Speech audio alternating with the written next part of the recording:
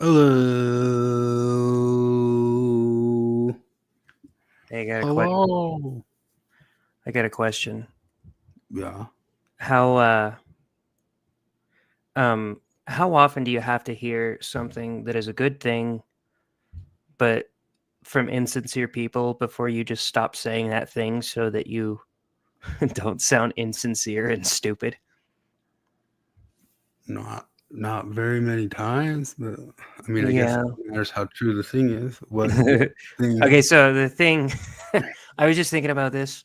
I was listening to so that the final experiment happened, right? Which was that pastor guy took a bunch of flat earthers to Antarctica to show them that there's a 24-hour sun. And I'm listening to two flat earthers just the other day debate over whether that was faked or not, because a lot of flat earthers are saying it was faked and the flat earthers were shills that went with you and they faked it or whatever. Anyway, while they're arguing, one of them was like, no, I mean, I don't care if this is true. Like, I don't care if it happened, because really all I look for is the truth. And that's one of those things that I know I've said before, but I haven't said it in years. You haven't said it in years? I think I've Yeah, said it more recently than in years. I don't know. I because it's real, but I always feel like I sound insincere when I say it, because I hear John DeLynn say it. I hear Cenk Uygur say it. Everybody's gonna say it. Everybody. I was just listening to Colby Reddish say it. I know. It reminds me of, have you ever played Secret Hitler? Yeah. So, I'm playing it with this group of people, and I actually don't like that game because I'm a pretty good liar, and I don't like to lie. Hmm. And it makes me really uncomfortable to do it. So I was actually pretty decent at that game, and we're playing with this couple, and the wife is just like hysterical, crazy feminist lady, and the husband's just this nice guy, and I like him. And the the wife is trying to, I'm like lying to her, and her husband's trying to help her play the game. I'm the secret Hitler, and she's telling him, like, she's like, well, are you the secret Hitler? And he's like, well, no, I'm not. But you got to understand that I would tell you that I'm the secret Hitler, even if I would tell you that I'm not the secret Hitler, even if I were, because then I would want to win the game. And like, I'm realizing that to win the game, you have to say that shit that seems like insincere, because he's being like real, you know. He's like explaining to her, like, well, yeah, of course I'm not, but you got to understand, if I were, I would be lying because of this and this and this reason. But I'm not doing that. I'm not being real. I'm just exploiting her vulnerability to people who fiercely pretend that they're being real, you know. And being like, I don't know, he lied to me. And she's like, yeah, like, okay, he's the secret Hitler, and I think that, but you don't know that, because I could be lying to you, and so could he. He would be telling you. And she's like, but he's telling me he's not the secret Hitler.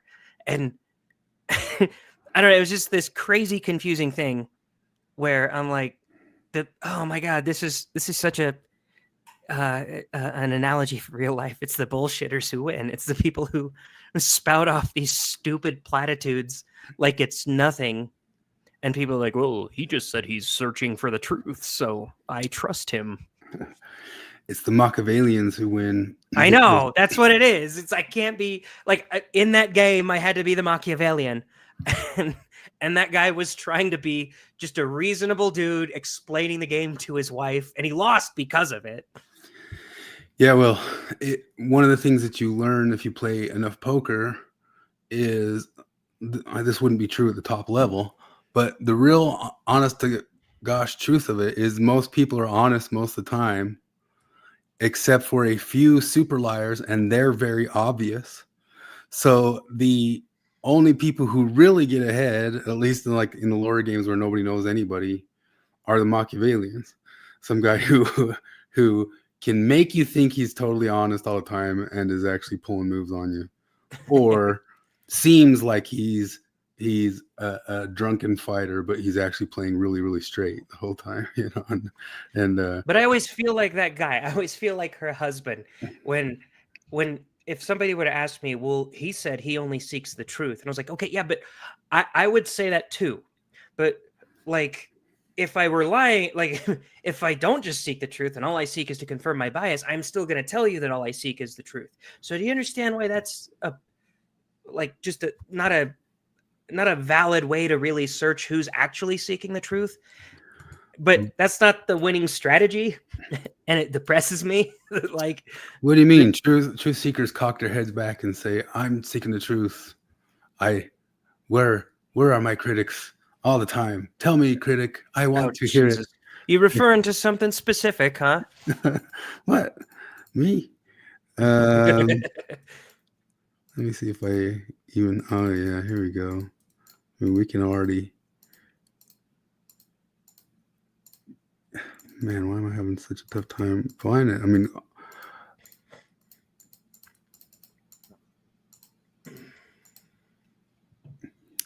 man, that's the problem with slideshows, is I don't have stuff set up in a straight order, and we suddenly jump on things. But I have here the Delin call out this week. The how exactly did he say it? The haters. The haters. He's like, hey, any input from the haters? Like, way to poison the well, you jackass. Here it is. Are we thriving? Deconstructor striving? Do you have your deconstruction medallion, all you ex-Mormons? You got your deconstruction in God medallions? This one. Sorry, it took me so long to find. Looking for honest feedback from the community, not fishing for compliments. Anything in parentheses is always just like the real truth. Where he's posting this, there's nobody who's allowed to comment on him because we're all shadow banned or banned off of it. Yeah, that was the funniest thing. Is he okay? Well, he says I'm sometimes criticized by haters as I said, poisoning the well, right away. Stop saying haters. You sound insincere when you do that. Like everybody does that. As creating the problem that I offer myself as the solution for, or as profiting from Mormon trauma, or as keeping people in Mormon trauma so that I can profit from the trauma. I am also sometimes even referred to as a fraud or as a grifter. I recently heard a quote, "Wherever there is suffering, there is profit right up the river." My honest question to this community: do any of you think that I am intentionally perpetuating suffering so that I can profit from it? If so, are there ways that I can do better? Would love the honest feedback. Feel free to DM me if you are afraid to answer here. Thanks, John. All right. Like, you ban all the critics from this group. The only reason I saw this is because it's a screenshot. Mm-hmm. All right. I'm banned from the group. I'd love to give you some feedback, John, as a hater. Do you recall why you were banned from that group? I was banned from that group because I made a video criticizing John Delin, and I didn't even post it to the group. I posted it to my personal Facebook page. And I think because I'm friends with Gerardo on Facebook, he probably saw it. That's my guess. I don't know that. It hasn't been confirmed, but I was banned right after I posted that because I remember like 10 minutes after I posted, I was like, I don't know, maybe I'll post it to that group to see what they have to say. And I went to search for the group and it was gone. Well, this goes back to the thing they can always they can claim because they can say you were probably being bigoted in your thing. They always have some sort of thing to claim why their thing was justified, their censorious reasons. I heard on Mormonism After Dark.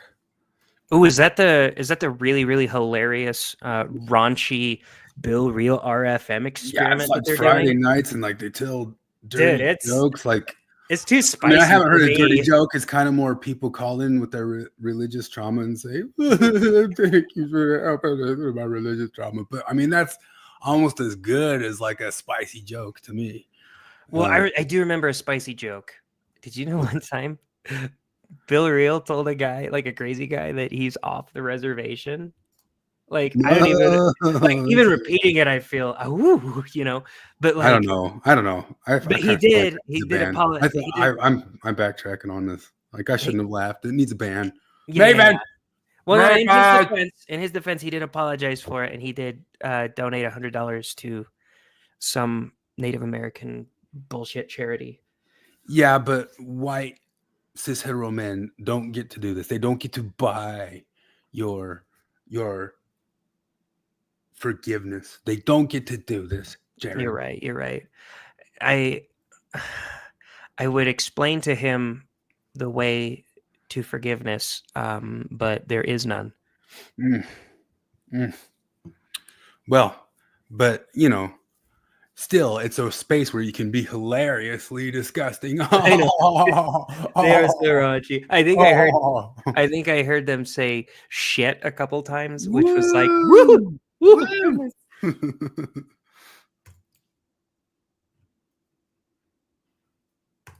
They need to say retarded like we do.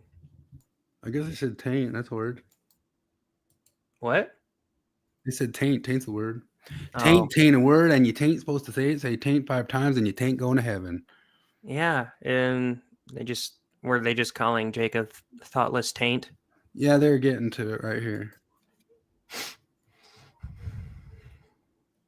Oh, we're still on the Dana Carvey picture. I was wondering why you were being quiet. Why I was talking about taint. I was suddenly talking about, they said taint on the thing that you're not listening to right here. Although it says that it's showing it in StreamYard, stupid thing. I believe this is why I need to get a computer and get double screens in here all the time. I was just talking to you guys earlier about that. I need to stop this laptop nonsense.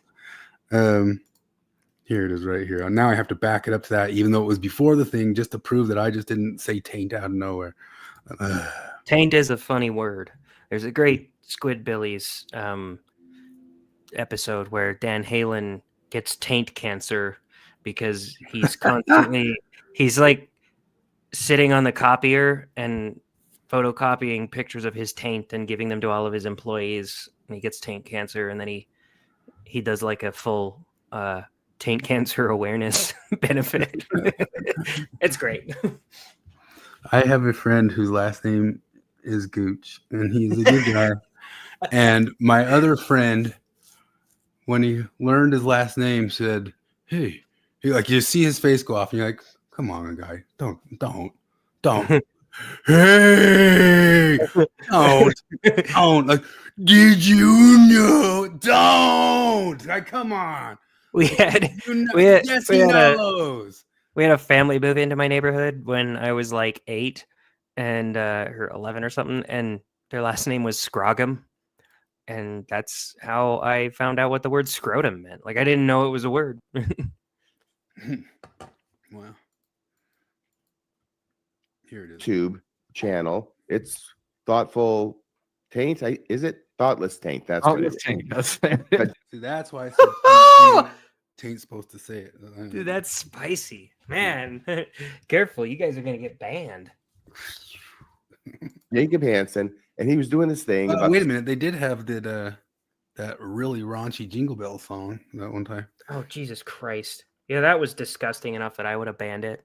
But it's kind of just like the delivery. It's maybe if I feel like if it weren't Natasha Helfer, I would just be like, "That's stupid and not funny." But when she does it, I'm like, "That's stupid and not funny." And yeah, that's abrasive. And this whole point that I'm getting at here, we're gonna watch like about 5, 6, 7 minutes of these guys, and what Dylan is saying there is I was going to get after these guys for kind of banging their chest that they're the anti-censorship guys, the open dudes, and no, you aren't.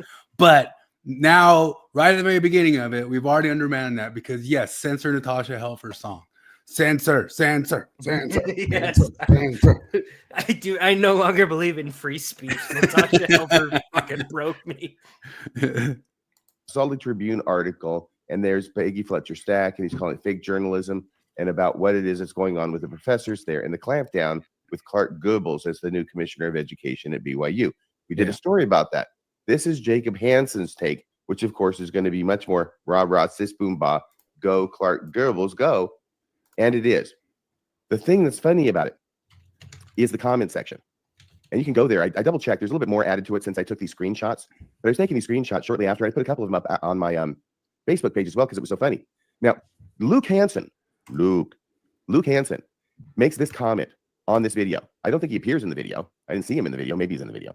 But he makes this comment, and I think he's like the editor, the moderator over there, moderator in chief. Anyway, he puts up this comment. The only problem I can see with what BYU is doing is they aren't doing it more publicly. And somebody, it's Snagrit, says based, which I have no idea what that means. It's probably new slang. But it ends up being an important comment, this based, because it becomes a mile marker or a landmark. Spicy show, based. What does based mean? I would love to see. I'd love to do a show with Bill Reel, just to see how mainstream my references could get before he understood them. Because I was like, man, if he had finished that, he was trying to do the Darth Vader, like, Luke. If he had finished it saying, Luke, I am your father. Like, there's part of me that's like, would Bill Reel have understood that reference? Oh my gosh, Flip just sent us that Church of Korhor dude went on Aaron Raw. Oh. I don't know if it's that we can use to see what's going on here, because it involves deleting comments. This is Luke Hansen.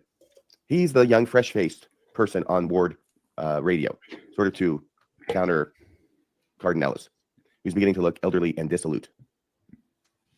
So it goes on. So this is Luke Hansen, his original comment, right? The only problem I can see with what BYU is doing is they aren't doing it more publicly. Then there's that based comment, right? I thought I would throw my opinion in, since I had done an entire story on it that went about an hour last Monday.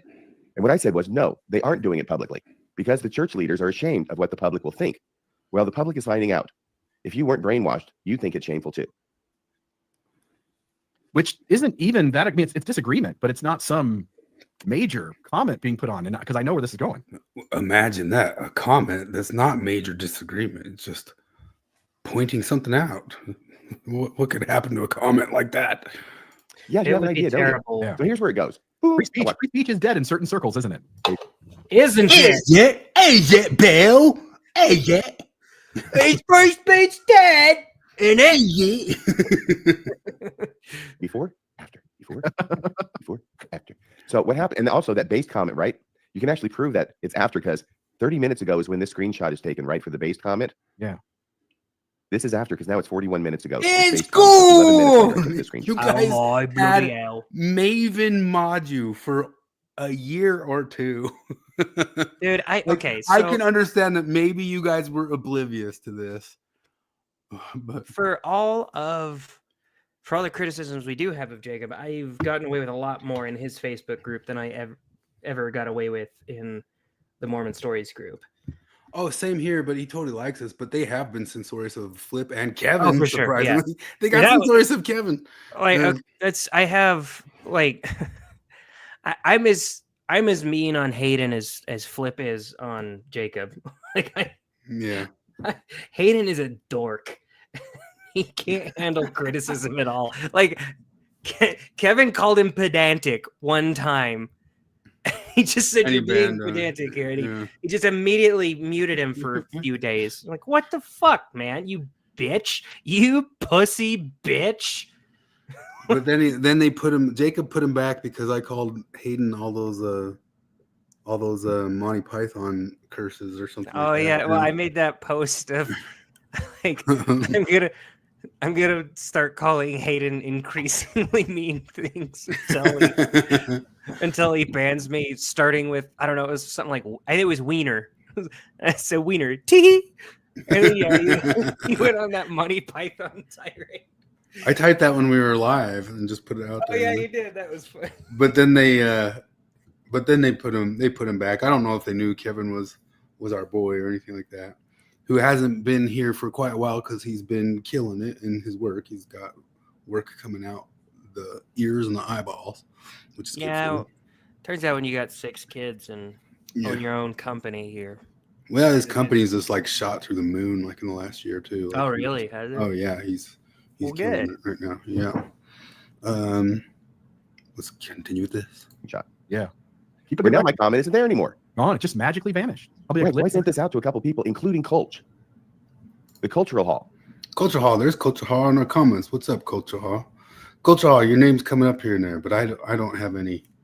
I don't think Culture Hall blocks comments. In fact, I know he reads them live on his thing. But Yeah, I got a lot of comments read by Culture. yeah. or whatever his new name is. Cultural Hall. I sent it to him, and he started putting comments in here. And we end up tag teaming and sending our comments back and forth to see if we can see them, or if they're being shadow banned or whatever's going on. So mine disappeared, sent it to Cultural Hall, and he enters the fray. You'll see my comment still gone, and it's later on for this based comment. So I'm doing this chronologically correct. And Cultural Hall weighs in. So just last week, you and I were complaining about the same thing on Ward Radio, that your wife's comments about tapers got deleted. Yeah, Morgan's comment got deleted. And says, stop deleting comments, Luke. Because Cultural Hall knows that Luke is the moderator over there, and it's on his comment, right? Yeah. He says, stop deleting comments, Luke. And then he comes in about 11 minutes later and says, that's better. Good boy. Because he had not deleted his stop deleting comments comment. Yeah. Yeah. Is that the last one? I want to say something to you about it, but I'll let you finish it first. If you want to say something about it right now, that's absolutely fine. Yeah, well, let's Jacob Hansen and Ward Radio. And this instance, Ward Radio. And I don't, right, correct. This is Ward Radio's channel that we're talking about. This isn't a Jacob Hansen video. I'm so sorry. I was looking over. You see, Logan, don't do that. It's Logan. I got to blame you. I was reading your comment, and I should have been paying attention. Yeah, this is a thoughtful taint. This is a thoughtless taint video. Okay, so hold on. Let's slow down. Ward Radio has Luke Hansen as their person. Mascot. Yes. Does Jacob Hansen have Luke Hansen working for him too? I think so. I don't know. Apparently, You guys, we got to the bottom of Maven was curating everything for a while, and you guys had the most censorious person on the internet I know. for years Like, on several different channels and Facebook pages. yeah, like, look, I'm with you guys here. Like, fuck Ward Radio for deleting bad comments. Come on, Bill.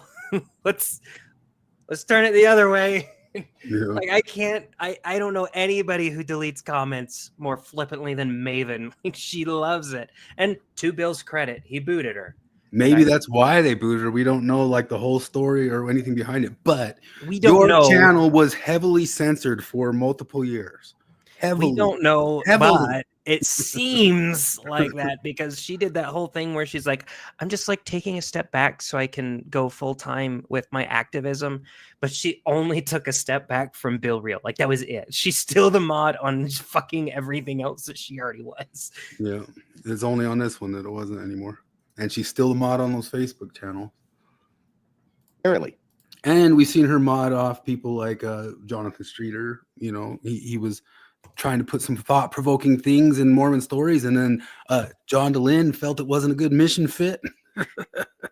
He's like, we don't like talking politics here. Like, excuse me, motherfucker. Right. I have been told in your group, and I quote, vote blue no matter who. Like, we do not give a shit And you about say, politics. you answer it, no thanks. That's politics. All we know is that this is what happened, okay? And Yeah. Luke Hansen is going to start responding. And he's not going to say, I'm not the moderator. He's going to blame it on an act of God. Yeah. So yes, okay, that's great. That's good to know. So he's saying something that in the context of what he's saying, it's most reasonable to understand that he is working for behind the scenes, Jacob Hansen and his podcast. So Maybe, I don't know, maybe. But So- he's there. He made the comment, and he's being accused of deleting comments. And he doesn't say, he does say I don't have the power, but he doesn't say it's because I'm not a moderator. He says it's because nobody has this power in the entire YouTube universe. right, but that's not true because we run a YouTube channel and we are able to delete comments right here, right now, if I wanted to. So, but what I'm saying is that maybe Luke I know somebody who did that for you for years. Hansen is commenting on Jacob Hansen's video, but it's Yeah. Jacob Hansen or whoever moderates his stuff who's removing the comment behind the scenes. That's Absolutely could be. Yep. Regardless, it's being deleted. And so my point would still stand, which is Ward Radio has deleted comments in the past. They often will turn comments off if they're not getting the right kind. They've removed comments. Here we have an instance of Jacob Hansen's channel, Thoughtless Taint, removing comments. Now these are guys who they're quick to laugh at you or mock you if and point out some ridiculous absurdity of saying like you lied, but having to clip your comments in a way to make it either sound like that or to draw attention to what you're saying in a way that's not even what you said. So the guys that do that are the same guys who just remove comments for very little reason other than they disagree.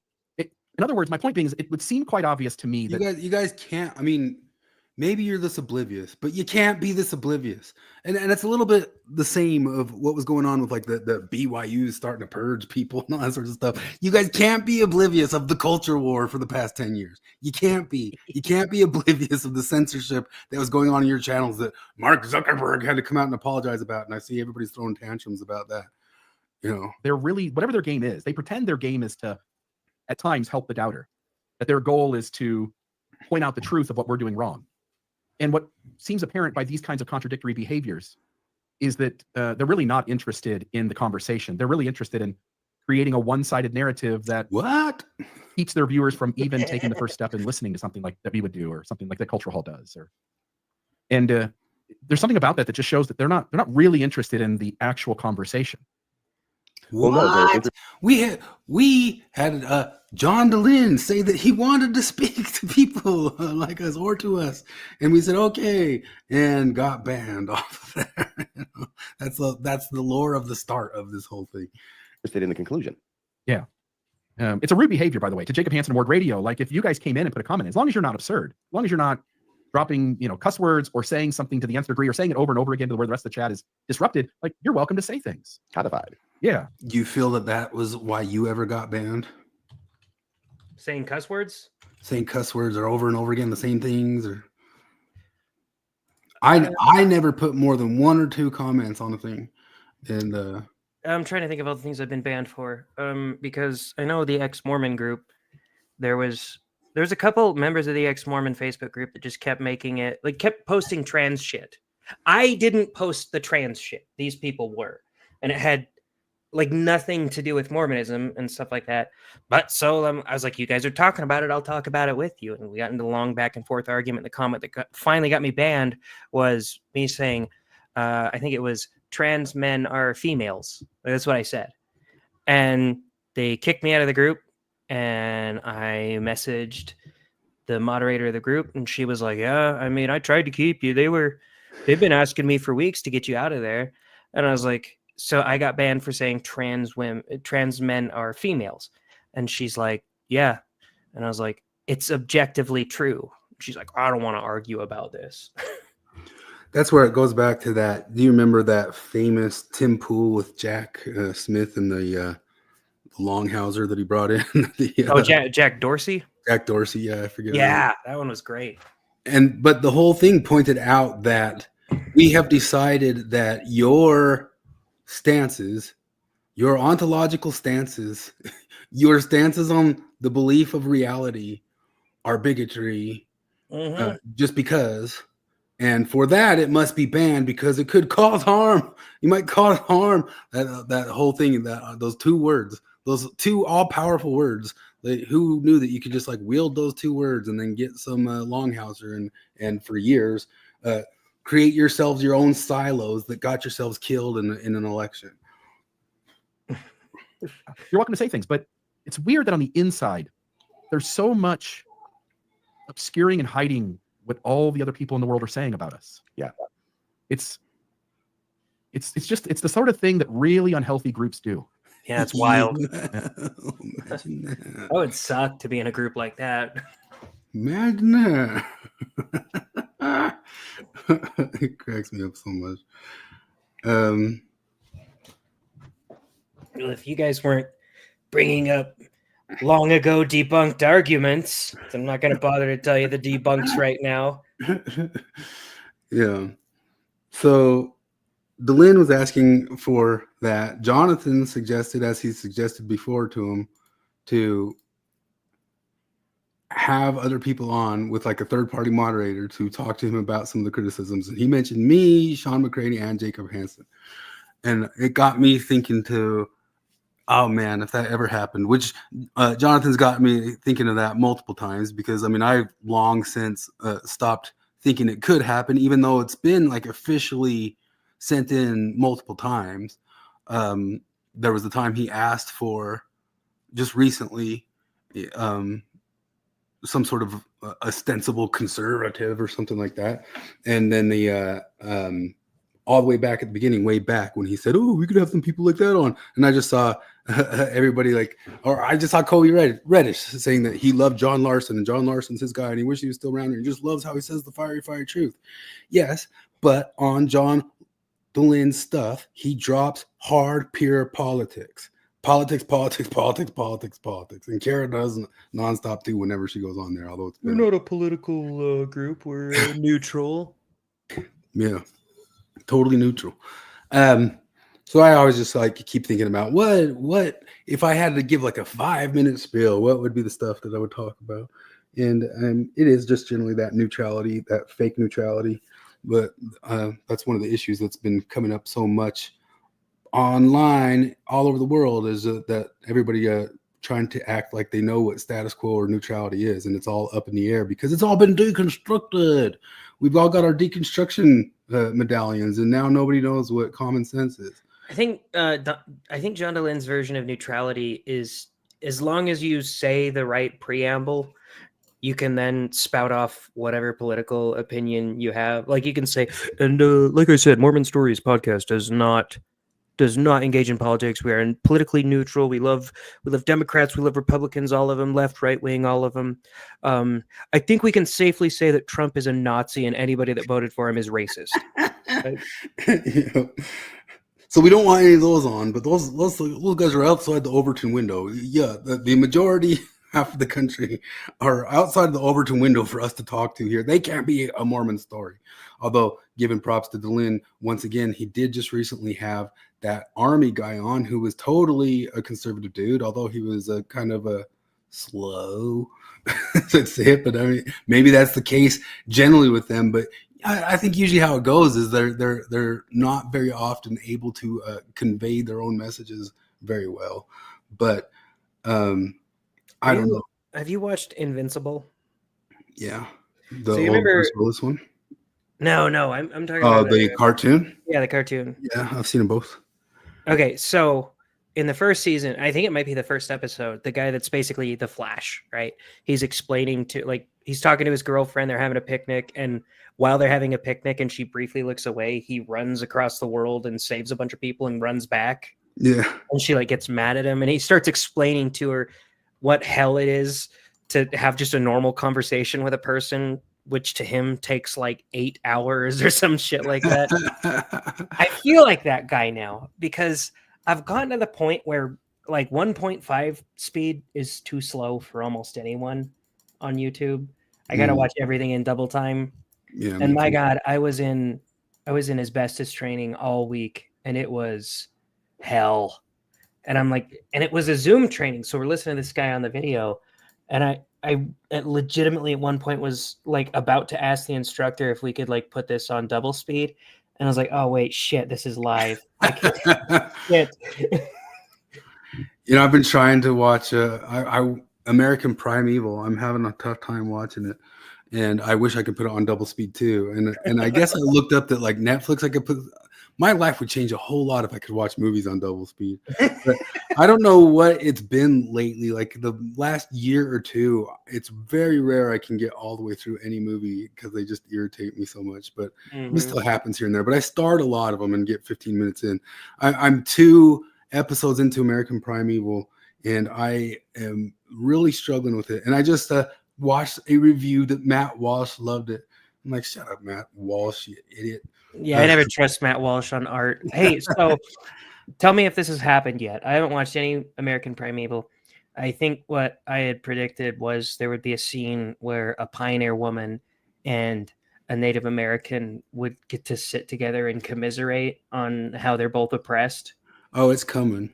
I'm only 2 episodes in, but okay. the and Matt Walsh said there's none of the modern day social justice stuff in it. I'm like, dude, you got a Native American Indian girl walking around slashing guys' throats and taking away onto things and saving some lady. Like you said, there's no damsel. There's a damsel in distress lady. I'm like, yeah, and she keeps getting saved by a teenage Native American. What are you talking about? And I don't mind that stuff so much. I kind of hate how it tries to act so tough. The very first line, it says the Wild West, where it was wild and wild. And every single clip, it has shaky cam stuff, and it's walks on, whoa man, we're so wild. And every single person they talk to is like, oh yeah, I'm wild. And anytime I have a TikTok video to talk about my point. If I say this, people will never be able to unsee it. But anytime somebody's eating, they're eating like a wolf attacking a bone.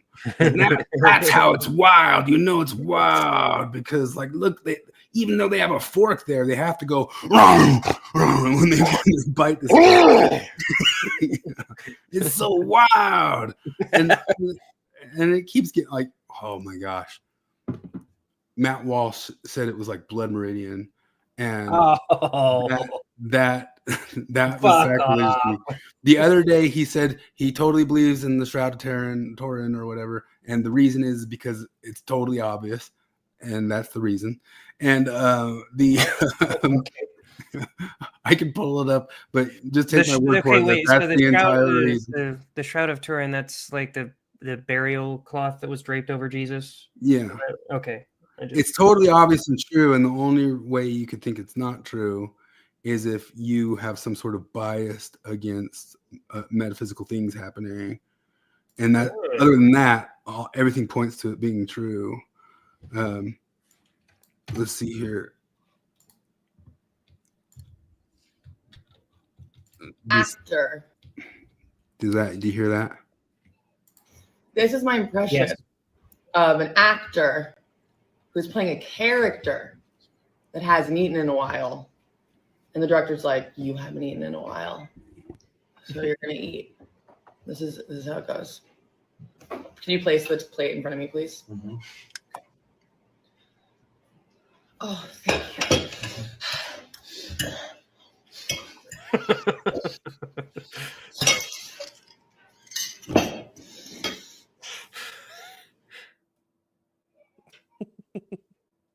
Why did it stop? Okay.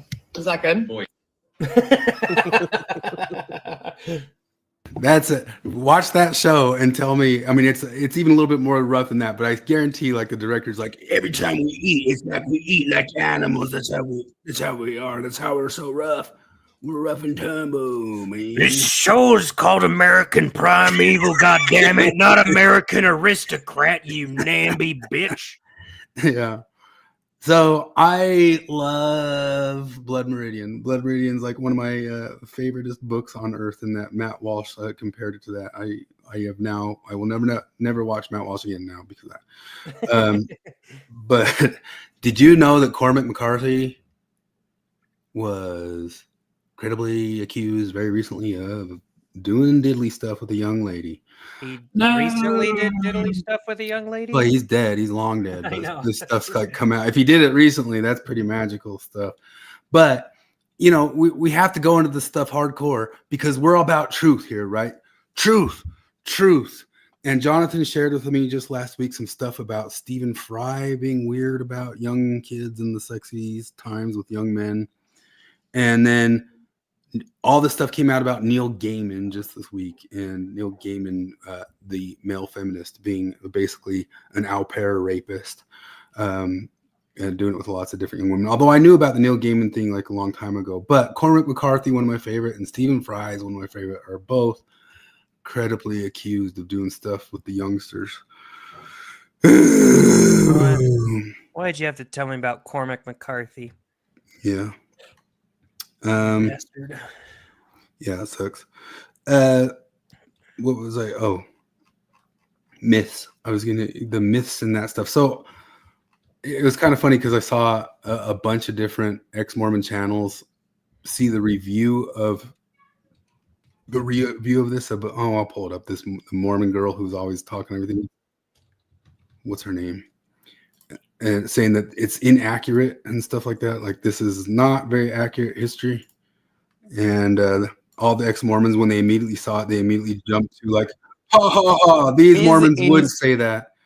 And hate to break it to you, nothing about it is accurate history. It's not even close. Who is this lady? I see her pop up on my YouTube. Yeah, she's become a real kind of famous apologist. She's the one, like, she kind of went viral for having that take where she said that in the Book of Mormon, when it says the skin of darkness or skin of blackness, it's talking about clothes, not skin. Yeah. The Mormon Yeah. militia depicted in the new Netflix show American Primeval is insane for all the wrong reasons. This gritty historical fiction of the old American West features members of the Church of Jesus Christ of Latter-day Saints, commonly known as Mormons, as the villains. Yet even one of the show's historical consultants admitted it is definitely not an accurate history of anything. So here's what it gets wrong about Latter-day Saint history.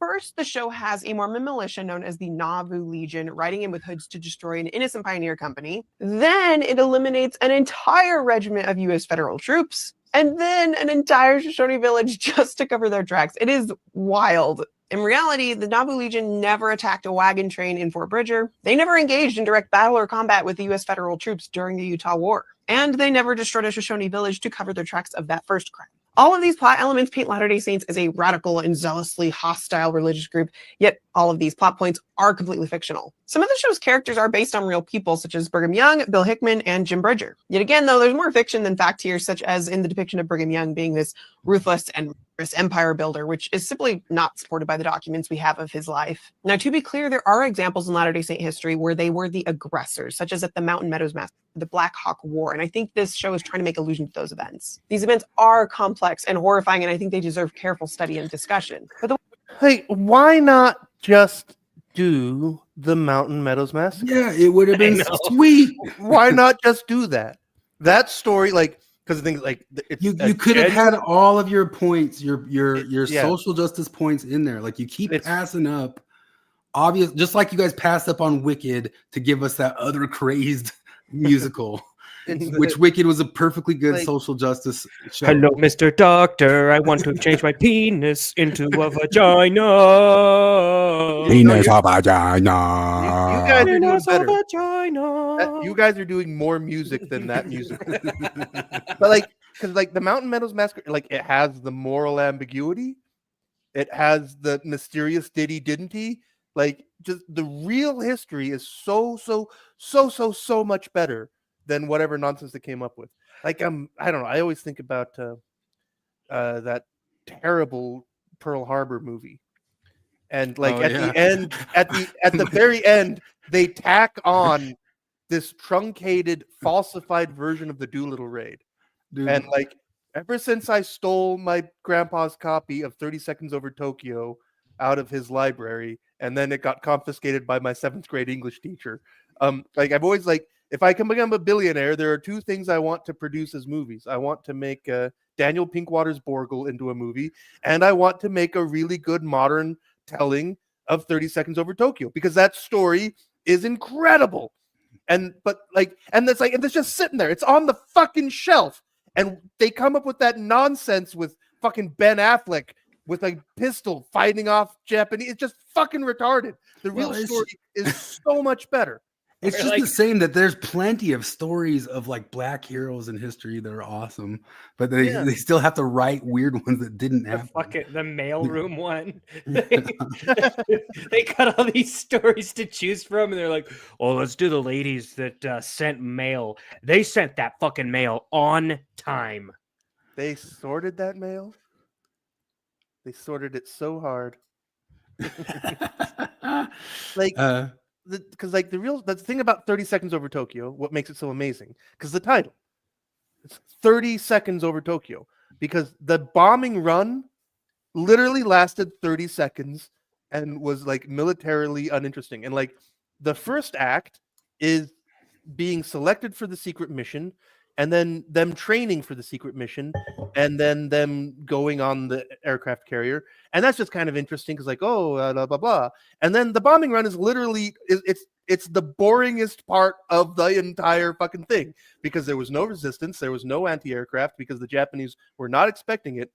And then the story, the incredible, amazing, unbelievable real-life story, is the surviving crew of a B-25 that crashed on the Chinese shore, being smuggled by Chinese partisans through all of fucking China and into Tibet. Like, when one of the guys lost his leg, and some of them died along the way, and they had to be hidden in the bottoms of canoes, and like, it's just unbelievable reality, and it's so fucking cool. It's so great. And then they find like it, but yeah, like my favorite line to this day that have ever come out of Trey Parker and Matt Stone is I miss you like Michael Bay missed the point when he made Pearl Harbor. I need you like Ben Affleck needs acting school. He's terrible in that film. Yeah, no, like I really, it's because having when I was a kid, I dorked out on World War II shit so fucking hard. Like, I mean, somebody could make a movie of Saburo Sakai's flight home from the Battle of Guadalcanal when he had literally his skull was split open by a bullet and he was paralyzed down one side and he flew his broken Zero 1,000 fucking miles home Flip and crash landed. What was that person's name? Saburo Sakai? Black? No, Lesbian? he was a 5-foot-high Japanese guy who married his first cousin. There's no way to make that lame and no. gay, dude. But There's no he- way to make it lame and but gay. was he black though?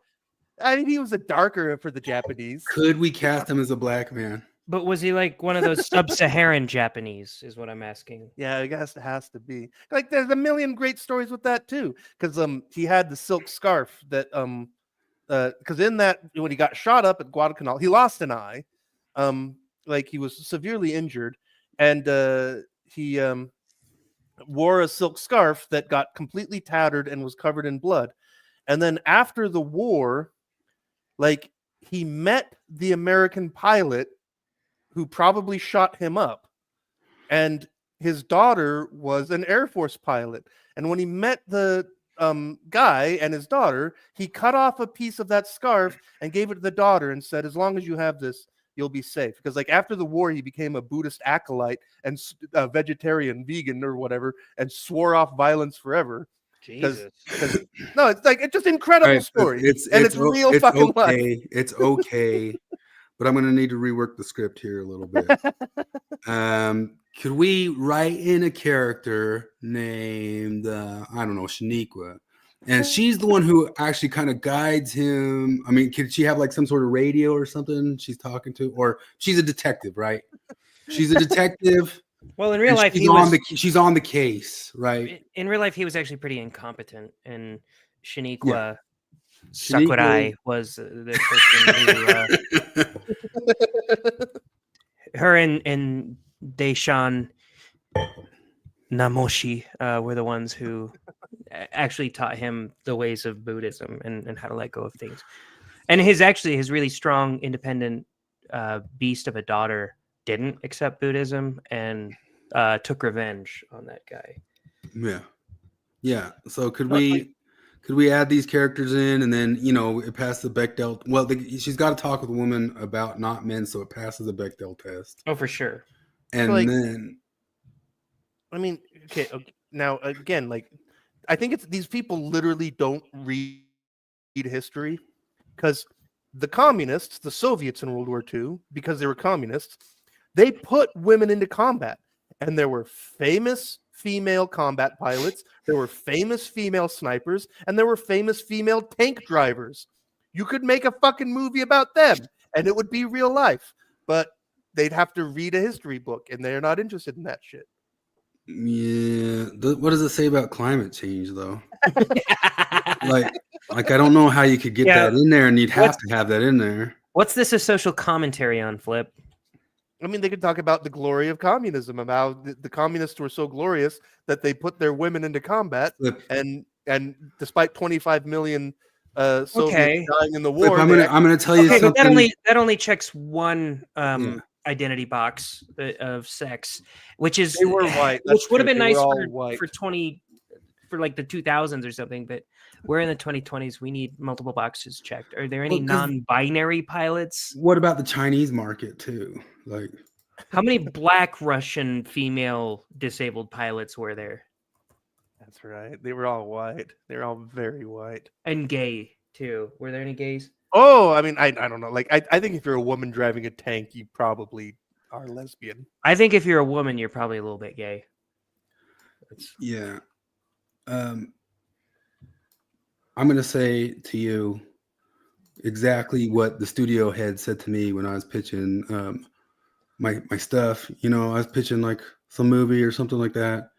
and it's from the movie Inside Llewyn Davis. He just There you says,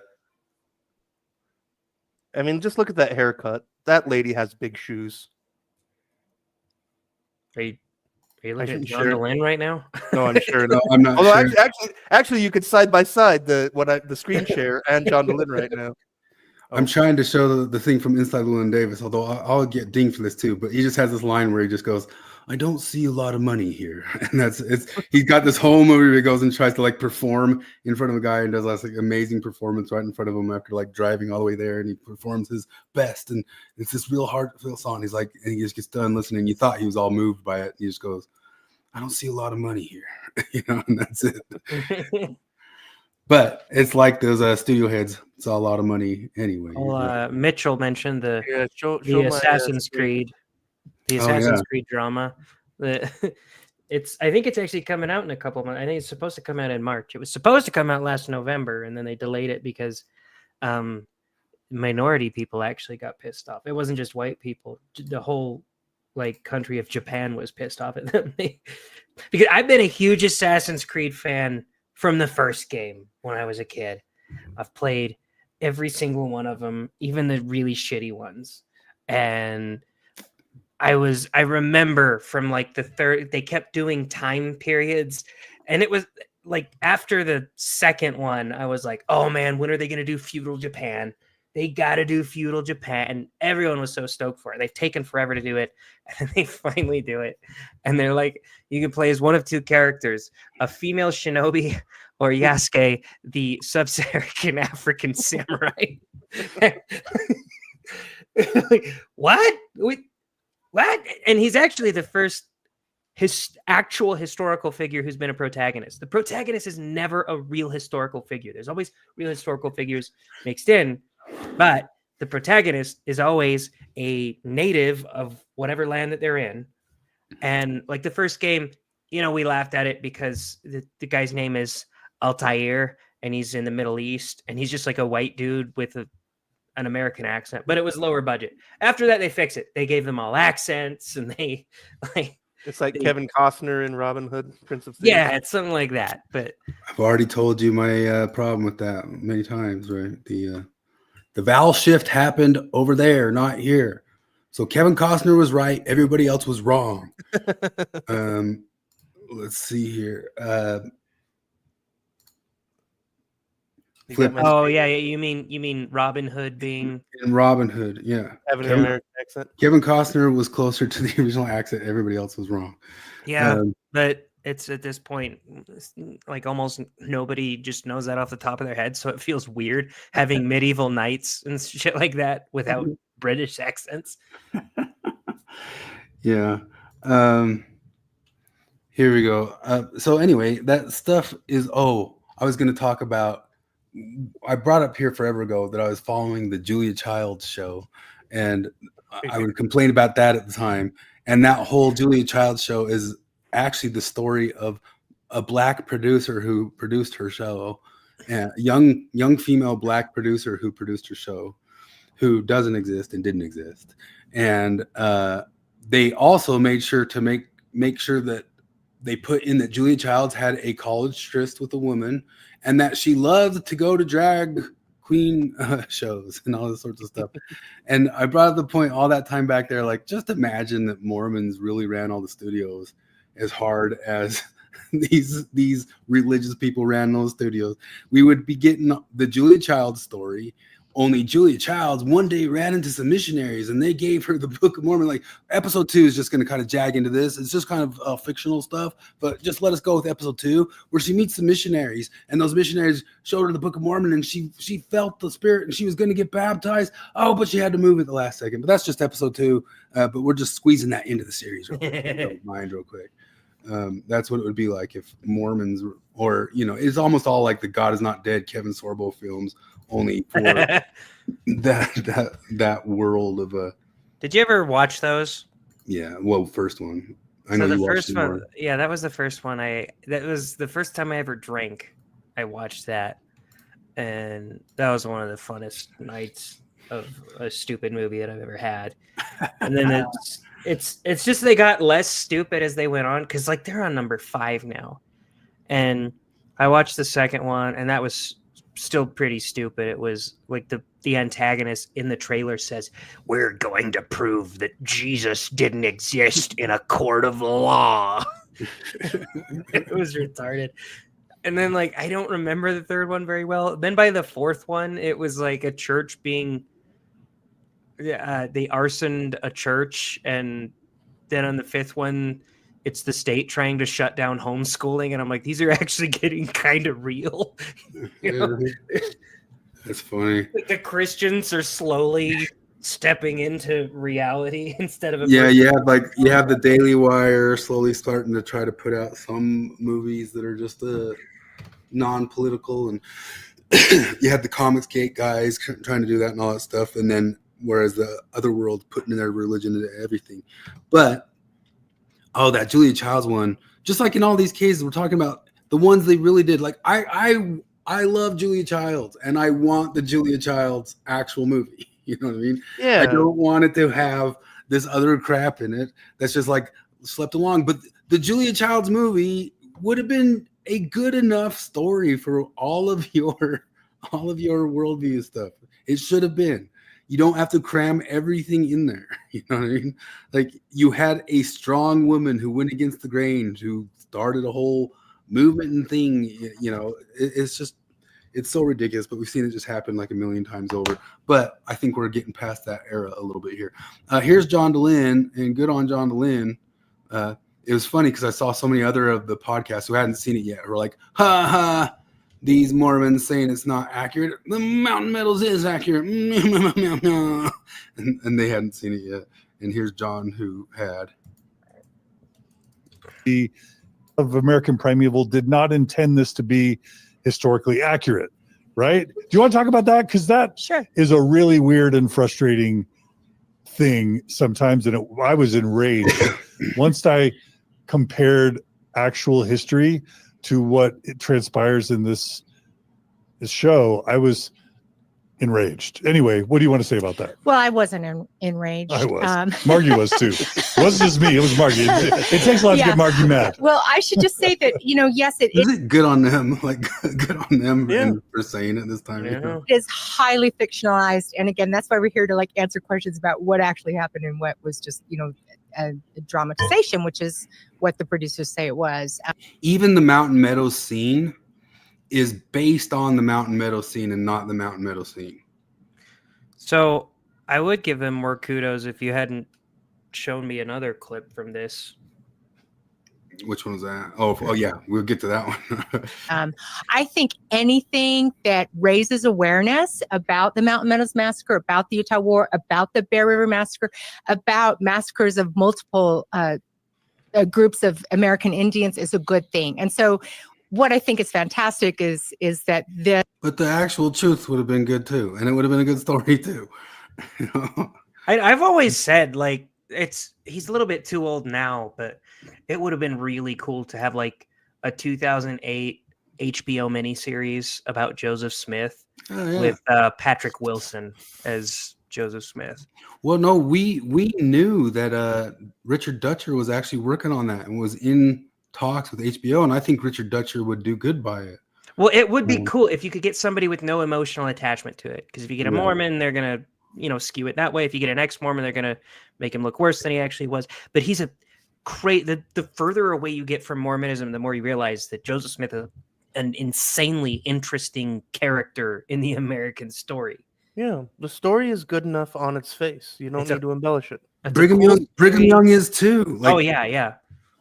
Even the Mountain Meadows stuff, the ambiguity would have been more interesting than just painting him as the guy who did it.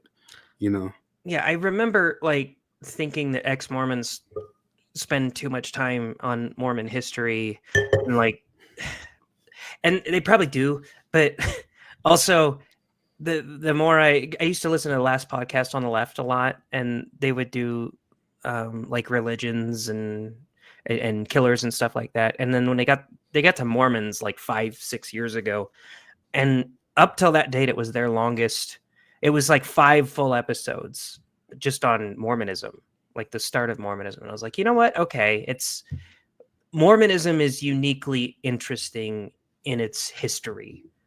Like, it's fascinating to people who aren't even Mormon. Yeah, that's where most of John DeLyn's subscribers come from. Never Mo's. I would love a very real, unemotional interpretation of Joseph Smith as like an HBO miniseries. That'd be cool as hell. But Val Kilmer as Joseph? Val Kilmer? Casey says that Dutcher had Val Kilmer lined up to play Joseph. I'm No not sure. way. That could work, I guess. I had always said Patrick Wilson, but he's too old now. Yeah, Patrick Wilson would have worked. But he played a Mormon in that Americans, Angels in America, a gay one. So he got me it. Just kidding. I think the Richard Dutcher Mormon stories, that was like 9-hour interview from like 15 years ago. Like, I think that was the last Mormon stories that I listened to all of and enjoyed. Because it was just an interview and nothing else. And mostly, like, I was mostly just interested in hearing Richard Dutcher talking about filmmaking. That was the best part. John DeLynn was a good interviewer. Yeah.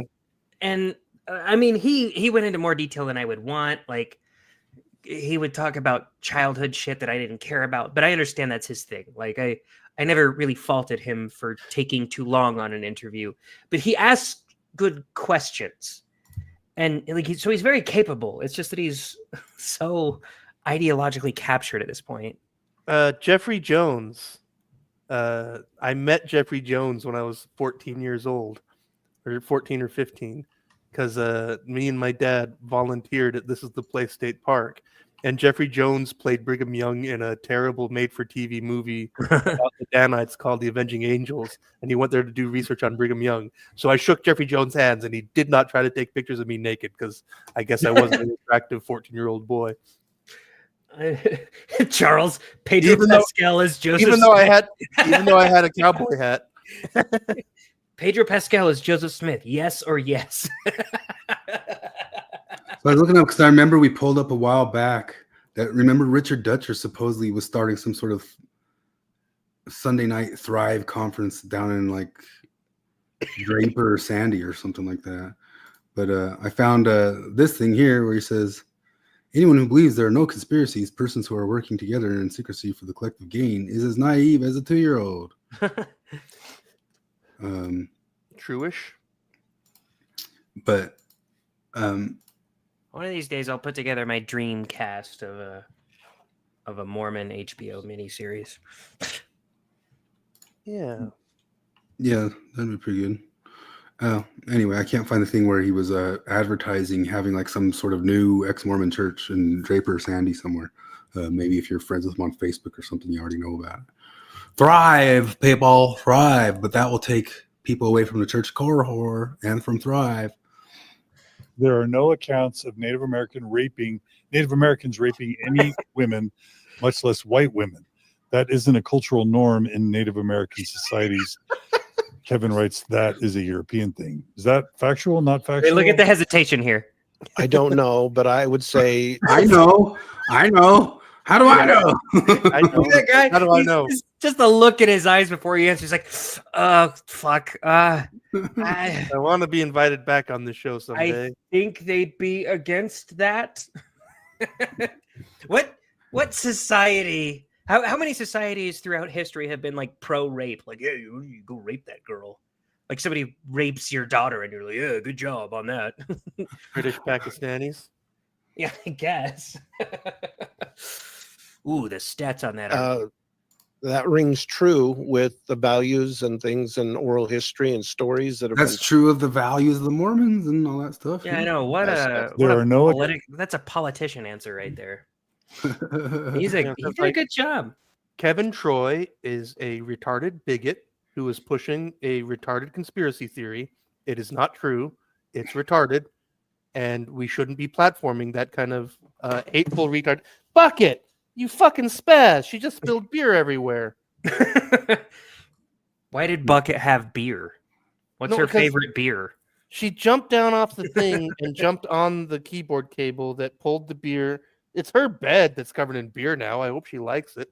God damn it, Bucket. And then I got to take care of this shit. And Here's the famous old one of maybe that was originated. Maybe that person got it from Kate Kelly, of Kate Kelly, who's famous here in Our Bad History on Reddit, saying rape did not exist among the native nations prior to white contact. And this is her super ratio tweet where she said it. What a retardedly naive take.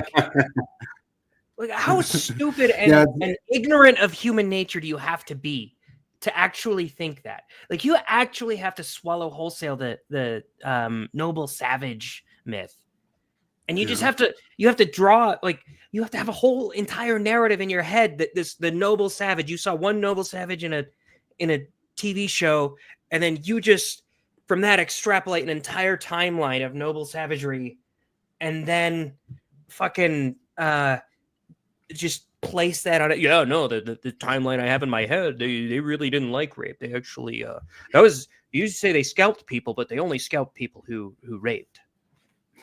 Yeah. It's pretty wild that anybody ever tried to claim it, but there, you can't hold up. The Aztecs existed. We know all about the stuff the Aztecs did. Yeah, holy shit, they ripped hearts out and stuff. It was funny. So Charles said that Pedro Pascal should play Joseph Smith, and then well, he plays everything, doesn't he? I know. Well, he said Pedro Pascal is Joseph Smith, yes or yes, which was pretty fantastic. And then Cultural Hall said Pedro could play Don Carlos, maybe. that was one of the funniest things ever. I always use that name now, Don Carlos. It always felt so out of place. They're like, we're going to name our children. What shall we name our children? We have Calvin, we have Hiram, we have Joseph, we have William, Samuel, Don Carlos. You can just imagine, like, where did that come from? You can create the scene. It's like Aztec during the sacrificial season, and there's like a couple of like low-level temple workers, and they're like lining up virgins for the sacrifice, and one of them's like, well, I mean, they're about to die. Why don't we just rape a couple? And the other one's like, no, we don't do that. We rip their hearts out, and that's all. But no, don't be ridiculous. I would love if they did. So if they did like a Mormon thing, I think my dream would be Joaquin Phoenix as Brigham Young later in life, obviously. As long as he's playing the Joker character. Tim Dillon as Brigham Young, says Charles Wagner. Did you see the roast of 2024 on Netflix? Tim Dillon comes out dressed as the dead United CEO. Yeah. It's a minor miracle that this glass landed in the first level of her cat tree and thus didn't shatter into 10 billion pieces. So I guess I count my blessings. Yeah. But you lost all that beer. Yeah, it was just a can of Busch Light. I'll live. That Kate Kelly post is internet famous beyond Mormonism, like well beyond Mormonism. Oh yeah, that was some front page shit right there. It will still like pop up on Twitter of like, what's some of the worst Twitter takes of all time, and it will pop up out of nowhere. They just like invented rape. Like, hey, like the what was it like? Do you think the first Native American was like, hey, you know how we like having sex? Yes, brother. You know, you can just make them have sex with you, brother. What? Yes, white man invented it. Who taught you this? White man, we can do it. We don't have to wait for consent, which we've done for thousands of years. Just enthusiastic consent of the natives. Enthusiastic we can just consent. Force them to have sex with us. Yeah. Thank God for white men. It was all enthusiastic consent until they also invented violence. Thank God. You know. Anyway, Merican Primeval. Are you guys gonna try to watch it at all? Maybe. I don't know. I got home early today and I thought about watching it, and I was yeah. Isn't there a scene in Dances with Wolves where like the native lady basically just gets into bed with Kevin Costner? Am I remembering that right? It's either that or what's the one with Dustin Hoffman, or Rain Remember the Man? one with, no, there's one with Dustin Hoffman where he has a Native American wife, and then she's like, "You must also sleep with my sister." I don't think I know that one. Oh, I'm looking it up. Oh, Charles is anybody- 164th Cherokee.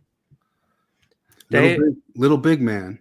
So did I ever tell you about my mom called me when I was on a road trip? Me and Morgan were driving to Utah, and my mom called me excited, saying that somebody in our family did like a 23andMe thing, and she's like, "And we found out that you are the great great great grandson or whatever of it was either Sacagawea or Pocahontas. I can't remember." And I was like, "Oh, nifty." And then I looked over at Morgan, who is like Aryan, blonde hair, blue eye, and her maiden name is Brust, which is German. And I just looked at her, I was like, "Do you have any people? Do you have any idea what your people did to my people?" I've held it over her head ever since. It's amazing. I understand why people use victim mentality Are you sure she's not Lebensborn? now. What's Lebensborn? Oh, the Germans tried to create pure blue-eyed blondes by breeding Norwegians. The Nazis, I should say. See, both of my boys are blonde. Older one's blue-eyed. Younger one's a little bit of a disappointment. He's got my brown eyes, but He's a failure. yeah, it's okay. Not You can make fully him a green. coal miner.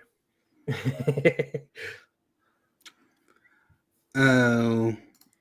Anyway, what do I got on the screen right there? Oh, the little big man. Yeah, that's the one. There's some scene in that where he's married to some Native American woman, young gal, and she goes, "You have to sleep with my sister too, or she'll be offended."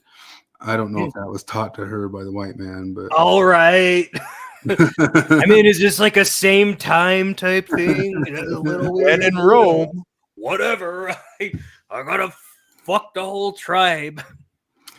Well, that brings us to a second subject that's been popular on the TikTok. Wait, I want to do another scene where she's like, it's custom among my people that now you must sleep with my sister. He's like, well, I guess I have to. And then the next day, and it's also custom amongst my people that you must sleep with my brother.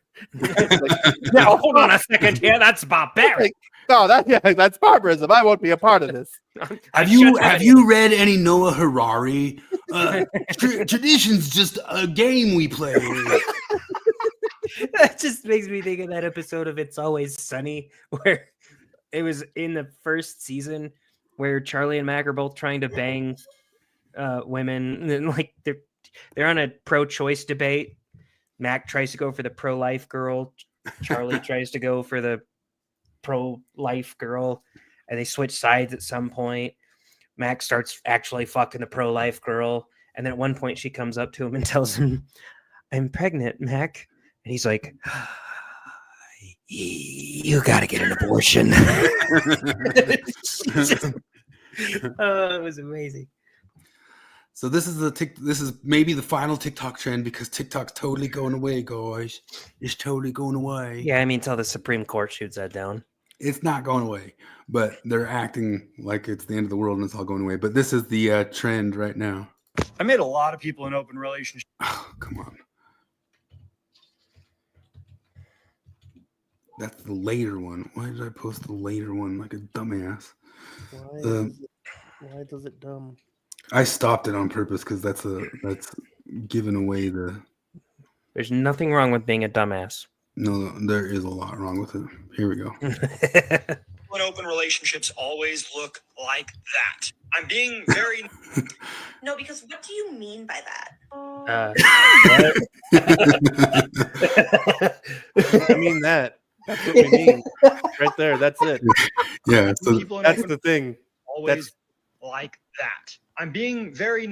Hi, I'm ambiamorous, which means I can. Oh my god. Yeah, it's become quite. I hope the CEO of YouTube goes the Zuckerberg way so that I can say what I want to say to that woman. Kid back in college, which I'm kind of embarrassed to be admitting that publicly on this app. I'm very familiar with polyamory game. Now, I don't play ball in that court, but I do know the statistics. And what I've noticed is polyamory people do have that look to them, but they also have this type of stare that's very, it's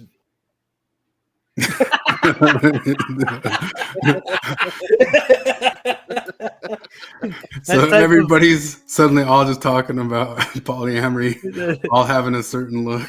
That type of look to them. Was it the morbid obesity, unnatural hair colors? Well, and he didn't shitload of say it. He just piercings? says, "You know No, what I know the- mean? the Why do look they was look funny. like that?" You know, I know. and he Well, doesn't say anything. I always call them like septum piercings, and I hate how much of a conservative dad I sound like, because I've never cared about these things before, but like septum piercings and like weird hair colors and shit like that always feel to me like a voluntary scarlet letter. Like it just it tells me all of your opinions. Most likely you get some weird biker chicks that are into that, and they have opinions that you can't quite predict, but for the most part I can predict all of your opinions if you have a streak of green in your hair. Yeah. Why do people in open relationships always look like that? I'm being very non-specific here, but you know exactly what I'm talking about. Hi there, my name is Matt.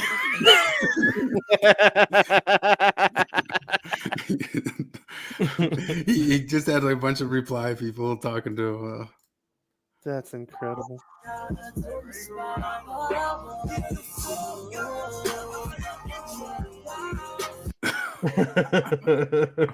Like, I already know you have BPD. Like, No.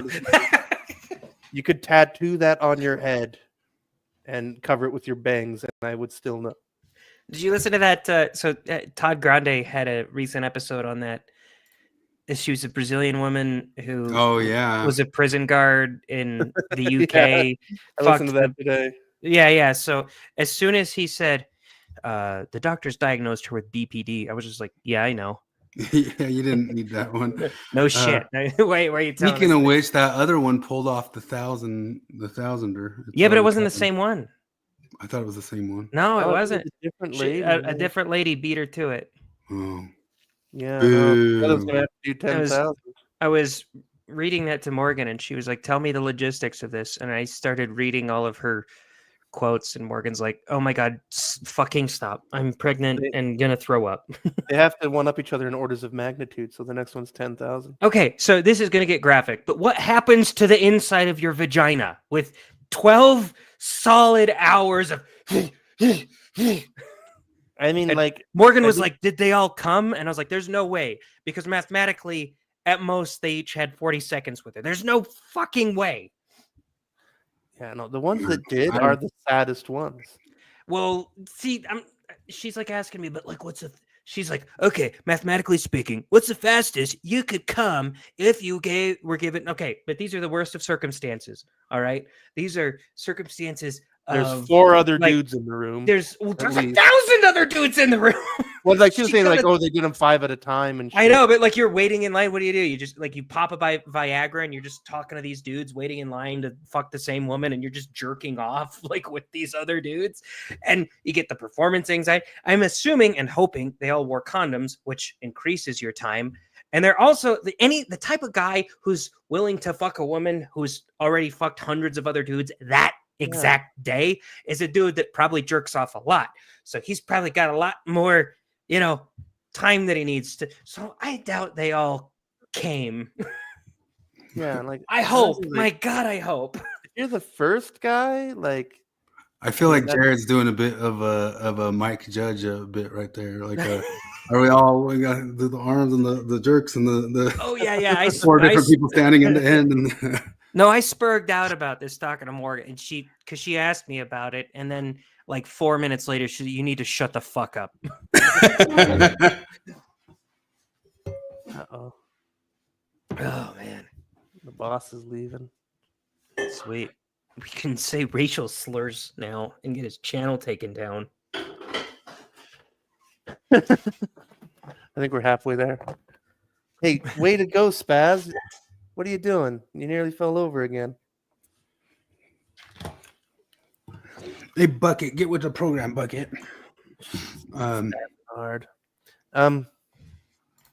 You got anything real funny? Because I got to bail soon because I got to work early tomorrow. Charles said, well, the further you get into it, the more dicks you can put in at once. So logarithmically, it's totally possible. We can do the math on this. Yeah. Like the other thing's like, so like that lady, you know, she's got what, maybe 10 years left of being attractive enough to. Well, no, she's already doing like face stuff. Her lips already look like a 60-year-old woman who's trying to look young, and she's in her 20s, I think mid 20s. That's what I remember. What are the last 60 years of that woman's life like? It's just got to be awful. Well, I've watched some OnlyFans, like some former OnlyFans people. Morgan was talking about this. OnlyFans people who said that, yeah, I used to say like purposefully enraging shit that I didn't believe, so I'd go viral. And I think that's probably true, especially with this lady, because she used to say, like, you can dig up old articles of her saying shit like, I actually think it's really good when a husband cheats on his wife because it improves their relationship, because he can go out and get his dick sucked, and then he comes home to his whinging wife asking him to do the dishes and things like that, and he's good to go. And I'm like, you don't believe that? Like, there's no way you actually believe that thing that you just said. It's stupid. So I think she's just lying to. Oh, we got an autistic hero of the week. No, it's just this meme here of a optimist, pessimist, and I think we're doing that with the. My kid is an autistic hero, so he figured out on his Alexa he can do. I think I explained it before, but the nuclear war is like a mini game that they have on Alexa, and they'll ask you who you want to nuke, who you want to fortify, and shit like that. And he really, I don't know why, but he really fucking hates the UK. He always wants to nuke them. And I heard like the Alexa was like, "Who do you want to nuke? Russia, China, or Italy?" And he goes, "The UK." And then Alexa says, "I don't think it's a good idea to nuke your own country." He just hates him. He's right. So there's some McClellan-y goodness. Do you want to stick around for McClellan-y goodness, Flip? Although I had like seven other proofs of polyamorous people looking like that. Did you not want to see all of them? I can ride a bus and find out. You've had your share of seeing the polyamorous people. We could go back to polyamory after Flip has to go to bed or something. We'll verify if they all still look polyamorous. I only have like 40 more of them. I have an off-topic guitar nerd question. Your Vox AC15, when you're gigging, how loud do you get it? Oh man, like, I don't ever put it like 10 o'clock on volume. Because like I live in an apartment and 10, 11 o'clock. I think like I've maxed it out at maybe like 5% power, and I'm worried about getting thrown out of my house. Oh, dude, that's where I never put it. But that's why the guys from the Plastic Cherries, that's one of those bands that Tanner runs around with, a big group here in Salt Lake City. I used to let them use my amp, and I'd go, and after practice, the guy had it turned to 11. We'd practice with the whole group like at 11. I'm like, what are you doing with my amp, dude? Like, what the hell? Yeah, like I can't believe how bonkers loud that is. Because like I've been using a shitty 50 watt. He used to do that on my AC30. Good Lord. Yeah. Like because like I mean it's just weird how tubes are louder. Like I don't know how that works scientifically. Because like for a couple of years I've just been using a shitty one of those Fender Champ 50 watt 212s, and like that thing is plenty loud, but I feel like this 15 watter is somehow magically 5 times louder than the 50 watter. I don't know how that works. So we just played a bunch of shows, a couple shows in Jackson, Wyoming, and the sound guy there was so good that like I didn't. You have that issue where you need it up loud enough so you get the good tone. You know what I mean? Yeah, you have to get the tubes cooking. But beyond the tone stuff, like this guy did not need volume at all. He had that room mic'd so well.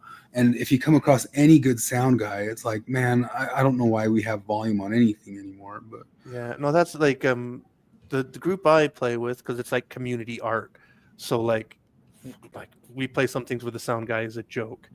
Like I just remember there's one time where we had to tell the guy like 6 times, there is no bass. There is no bass. This is a Brazilian samba group. We don't have bass for this. There is no bass. And he asked us 6 times, like, well, what about the bass? But once a year we play the big show at Rose Wagner, and they hire a guy who's like full-time pro sound guy, and it's just such a fucking blessing. It makes everything so This dude's so good. Last year, one of our guys popped a string, and he fixed the string for him in like the middle of the song. And, wow. Yeah, a sound guy. Yeah. That's worth $50 right there. Oh, I couldn't even believe it. I'd never seen anything like that. The guy's so cool.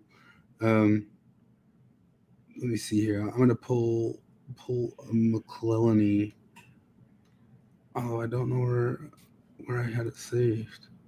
Oh. Man, did you see that? Did you see this firestorm? Like, look at this. Oh, that's Rufo. Shoot, I didn't show it. We're still on the optimist pessimist. Well, it didn't pull anyway. There was like some footage of a McDonald's sign that was on fire, but the wind was blowing the fire, and it's so insane the speed of the fire on the thing. I'll see if I can like find that clip later after I find the McClellan-y. We can read the McClellan. Here's the.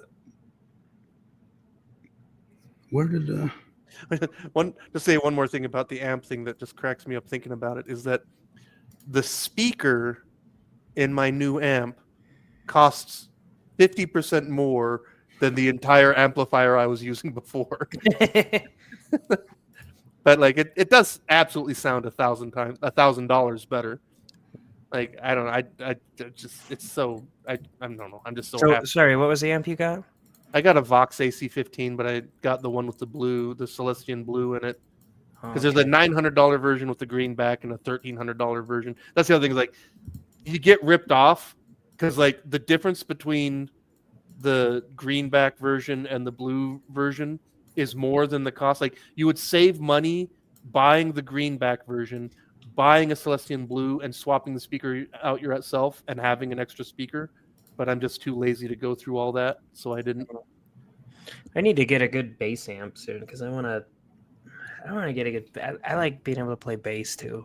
Dude, that's one thing that's so great about the future that we live in now, because like in the '90s, the little like Boxo bass amps were trash. They just sounded like crap. Like in order to get good bass tone, you just had to spend a lot of money and get a giant cab. But like occasionally we have a bass player that plays with us who's like a totally pro guy. He's got a degree in playing the fucking bass. And he's got, but he's got like this little cube hand carryable bass amp that fucking rocks. Really? It's so great. Yeah. No, like things like the technology is so much better now than it was in the 90s.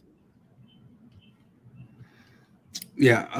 So here's the McClellan video. Although there's both the McClellan video and this thing he posted this week saying that he's not an atheist again. That we know better. How dare you? He said he's not an atheist. But I'm not a Nazi. I just think that we should remove all Jews from the country, that the government should own the means of production, and that white people should only breed with white people, and we should really have kind of an ethno state. I'm not a Nazi, but we only lost the war because the Jews stabbed us in the back. But I'm not an atheist, but every piece of evidence for God is absolute bullshit. But like everything I say, all of my opinions are perfectly in line with atheism. Believe the God of the Bible disapproves of slavery, then you have already accepted the renegotiation of biblical values. And that means you have everything that you need to accept that the God of the Bible does not disapprove of homosexuality. Hey, everybody, I'm Dan McClellan. I'm a scholar of the Bible and religion. And because the Bible is a text, it does not have any inherent meaning. I hate the word scholar. I hate the word renegotiation. It's not really a word I ever used much before this, but I damn sure won't use it ever again. The word renegotiation can't be something that comes from on high. You know what I mean? Like renegotiation has to be bottom up. The word has to be, right? Meaning is generated when a reader engages it within a specific set of circumstances and with a specific set of rhetorical goals. And so if we want to try to extract a single and consistent message from the Bible, that requires we impose a unifying framework. And that framework is going to be constructed based on what we want to get out of the Bible. And so if we approach it with a set of presuppositions and dogmas about what the text is and is not going to say, and what it is and is not allowed to say, then we're going to find that it happens to say everything that we demand it say. Does and so Dan the think folks he who stumbled on something intelligent? Like he just described religion. He's just he's just saying, like, if we assume the univocality of the Bible and renegotiate the text to fit our modern worldview, then yeah, you're talking about religion, Dan. That's like you're acting like this is a new thing. That No, that's this whole thing is that Of he is course. the guy who decides what the right religion is. Yeah, no, It's well, true I'm like, religion says that the Bible is univocal. Religion, like, of course, it says that the Bible is univocal because they believe in God. You know, they think that God orchestrated all this shit, and yeah, like a lot of them anyway, know that the Bible is a collection of books that was written by several different people that didn't know each other over several different decades and centuries, and then it was compiled into one thing but they think that God orchestrated all that. So if they think that God orchestrated all that, then it would make sense for them to believe in the univocality of the Bible. And you're not onto something new here at all. You're just using new words to describe an old thing. Extract from it the notion that the Bible should be leveraged as a rhetorical bludgeon to go oppress and condemn and harass members of the LGBTQ plus community, brought that rhetorical goal to Don't the tip text, your hand there, and they are Stan. just getting out of it precisely what they put into it. But they're going to have to resituate things. They're going to have to give priority to certain verses. They're going to have to marginalize or reinterpret or outright ignore other verses. And that's precisely what had to happen in order to arrive at the conclusion that the God of the Bible disapproves of slavery. So this has already all been done before. You have already gone through this. You have already experienced renegotiating with the Bible and overruling what the biblical authors and earliest audiences thought in favor of what we think and what we need. So the continued deployment of the Bible as a weapon against the LGBTQ plus community is a function of the continued desire to deploy the Bible as a weapon against the LGBTQ plus community. Okay, And that's a but problem in these arguments, because it's resulting like, in the suffering. He's saying the LGBTQ plus community or whatever, but these arguments are mostly about trans shit right now. You very seldomly see people arguing about gay stuff. It's just trans stuff. So quit using the whole acronym. But I'm trying to think of the arguments I've heard on the trans shit where they invoke the Bible or they invoke God. Because you don't really need to. Even the most religious person doesn't really need to. Every now and then Charlie does. Yeah, Evan Charlie does. You're right. But how often does the Bible get invoked in that? Like, it's just, this annoys me because, like, you know, for example, today, just because YouTube algorithm, there's some evangelical guy who's like evangelical Jacob Hansen, and he does these videos on like why the Jehovah's Witnesses are totally fucked and why Mormons are wrong about everything. And it's just like, you know, it's funny because it's like, okay, like, you know, you're making good points, and then you turn around and be like, well, because evangelical Christian. It's like, okay, but like, so you're not attacking religion. You are, it's an internecine, whatever thing. Like, it's your religion versus their religion. And like, Dan, when you say LGBTQ, you're just saying, oh, this is the religion that I am fighting from. I am reinterpreting the Bible from the LGBTQ version. You're not a neutral observer. You're not a scholar.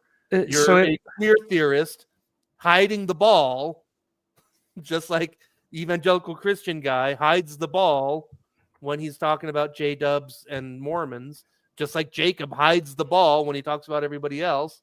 You're just another religious hack, Dan.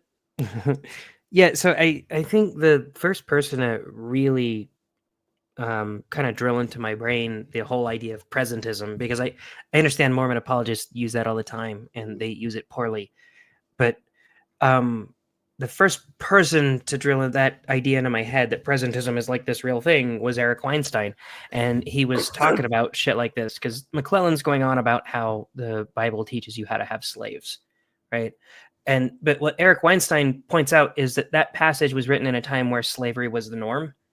And that passage tells you to treat your slaves with more dignity than you otherwise would have, right? Because he talks about like a specific passage where a lot of people try to point to that you have to take your kid in front of a judge. Like your disobedient kid, you have to take him in front of the judge, and the judge will decide if the kid should be stoned to death. And he's like, that sounds barbaric to us. And it is pretty barbaric. But before that, you didn't have to take your kid before a judge. You just decided to stone them to death. And so by decreeing that God says you have to take the kid before a judge, if you think the kid is a candidate to be stoned to death and the judge has to decide, you would inarguably have less stoning to death. And that sounds dark and terrible, and it is, but it's like it's putting this into the context of when it was written. And that's like, oh, the Bible teaches you how to treat your slaves. I'm like, yeah, because they had slaves back then. Like if we wrote scriptures now, there would be a bunch of things that didn't make sense 1,000 years down the line. Like cutting the boobs off of a retarded kid. Oh, fuck. That was evil. We'll get to that. Did that not make you mad? Yeah, Sorry, go on. It almost made me as mad as that bull dyke lesbian. She was yeah, mad. I know. I gotta go pee. We'll pull it up. All right, let's finish this, and then I got to the deaths of men, women, and children all around the world, and that needs to stop. And it stops the instant we all decide to make it stop. Because, again, it's up to us. We're in control of the negotiation with the Bible. We just need enough of you to grow the hell up and decide that the well-being and the lives of this condescension really works now. It does. Men, women, and children all around the world are more important than the utility of homophobia as an identity marker, as a tool of costly signaling and credibility enhancing displays and boundary maintenance. And I look forward to the day that happens. Every single action you are taking the other direction from your tribe. I don't imagine I will live to see it, but hopefully some of the people that I know and love will see what, like, what's the end goal? what's the end goal? We know that the end goal wasn't halfway up the slippery slope. You know what I mean? Live to see Christianity grow the hell up. And the fit for this video is Thundercat. Grow the hell up, because it was the adults in the room like the past 4 years. That's what we saw. Like, right? Grow the hell up, and immediately followed by, here's my Thundercats shirt. Oh shit. But I was making the same point here that Dan, if we do this, we look at a structural analysis, the nature of meaning and understanding, we can judge by the semiotics and the pairs of binary oppositions and renegotiate with the text and disregard certain things to land on you're an atheist. The way we do that is by the words you say and speak and talk about. Like, I have no problem with you arguing that way about the Bible in any way, shape, or form if you think it is all just negotiated by the understanders, how they want to do stuff. I mean, it's one of the stuff that drives me so nuts about like Jim Bennett and all that. Like, why do you guys need the religion or are there? Because you're way ahead of it. You're way ahead of it, and it has to catch up to you. And you don't need it. You just need it and its tools to catch up to you, because you're activists to turn it into where you already are in the enlightened, perfect side of stuff. And like, go ahead. If you ask, like, what do they get out of being Mormon? The platform, and that's it. That's what they get out of it, is the platform. Because as soon as they say, I'm not Mormon anymore, they lose that platform. I think that's it. Like, Why and else? country club stuff. But it's also, I mean, Jared and I started this whole entire thing talking about the Machiavellian. Is why I think he's Machiavellian. He's in there and in it, and claims he's not an atheist just because saying that he's a Mormon might help when he runs his political careers here in Utah, and it's his entry point. Like Flip always talks about saying that he can use the Bible as his ventriloquist dummy because he's the expert. He's the expert, and the expert can properly use the Bible as a ventriloquist dummy. Well, so it feels like there's the Machiavellians, and then there's the normies, and then there's, as Jonathan put it today, the fence sitters. And the Machiavellians lie, and the normies think it's wrong to call people liars unless the person admits to being a liar. And then the fence sitters are over there like, that guy's lying. And then the normies are like, well, how do you know he's lying? Because he says he's not lying. Okay, the same way he evaluates the data. Yeah. He evaluates the data in the books, and I evaluate all the data of all the stuff he's ever said. He's an atheist. Well, and I'm like, I mean, if he were lying, wouldn't he say he's not lying? Like, if he's a liar, he would tell you that he's not a liar, right? So saying, oh, he says he's not a liar is not really an argument against him being a liar. And he says all of the things that an atheist would, which is fine. I keep saying this, Dan. Somebody needs to tell you it's okay to be an atheist. But like, I'm so annoyed with the people who act like I'm insane for being willing to call Dan McClellan a liar. We had somebody in Thoughtful Saints posting about how, well, people accuse Dan of being an atheist, but he says right here he's not an atheist. And my comment was just, come he's play poker lying. with me. Please come play poker with me. I know. Please Yeah, come play sure. poker with me. Play poker with me. I'll beat you. I've never played poker. And I will also be your politician, and I'll take all your money and not fill up your fire hydrants ever. Come play poker. Oh, that's how that all happened, you fucking dupes. God damn. I'm like, yeah, he's clearly an atheist. He's lying. He's just like, how do you know he's lying? Because have you listened to him say anything ever?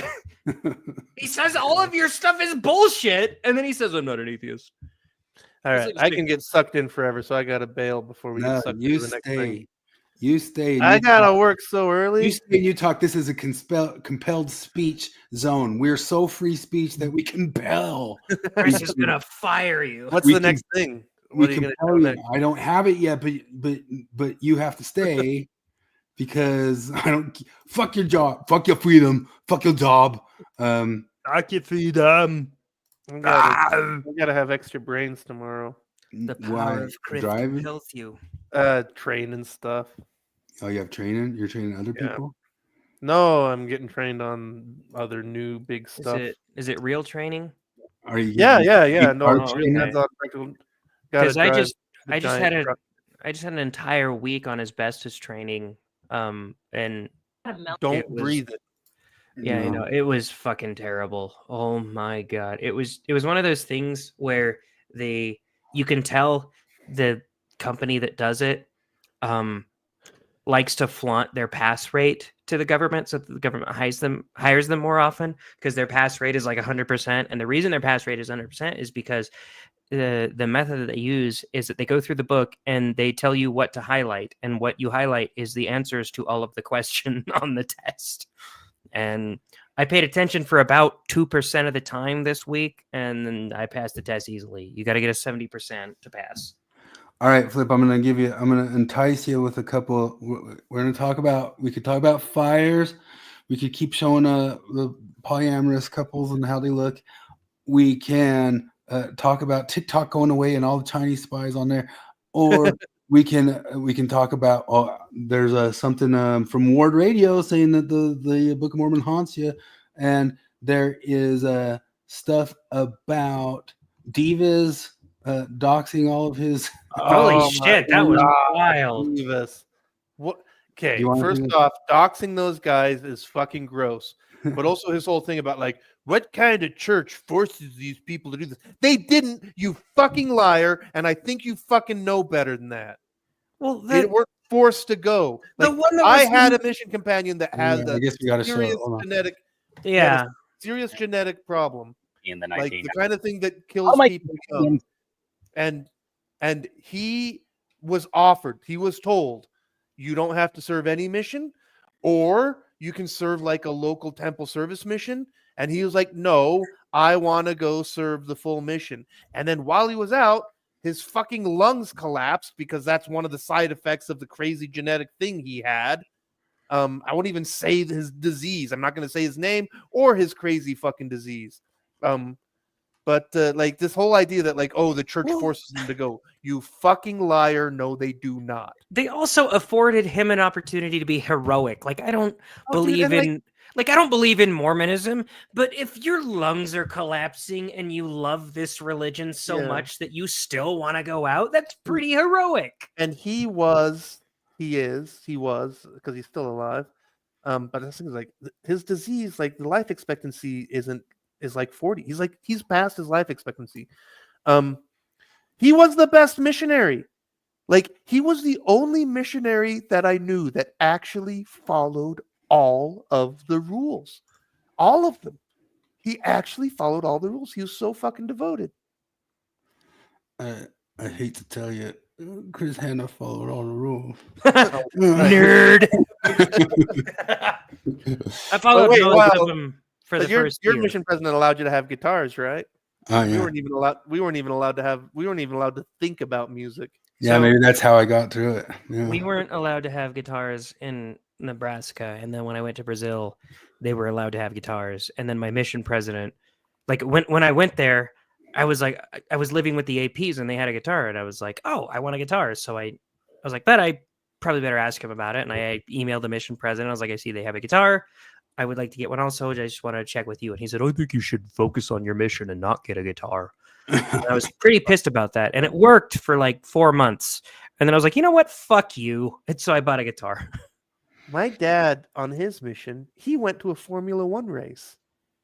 And he saw... I got to go to a soccer game. Wow. Yeah, we weren't allowed to do that. I did a lot of things I wasn't allowed to do. I never did that. But we broke the rules to watch God's Army on a in the church on one of those church we had some awards. There was a reward we got once. We got to see the first Star Wars, not in theater, but we got to see it for meeting like baptism goals, and that's why we got to go see the soccer game as his own. But my first president also allowed worldly music on P days. So, I mean, I guess me following the rules was a bit easier because I had a bit of a lax president. Yeah, my president was none of that. So my first president, he was the one, I told you guys a story about the masturbation shit, how he made you call your parents if you masturbated twice. But his rule on music was just listen to stuff that lets you feel the spirit. And so like most missionaries interpret it. Somehow the consensus interpretation of that was that we can listen to Disney soundtracks. And like, my interpretation of it was that every single song I listened to, I viewed through a spiritual lens. So I had my girlfriend burn me a CD of songs that I felt were spiritual. And I listened to it. And my God, my companion gave me such hell for it. And I listened to Enya, and that was breaking the rules.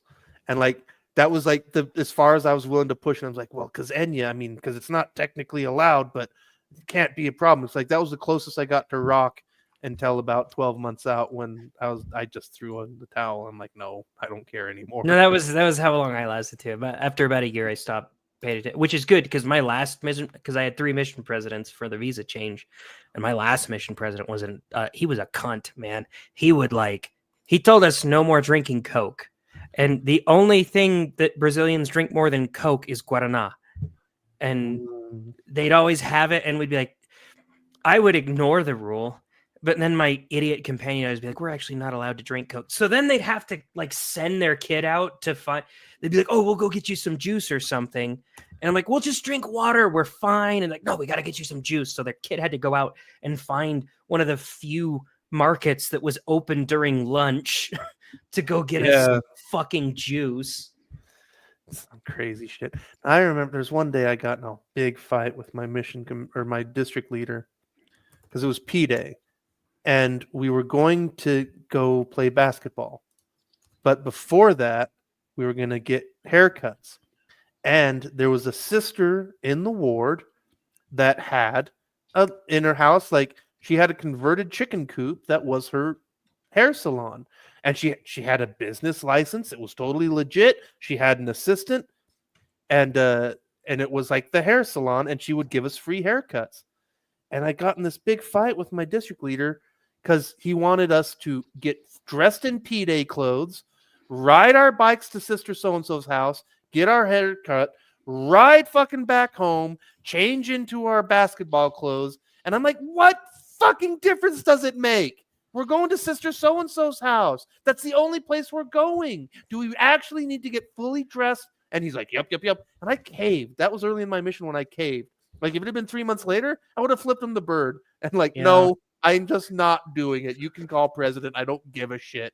I'm not getting dressed into P-Day clothes to go to Sister So-and-so's house to get my hair cut in the chicken coop.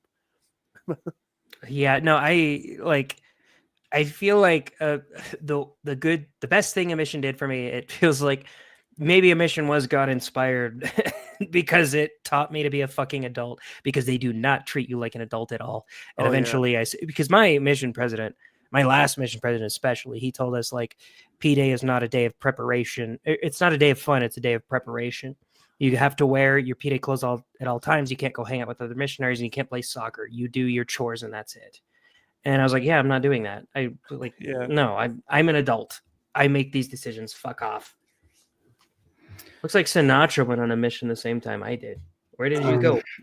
Yeah, where'd he go? Somewhere with the beach. So, I mean, I thought like having like P-Day music might have been cool and all that stuff, although I didn't have any at first and I didn't really have any way to buy some. And my companion, I'm going to dox my companion, although he passed away too recently. I just saw an obituary for him. Oh, shit. He was older. He was older than me, like 3, 4, 5 years. But I came out. He was a strange guy. He's a quiet little Mexican. Kind of think of like Jimmy Kimmel's Mexican guy. He's basically that guy, like a little kind of round dude. What is that guy's name on his show? I think that guy's pretty funny, even for Kimmel's show. Although I once thought Kimmel was funny. Kimmel's been funny before. Yeah. Before the year 2000. Whatever that dude's name, he looked like that. Anyway, he would go into like a separate room that he had, and he'd put on this disco music that, and he would dance around the room by himself for hours like that, like. And I was like, "What is going on? What is it? This is weird. This freaks me out." Like, I sincerely was uncomfortable with it. You know? All right, let's listen to this guy. Sir Trujillo stood out from day one, but not in a good way. He wouldn't shake hands with me when I first met him. And get this, he wouldn't even speak. I mean, not at all. Not to me, not to anyone. He slept all the time and refused to leave his room for days at a time. And forget doing any missionary work. I tried everything to get a word out of him, but it was like babysitting a ghost. And I wasn't the only one who noticed his abysmal work ethic. Our mission president knew all about it, yet nothing changed. Trujillo wouldn't work. He wasn't even present. There's his face and his last name and all that stuff. Like, I don't have a problem talking to shit about this, but don't put their stuff on there, man. Yeah, like don't say his name. Don't put his picture up. Stayed on the church's missionary roster. It does make you wonder. We had a guy, like, he wasn't my companion. He was in my district at the MTC. And I heard about, like, his people were his companions, like, oh my God, the guy doesn't go anywhere. He stays in bed, all this stuff, blah, blah, blah, blah. They finally sent him home when his companion found him in the garage making a noose. Oh my God. Yeah. It's like, and Divas is so fucking autistic and uncaring. Like, because I know that, like, people commented wherever this was posted on Facebook. Somebody's like, that's major depression, you jackass. Like, that guy, like, and I you're know. just like, yeah. I had this companion. I had this guy. Like, this guy was my companion for a couple months. And that guy was a lot like this, only my guy had an anger problem. Oh, goodness. Mine didn't have an anger problem, but he did have, like, he wouldn't walk with me. We lived in just, like, this little 12-foot around, like, cylinder block place that just had a piece of plastic for a roof, and he'd lock himself in the bathroom all day. And there was barely any room in there. So it was basically like being in solitary confinement for 3 months with that guy. See, my guy was like clearly just on a mission because it was a higher standard of living than he was used to. Like, I'm not even kidding you. He would, like he'd fart himself awake at 11 o'clock every morning. Like, and I would hear it from upstairs because I'd be upstairs doing my shit, and he'd fart himself awake, and I'd hear him laugh. And or if he woke up earlier, he would always have like a boner that was sticking out through his garments, and he'd get out of the bottom bunk and oh no, look what happened, Elder. And I'd see his dick. Yeah, I don't really want to see your dick, man. Oh my gosh, man. And he wanted to fight me a couple times, and I was like, I'm not gonna fight you. Don't. Quit My being a guy bitch. was 25 and he was illiterate. And I don't mean like poor reading skills, I mean could not read at all.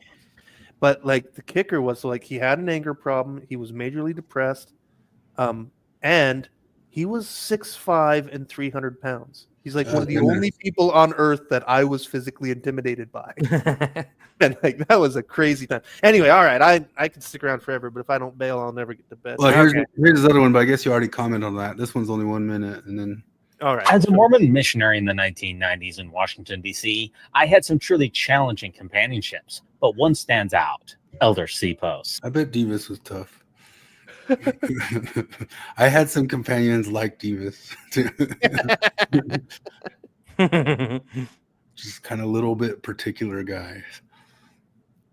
Missionaries are supposed to stay with their companions 24/7, but Elder Sipos had multiple neurological conditions, including seizures, and struggled to communicate or even make basic decisions. His intellect was truly juvenile, and anyone could see he wasn't equipped for the intense demands of missionary work. During the couple of months that we spent together, he experienced a severe life-threatening seizure and was finally sent home early. He finished his mission in a Mormon temple, performing thousands of proxy baptisms for the dead. Tragically, Elder Sipos passed away not long after due to health complications. What does it say about a church that would send a young man so clearly unprepared into the mission field, potentially endangering his life? It feels irresponsible to place him in such a situation, including asking me to literally babysit him, all so that the church could bring in additional donations from naive converts.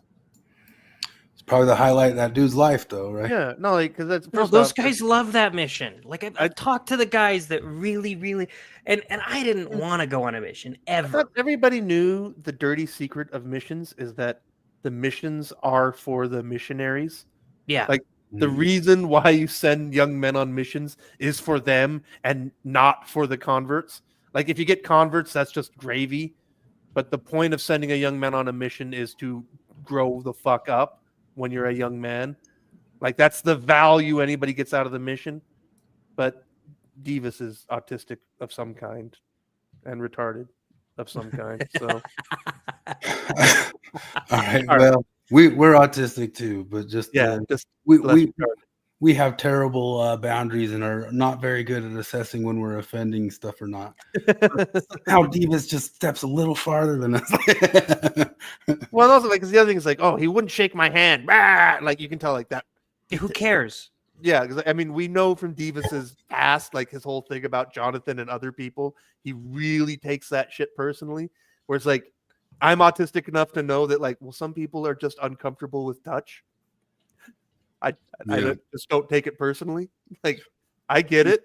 I'm aware enough to know that some people are uncomfortable with me, just in general. Like sometimes they just feel clammy around you, or don't like being around some larger guy like that. I remember one time when Flip had some wacky Karen general manager who was I'm wondering which one.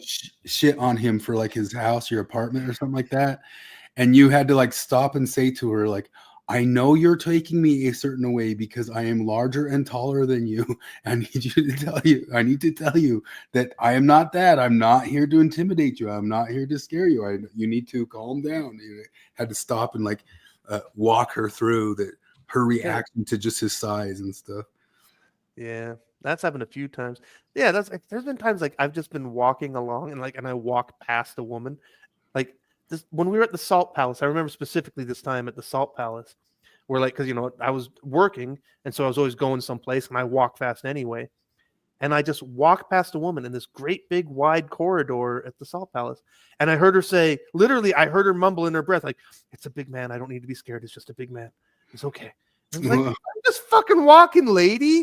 Please. Cut me some slack. All right. I got to bail. All right. Yeah. Next time.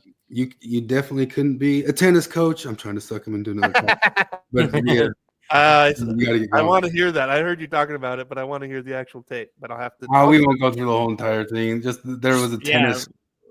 Watch that Glenn Greenwald thing Chris sent. It was pretty good. I'll check it out. All right, I'm gonna. Yeah, there was a tennis coach who got, because he kind of barked at his female tennis person. Glenn Greenwald covered it. He got banned from coaching by the tennis association because he just was telling her how to hit the ball differently or something like that. So I thought that one was particularly interesting though, because Glenn Greenwald said a couple of times something that I'd heard you say, which was just the general thing of like, I believe women have agency and are able to choose and are able to take criticism. No, that's what I like. At this point, I think my biggest criticism of feminism is that I believe women are moral agents, and feminism clearly doesn't. Like the worst thing the tennis coach said was he's talking to her, and like he's telling her what she did wrong a few times, which wasn't a big deal. And then in another clip, he's telling her what she did wrong again, and she sort of like interjects, and he goes, "Stop talking. Jesus Christ, you always want to interrupt me, and you just always want to talk." And then the funny thing is she starts laughing. You see her laugh at that. And any reasonable person would look at that and say, "Oh, this is just their interpersonal relationship. They give each other shit like this all the time." And even if it wasn't, it's still 1,000% nicer than anything a football coach says to his to his team throughout the entire game. And I'm like, I don't know. I think growing up, so my brother was asking me about orbiters the other day. He's just sort of being initiated into this internet world. He's not super into it, which good for him. You know, he's got his master's degree in mechanical engineering, so he's way better than me. But he's talking about the orbiters and how annoying they were, and he didn't know all the verbiage that we use for it. But I was like, yeah, no, I remember that in high school. There's a girl that a lot of us had a crush on, and we would go to parties at her house, and sometimes she would be the only girl there, and everyone would be swooning around her, and I'd see how pathetic it looked, and I'd be off to the side or whatever. And then I remember one time they started like tickling her and stuff, and they were like, "When are you gonna join in on this, Jared, huh?" And I was like, "It's cringy. I'm not doing that." Anyway, I ended up dating that girl, and none of the other guys did. Like, yeah, you have to not be overwhelmed by them to even have a chance with them. Yeah, I know. Like, I was like, this is gross and stupid. And it's like that intrigued her or something. Like, girls don't actually like the orbiters. They don't actually like the people that treat them like dainty little girls. Yeah. They like the people that treat them like humans. Yeah. Talk to a girl the same way you talk to a guy. She'll react great. Sounds like ass. Hello, very nice to meet you. I'd like to know about sex change. Because all the emphasis is in the wrong. The thing I love about this is like we're finally back to a world where people on the left can help us criticize crap. Like there was like a 5, 6, 7, 8 year time frame where they all just had to act like they just loved everything. You know? I know. Like, you guys were once some of the best critics of crap. You know, and then all of a sudden everything just had to be nice for several years there.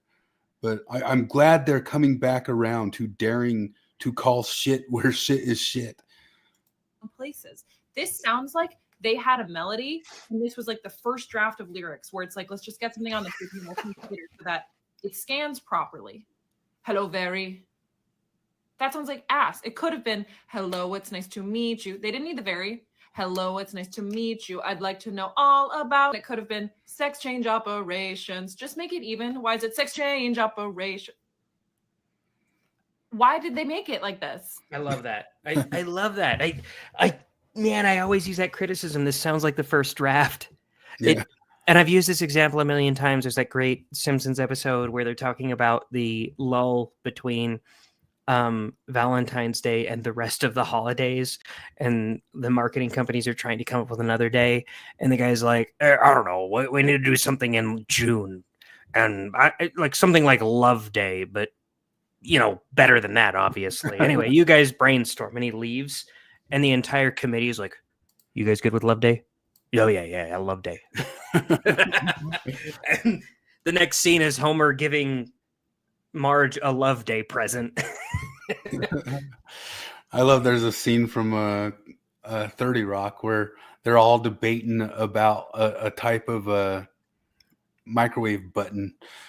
And finally, Liz Lemon comes in and just says, "What do you think, Liz?" And there's like, obviously it's like this big boardroom meeting where they're all arguing. She goes, "I don't know, I just like the old way." He goes, "Button classic, button classic, button classic." And then he's like, "Okay, let's go with button classic." I wanted to pull. I was telling somebody about it was one of my favorite Simpsons jokes ever, and it was so simple. It just took me completely off guard. There's Principal Skinner is talking to Miss Krabappel, and they're in the lunch line, and then something shocking happens, and Principal Skinner goes, "Good gravy."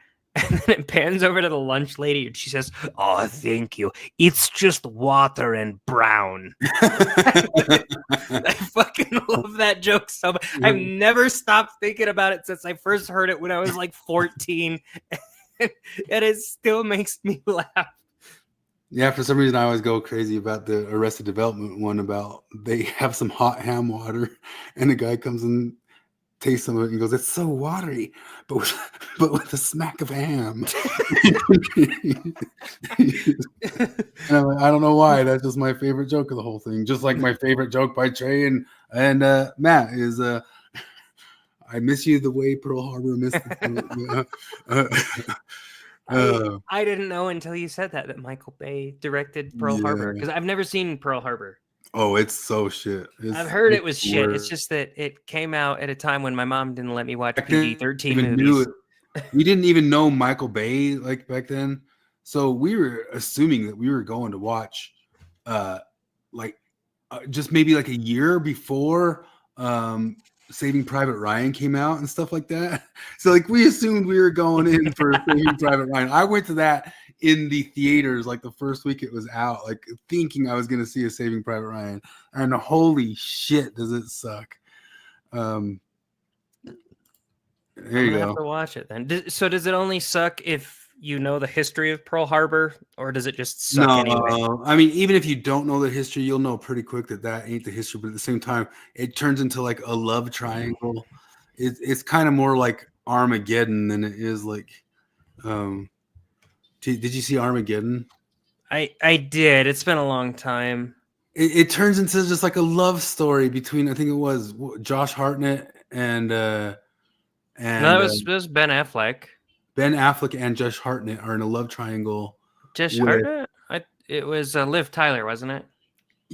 That's in Armageddon. Yeah. Oh, I thought you were Ben talking Affleck about also in the Pearl Harbor movie. Yeah. Pearl, I think it's Harbor, Michael.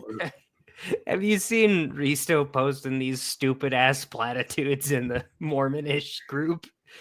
Oh yeah, I love it. It's like it came out. He started doing it. I don't know if it was before this or after, but like a church that tells you to stay in the boat doesn't want you to find out you can walk on water. And this is where Marty is the autistic hero of the week, because she had the same thoughts that I did. Lost her mind about this one. Yeah. She's like, "What do you say? Like, isn't that like getting out of the boat means that, in the analogy, means that walking on water is something you reject. So if you get out of the boat, that means you can't walk on water, or at least you think you can't walk on. If you get out of the boat and you can walk on water, get back into the fucking boat." Yeah. It doesn't make sense. It's just kind of one of those things like she lost her mind about it. Like these are the types of like comments that I hate. It sounds like it's inspirational or something like that, but it's what Dan Dennett would call a deepity. Like that is totally just like what? What are you saying? That's Risto. He keeps posting in the Mormonish podcast. I laugh my ass off every time. It's Deepities just in there. dumb, like Kamala Harris level deepities, which is like, if you focus on where the destination is, then you'll stop focusing on the journey, and that's better. Yeah, well, we started like coming up with some of them on our own. What was one she said? Well, I said one. Your Melchizedek priesthood still works when you apostatize. In fact, it works better. Oh, holy shit. RFM. Families won't be together forever until you leave. What if you can't feel the spirit until you denounce God? It's like the denunciation always confirms what they're denouncing. Yeah. Like, you need to leave the boat so that you can perform miracles. Wait a minute, the boat's what told me I could perform miracles in the first place. So if I leave the boat and start performing miracles, I'm gonna get the fuck back in the boat because they were right. Yeah. Marty put resurrection is possible for those who leave. Yeah. Fun new game. And so in the middle of that, we were already joking about that. And even though we were already joking about that, RFM went ahead and did one on their next episode for me. And I have I have a clip of that. God damn, I love. Here it is. Are you playing it, or did you just? Does it still have the dang? Yeah, I think it did the thing again. No, it doesn't do the thing. When I have the slideshow up, it doesn't. So like There I go you back go. and forth from a slideshow to links, and if the slideshow's up, it doesn't automatically jump every time, but it does sometimes. I love anytime Mhm. somebody says deep dive. I've messaged about 1,000 times things that I want to do a deep dive in, and then I always think, I don't have time to that dive deep. deeply into that. You know, like I always want to, and then I'm like, but man, I'd have to dive so deep.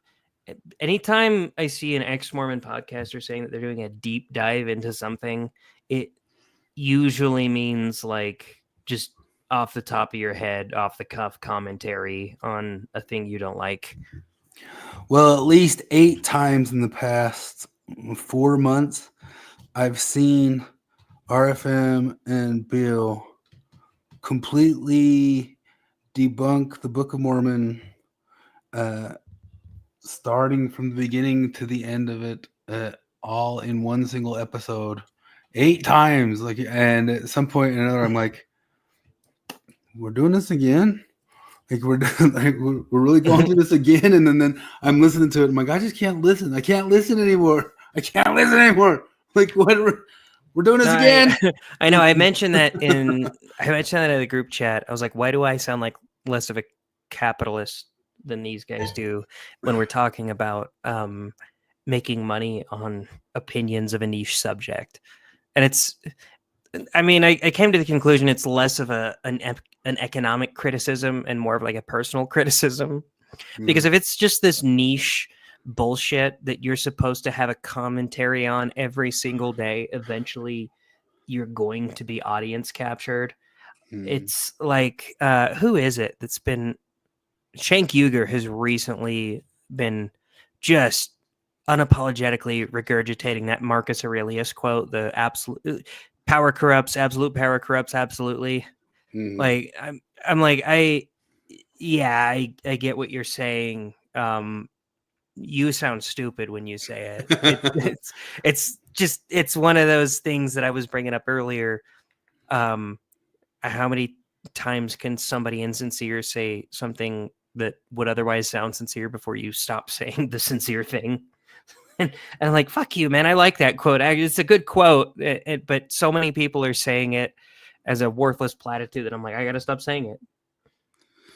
Yeah, well, platitudes aside, I guess just like the whole ex-Mormon world, this is something we've complained about before, but there's already like a couple new podcasts and a couple new TikToks on the scene and not only are Bill and RFM kind of going over the same stuff again, and I noticed that he and Kobe Reddish, which I appreciate the takedown of the Light and Truth letter, but at the same time is like, this is not new territory.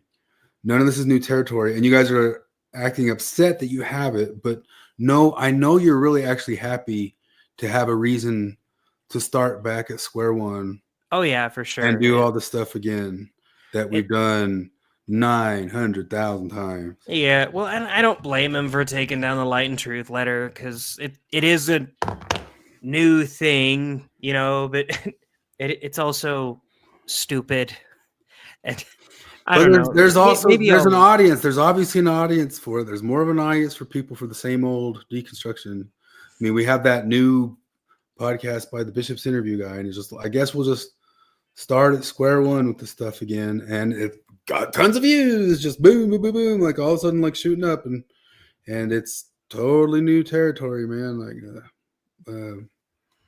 guess we're just deconstructing again. You know what I mean? We're deconstructing our deconstruction and reconstructing and blurb blurb blurb. Here's RFM doing the meme that we saw. You can't walk on water until you leave the boat. So it's just a matter of distilling our thoughts and bringing them to a point where we can write them down to share them, so that we can all feel. It's like bearing your testimony, only it's about the trauma. I think it's helpful. It's about something that's real. What's That's that? a rude way of putting it. I said it's about something that's real. You're bearing your testimony about something that's real now. Yeah, something that's real.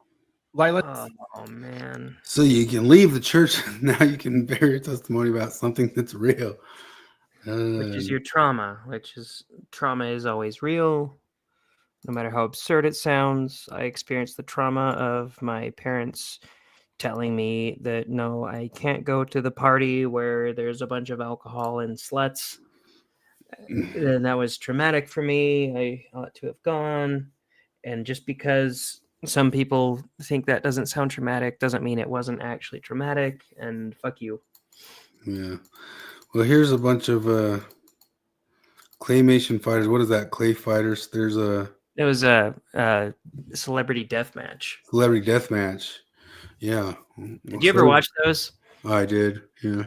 I thought they were so fun. My favorite one ever was Kobe versus Shaq. I do remember that one. Yeah, they had. I remember the Blink 182 guys like fighting. I don't remember that, but the Kobe versus Shaq one was Shaq just immediately killed Kobe, and then the rest of the episode was him, like he ripped Kobe's head off and tried to make a free throw with it and missed. And then he ripped Kobe's arm off and balled it up and missed another free throw. And so the rest of the episode was missing free throws with Kobe's body parts. Yeah. Yeah, that was pretty good. I mean, I'd watch this one. This is John Larson versus Jeffrey R. Holland. Yeah. So I explain, and Jonathan was asking, There's like, how would this play out? And I was like, I think it would play out that Larson's Marxist minions would be overwhelming Holland with the means of production, and he'd be about to lose, and then he'd finally pull out a musket. And I don't know. That would have to come up if you were like a writer of that show, right? They would have done He'd that. like whiplash his jowls at them and wrap it around their neck and toss them out of the ring or whatever. There's all the I guess mostly exmo guys, although we're in there. Ready for celebrity death match. Oh, that's the older stuff. And there's the yeah, that's all us. I don't recognize it. Oh no, yeah, it's us. Yeah, that's all us. You've got the That's Bane in there. mask up That's there. all us, right? Yeah, It's different that's just versions of us. And there's the General Authorities.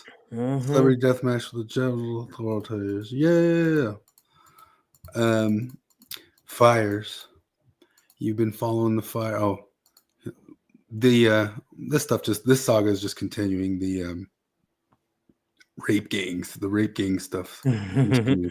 I posted in the norm stuff, but That'll keep going because that stuff's ongoing in the courts. The fires. Anything new on the fires this week? There's a lot of it. I mean, so Gavin Newsom got caught in that lie. The reporter was asking about the reservoirs, and he said the reservoirs are all full. I don't know what they're talking about. Hoping that they didn't. I have a link. I have a link to the empty reservoir. Well, and she immediately said, "Well, the closest reservoir over here is empty." And he's like, "Yeah, it is. You're right." And I'm launching a full-scale investigation into why that's empty. But there's no real investigation that needs to take place because the reason that reservoir is empty is because it has a floating cover on top of it, and that cover has been under construction for an entire fucking year, or under repair for an entire year. They couldn't. That's what they said. That was what I guess that's just what the Young Turks said. I listened to them talk about it. I'm gonna find the link, but I don't think the link that I had shares that detail or anything. Where'd it go?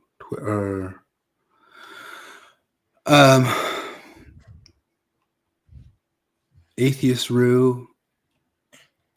Atheism is Unstoppable had his parents' house go up in it. He did, yeah. Yeah. Here's the reservoir. Let me pull it up. Which I've shared a bunch of Atheist Rue stuff on here before.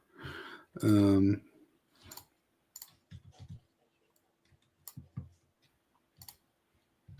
this it?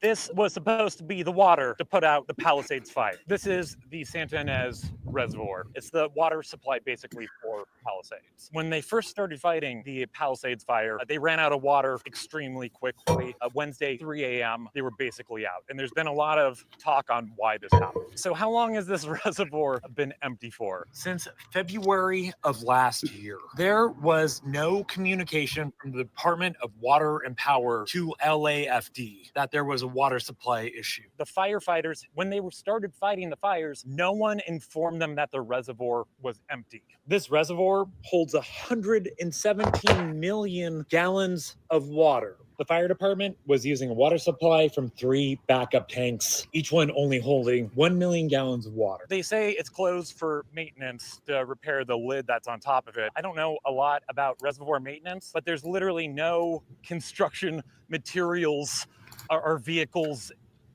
anywhere in sight. Also, with a reservoir like this, you can refill it or start to refill it. So another question is, if they saw the Santa Ana winds were coming and we have this remarkably dry wet season, why was there no attempt to start refilling it back up? I know I threw a lot out there, but I think we need some answers, guys.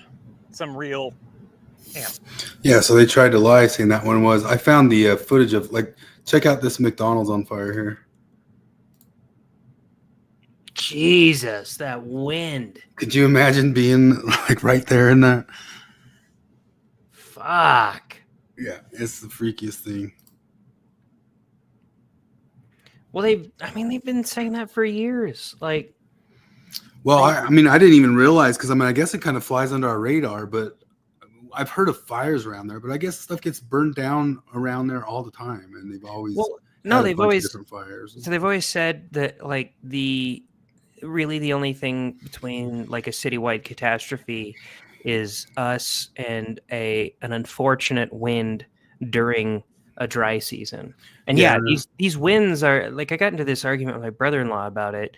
He's like, well, Trump's trying to say it's about the smelt fish, but the smelt fish thing only would have rerouted water to the farmers. And I was like, okay, but A, I don't know how much of the water it would have rerouted to the farmers, and B, even if it rerouted all of the water to the farmers and didn't have any water before it, that's like if my wife were to tell me hey, we need to save up this money to buy a new furnace and it's $10,000, and I were to say I would rather throw $10,000 into the fire, and so I override her and throw the $10,000 into the fire, and then a year later we have a medical emergency, and she's like, you've been throwing $10,000 into the fire, and I'm trying to tell her, well, you just wanted to spend it on a furnace, so we wouldn't have had that $10,000 anyway.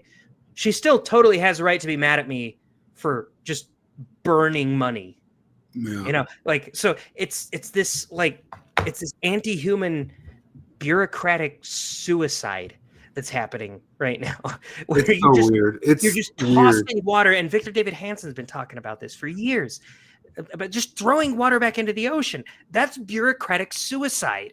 Mhm. No matter what, like, even if all of the water was rerouted back to the farmers instead of being saved up for later, if every single drop of the excess water they had in their record rain season from last year was given to the farmers, then we wouldn't be able to have this anger with them. Like, you just threw away water that could have helped us right now. Like, you guys are committing suicide. So Mid-level managerialism. I just barely rewatched because of this, the Chinatown, and I recommend everybody watches Chinatown. It's Jack Nicholson back in like the 70s. But the whole thing is about water and the fights for water in Los Angeles. And you don't even know it because it starts out just like a general film noir thing. And then it turns out that a bunch of people are being killed because they found out that they were purposely dumping water to push out a bunch of real estate, to reinvest in real estate. And there's a bunch of people wondering if this wasn't always the desired plan so that you could buy up that really expensive real estate for pennies on the dollars, just like was talked about in that movie Chinatown, which was based off of all sorts of stuff that comes from Mulholland. Speaking of Mulholland, David Lynch just died today, the director of Mulholland Drive, but that's a little bit off of the subject there. But Mulholland was actually a guy who owned the water, and he sold it back to the place. It's so weird. There's all this crazy history about LA and water. It's so wild. And a long history of doing terrible and shitty things purposefully. Robert Barnes says he believes this is more than just shitty negligence. He thinks there's something intentional about it, not that it's like they we're gonna burn it down right today or something like that, but it's like, yeah, we're gonna let that happen when it happens. And because it leaves opportunity, but at the same time too, that comes across as difficult to me because of the rich and powerful people whose house is burnt down in this, you know. But I don't know, Tim Dillon had to crack the joke. He's like, my heart goes out to the people. It's really, really tough to lose 1/5 of your real estate portfolio. It's really, really difficult time in your life when that happens to you. I'm sure there's some people in there who, I mean, Atheist Rue, Devin Tracy, he said his parents, like, that was just their long time only house and stuff like that. But it's such extreme negligence. And did you see Bill Burr go on Jimmy Kimmel? Everybody's talking about that. I didn't. I heard Bill Maher freaked out about that or something. Was it pretty bad? Just do the joke. He just comes out and says, "Oh, all these people." Oh, you don't want fire experts. You're on fire, and a fucking tranny comes into your house to save you. You're gonna be pissed off. No, go away, tranny. You're going the wrong direction with it. They aren't pissed at him because he went off on the internet chuds for thinking they know more about firefighting than the firefighters and the. Trust the science is all I'm saying. Yeah, there you go. Now you're on the right path. Well, you think you're an expert. You think you're a fucking expert. Yeah. I watched a couple of videos on fucking YouTube, and now I know everything about fire. I want everybody to go watch Bill Burr do that and see that he did the impression without having heard the bit. Here, live for everybody. The impression without having heard the bit. You know, we had an evacuation order that they sent out by accident to people even down where I'm at. Yeah, what was that? It was some guy who fucked up. Because I don't know if you know, this is gonna be shocking. Grab the table. Wait a minute. LA's not run very well. Hold on. I know. Hold on. What the fuck are you saying? Because see, here's the thing. We have to worry about. I know. Isn't the chief of fire department a lesbian? Now hold LA's on. Let's not turn this into. Listen. Here's the bottom line. It's run amazing. It's not about infrastructure. Infrastructure's got to take. I won't sit here while you disparage the great people, sir, that are running Los Angeles. Sir, infrastructure's got to take a backseat to climate change and social justice and homeless abatement, which hasn't worked. See, the lady who's responsible for filling the fire hydrants gets paid $750,000 a year. Hey, your tax dollars going to good work there, everybody. That's a lot of money. You think? That's sitcom You money. think? I said, That's like I'm the star of a sitcom. oh, dude, Not it's- star, but like I heard the whole department has like 800 million overhead. Like, No, it it's so- does. That was people are talking about how they got. I mean, I even mentioned it last week about how they got their budget cut by 17 million. And I was watching The Hill, and like Niall, who's the douchebag who's supposed to apologize for every lefty bullshit on there, he's like, well, I should mention that, like, yeah, they were cut by 17 million, but it was over 800 million, so it was only like 2% of their budget. I was like, okay, that's actually a good point, buddy. They should be able to make it work on 800 million just as well as they are on 817 million.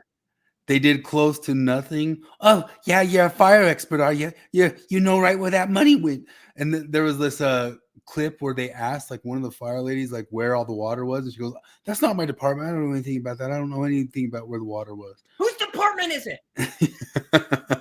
Who do we fucking talk to?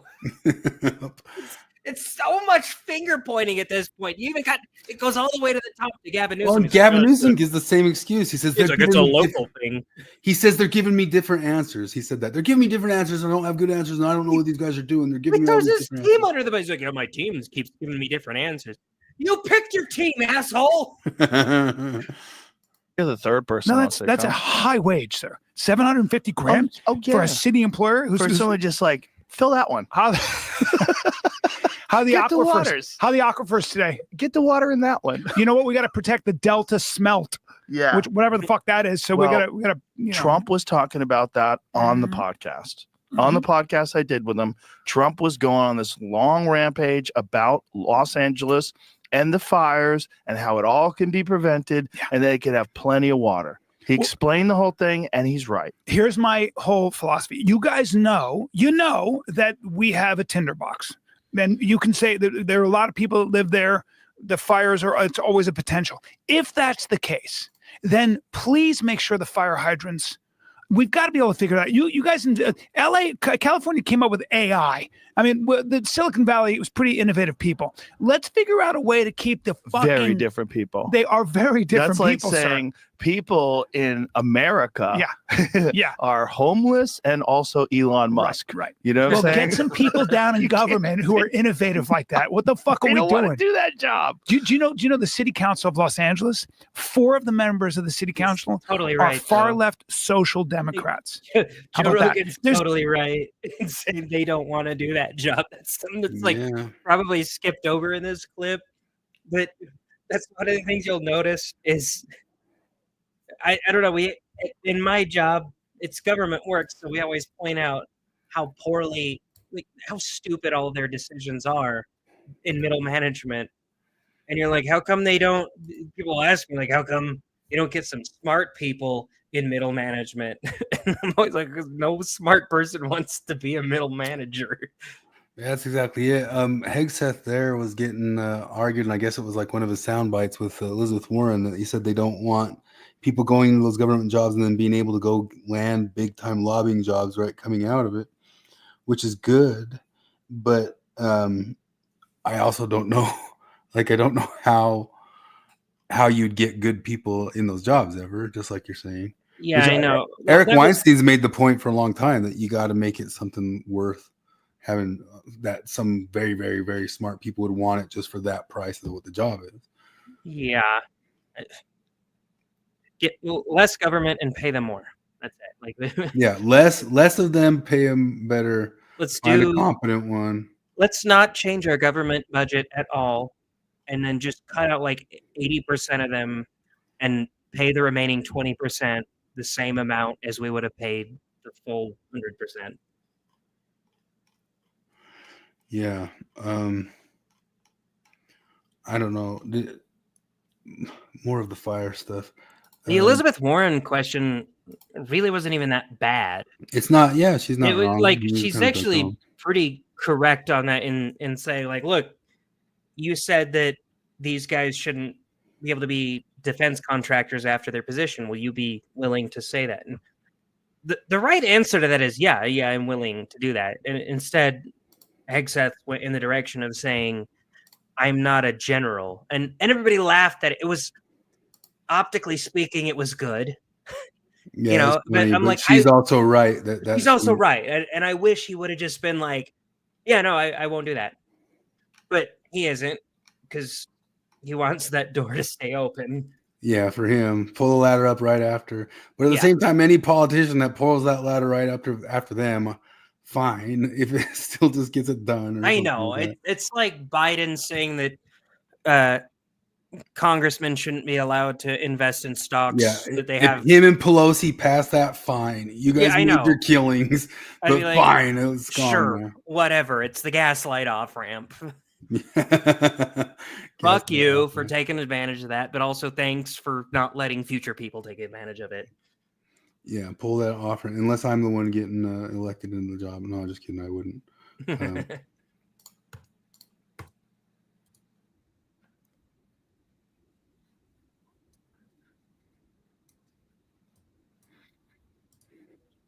Are we watching something? God damn it! Is it not showing? Yeah, it did the thing again. We're Oh, I've watching got the the BLM. Patrice William BLM loss. Is that a true meme or is that one a joke? That I'm that not one's sure. true, isn't it? I actually didn't look into it, so I don't know.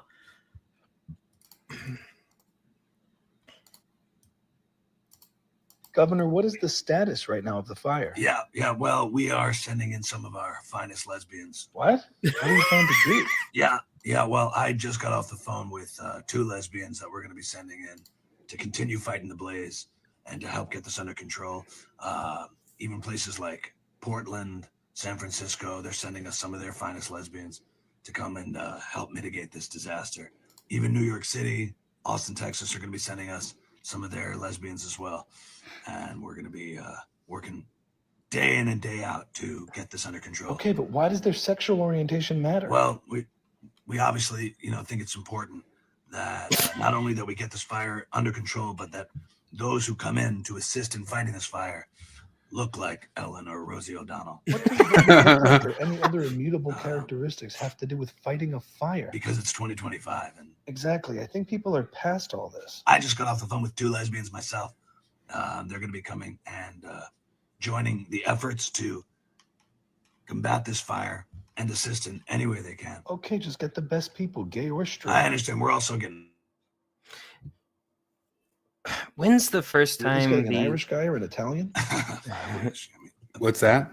When's the first time you remember hearing the "it's the current year" argument? Oh man, I don't know. It's a long time ago.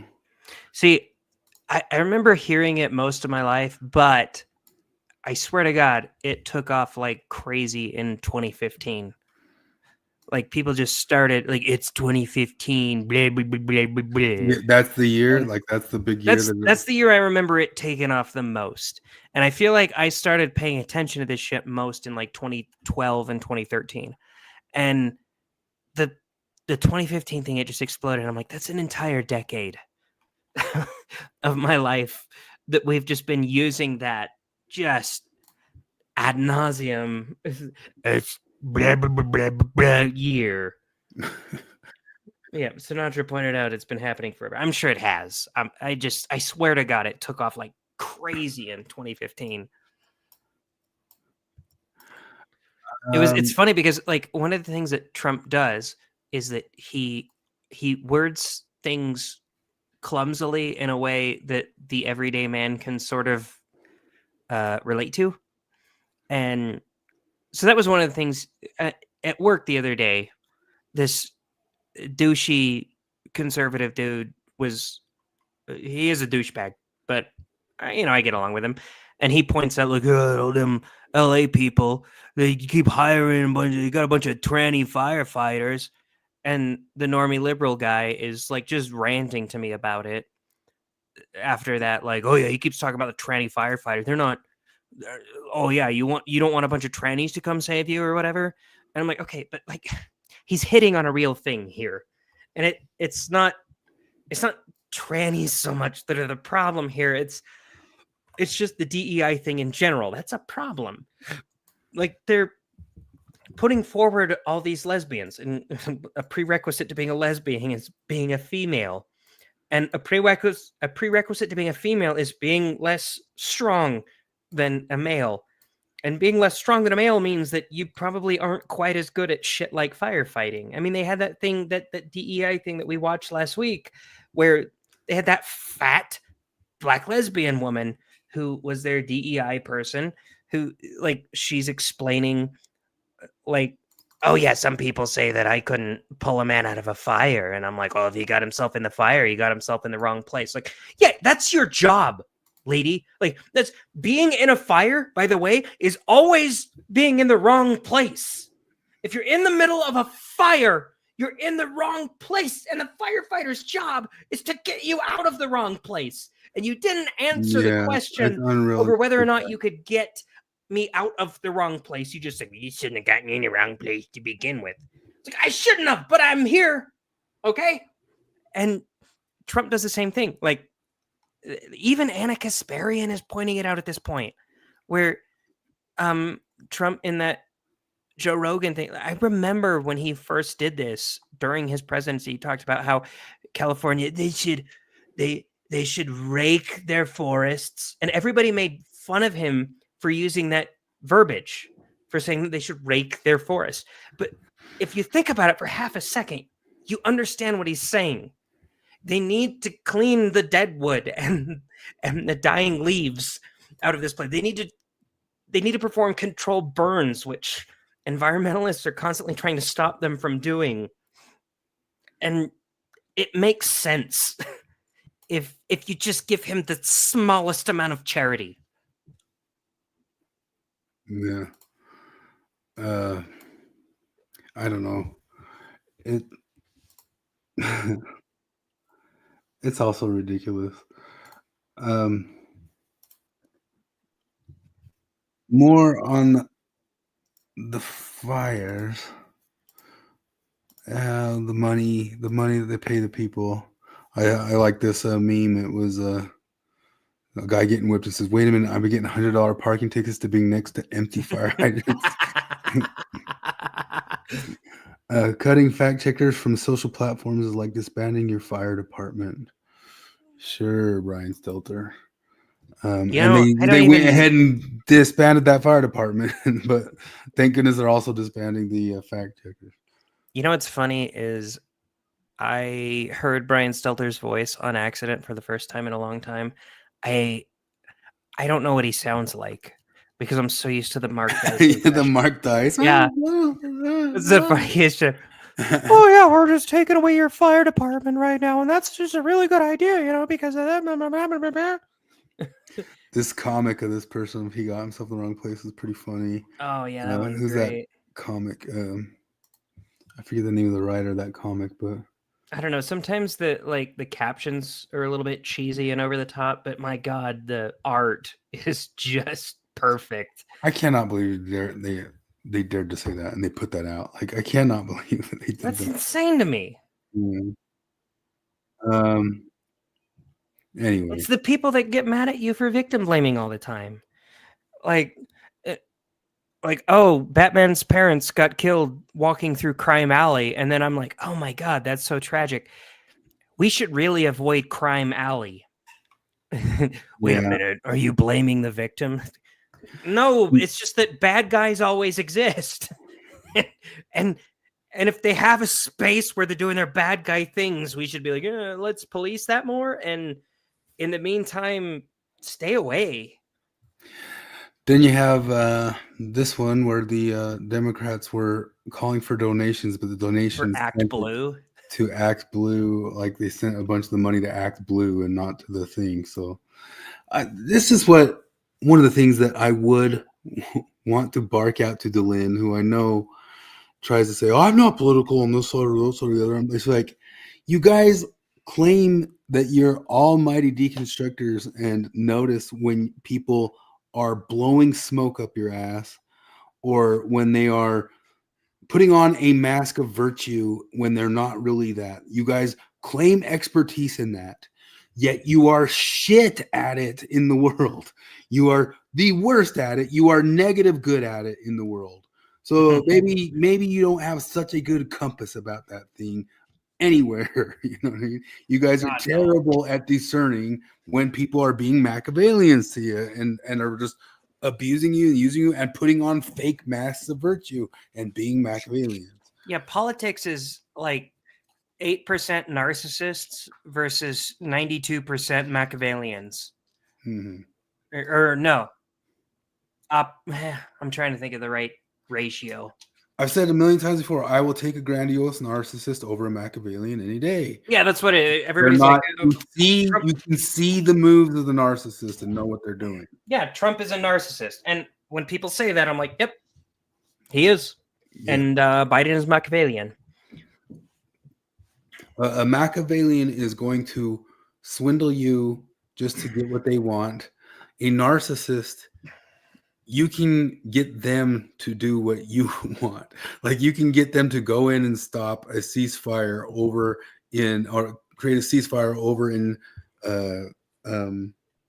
Jerusalem or whatever, because they want to seem like the hero and the good guy or something like that. And all they ever had to do was butter Trump up, and they'd be able to get him to do some of the things that they want him to do.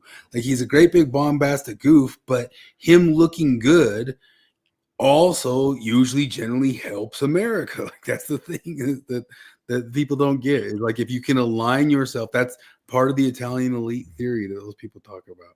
If he actually cares about the country and wants to look or be good for it, even if it makes him a benefit, if you align those values up together, it's like somebody who owns a house versus somebody who rents a house. The Machiavellian is renting the house, and they are going to extract the value that they can out of it. Whereas that narcissist wants to be known as, I'm going to make it the biggest, bestest, greatest house ever. I'm going to put a gold way in it or something like that. And give me the narcissist over the Machiavellian. Maybe he'll bankrupt you building the golden arch for your house, but at least he's trying to make your house good. You know what I mean? That's the size of this fire compared to the Chicago fire. Fuck, that's wild. In this Chicago fire. Although I'm guessing during that time frame, that fire probably is a bit more of a devastating thing for how the range of people and stuff, but I don't know. What do I know? I don't even know. As Machine Gun Kelly so poetically put it one time, all I know is that I don't know nothing at all. And then he said that another 50 times in that song. That's beautiful. It was gorgeous. Did you see the thing about how come why does the song sucks by Pat? I started it. It's one of those things that like the why does this, what makes this song stink? You have to watch it, and you got to watch it in real time. So usually the things I'm doing, I'm listening to while I'm at work. So I'm like, I need to just sit down and watch that all the way through, because that's I have a reverence for the what makes this song series. It's having a visual of it. Yeah, it is. It's way better if you just watch it. Well, that one talks about interpolation, which has become a bigger problem. I know that even Beato, which Pat Finnerty always goes, Beato, I just pulled a Beato. But Beato's even been talking about the interpolation, where all these bands are taking old songs and putting their own words to it and calling it interpolation. Oh, God. So he takes the Country Road song, but he puts his own words to it, which I guess is sort of done by Chris Rock in Sweet Home Alabama forever ago. But that was... now everybody's doing it. So. You know, honestly, the interpolation, it wasn't the worst part about that song. It was pretty bad, but to me and my autistic brain, it was rhyming things with things. Like I wanted to kill Kid Rock after he did that. Yeah. Little things like that will get you. It'll get you. Those fires caused inequality. Those fires that burned down all those rich people's houses caused the inequality. Yeah, inequity. Oh no, it does say inequality. I'm sure it's also inequity. Mm-hmm. There's a bunch of looters, and there was a bunch of stuff too. A video of catching people trying to start the fires too, and stuff like that. But don't talk about any of that. I thought we had agreed that it was racist to release mugshots in California. Listen, the last thing I would want for something to happen is if we find out that this could damage the reputation of any sort of group, either they did it or not, which I can't imagine what this is doing to minority populations. The perception or the homeless population. We don't Yeah. want to have a perception that they start fires all the time on purpose. So I forgot. I was going to ask you, what's your name about today? Oh, well, I was gonna maybe get into that, but it might be too much of a thing. But that became a big old thing on Twitter between the right versus the woke right, supposedly woke right. Christopher Rufo put out a tweet being impressed that Panda Express managers make $70,000 a year. And of course, like a bunch of the other right wingers came out and saying, "What the F are you talking about? Like that's like even $70,000 a year won't get you a house or something like that, and nobody's going to go take that job. And even still, some H-1B Indian person is going to go take that job or something like that." And even Matt Walsh finally like jumped into the fray of the wokes versus I just barely listened to it. He jumped into it on his thing. And he's talking about those guys like saying like, so what's the answer though? Just don't do any job ever anywhere. But it's kind of one of those things. It's become a meme now. So now there's memes everywhere of people. I think I have one or two of them here. There's It's got some of the Panda Express memes going around. Yeah, the Patrick Bateman. Yeah. Okay. Yeah. It's like there's one I saw that was like a impressive. card. Yeah, there's a card, and the card said Panda Express Assistant Manager. And then, whoa, impressive. Yeah. Yeah, here's one. So if you see these around, that's what that's about. What does that say? I can't see it very well. Don't you want to know what I do? No, not really. Well, I work at Panda Express. Have you heard of it? Yeah, there's one where the card just like says the Panda Express Assistant Manager. So a bunch of people are like making fun of that, but it's caused another huge rift on the right of the people who say we need to sympathize with the Zoomers coming up because there's no future for them. There's no pull yourself up by your bootstraps and get a job and go work 70,000 as a Panda Express manager or something like that because there's nowhere to go from there. But that kind of gets into some of the point of those dissident right people that there is a little bit of doomerism in it. Like, well, what are you supposed to do then? You know, besides get up and go and work and try and do stuff, and maybe these next administrations will do something about certain levels of intentionally discriminatory blocking of advancement. Why is it? Which is real. I don't know, like why for so long people tried to act like that wasn't real. It's 100% been real and been there my entire life. The only reason I got out of academia, just like Scott Adams, is I was told under no uncertain terms there would be no jobs for me in literature in higher academia. I was told, like straight to my face. And I was real kind of pissed about it because I was recruited into the graduate. Like I didn't really want to go into graduate school for that, but they recruited me in because of my grades and because of how I performed in some undergraduate stuff.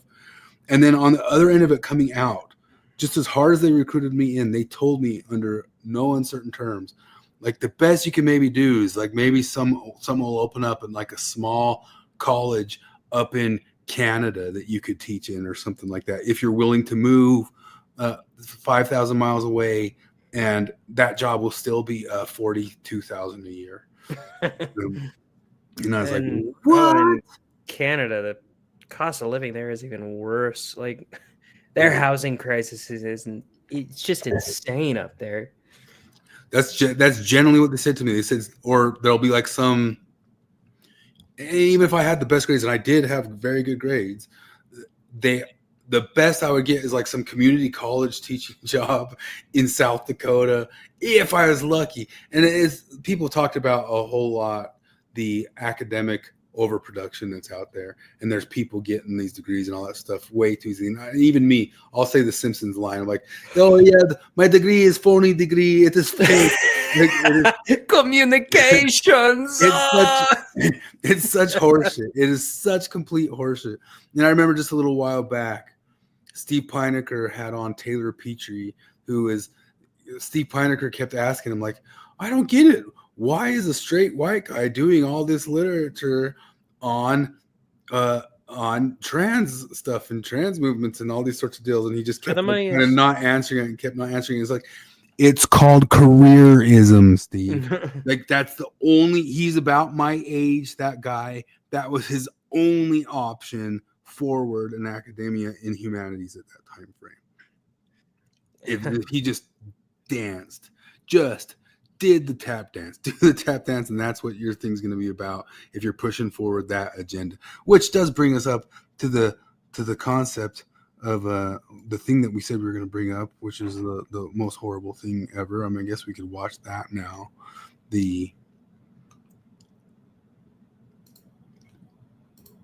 Oh my gosh. I mean, so I just saw Colby Reddish today, who was on Bishop's interview thing, and he brought up debating Jacob Hansen, and Jacob Hansen tried to throw a curveball at him about the trans stuff. And he said, what if he wanted to have a debate? And because I mean, I saw Colby back off when he said that, but he just used the line, well, that's some bigotry. That's just some bigotry, which is always like an easy escape hatch to get out of stuff. But I think that you do fine, like in a debate, if you're debating truth, claims, and Mormonism. But that's as long as this stuff's around, Jacob and other people are going to be able to pull out and say to you just what is a woman and that type of stuff. And Colby said in the thing, I mean, I guess maybe we could pull it up. He said, what, am I supposed to debate that trans people exist? No. Yeah. Shut the fuck up. Yeah, that's Shut the fuck up. There's nobody, or essentially nobody, who are arguing that people who experience gender dysphoria don't exist. I'm so tired of it, because I don't know. I've explained it the last couple weeks that, like, there's ideas that are so stupid that I don't even want to engage with them. Mm-hmm. Flat Earth is the example I always use. I don't want to engage with it because it's just that level of stupid. And when I listen to them debate, it's stupid. But like the trans argument is dumber than Flat Earth argument. It is. But I engage with it all the time. And the reason that I engage with it is because it has power at this point. Like, there's a significant enough population in the Western world that believes that a male can be a woman. And I use that verbiage intentionally. I'm using their verbiage. I think woman and female are basically synonymous when we're talking about humans. But I understand that those guys think that woman is in reference to gender, whereas as in female is in reference to sex. So I say males can be female or females can be men. And the issue is that if that percentage of the population all of a sudden started believing that the earth is flat, I would engage with it in the same way. And it annoys me that I have to, but I'm like, that's what we're talking about now. It's becoming a wider thing. I mostly just ignore flat earthers. They're harmless. Like, if I always talk about the Jonathan Pageau book, The Earth is Flat Most of the Time. I like that. And I haven't read the book, but the basic argument is that, like, for most of your life, it doesn't matter if the earth is flat or round. It also doesn't matter if males can be women or not. For most of, like, if I have an orthodontist who believes that the earth is flat, but he's like the best orthodontist ever, I'm still going to go to him. Yeah, he's got some crazy beliefs about that, but it doesn't have anything to do with it. If I have, like, I don't know, a contractor, like if I want to contract Kevin to build a deck for me, he builds great decks. If he believes that the earth is flat, I don't care. That's fine. He can build a fucking great deck. It's not until you get into like astrophysics and shit like that it really matters. And it's the same with the gender shit. Like, if I wanted Kevin to build a deck for me and he believed that females can be men, well, whatever. He believes a stupid thing. But this is such a prevalent fucking argument right now. Yeah. Here it is. Concerns, and I think it's hilarious that he thinks that I care at all about his opinion. So will the debate happen then, or is it not probably going to happen? I mean, I'm still willing to engage with Jacob on the topic of Book of Mormon historicity. Yeah. for But a he wanted while to- there.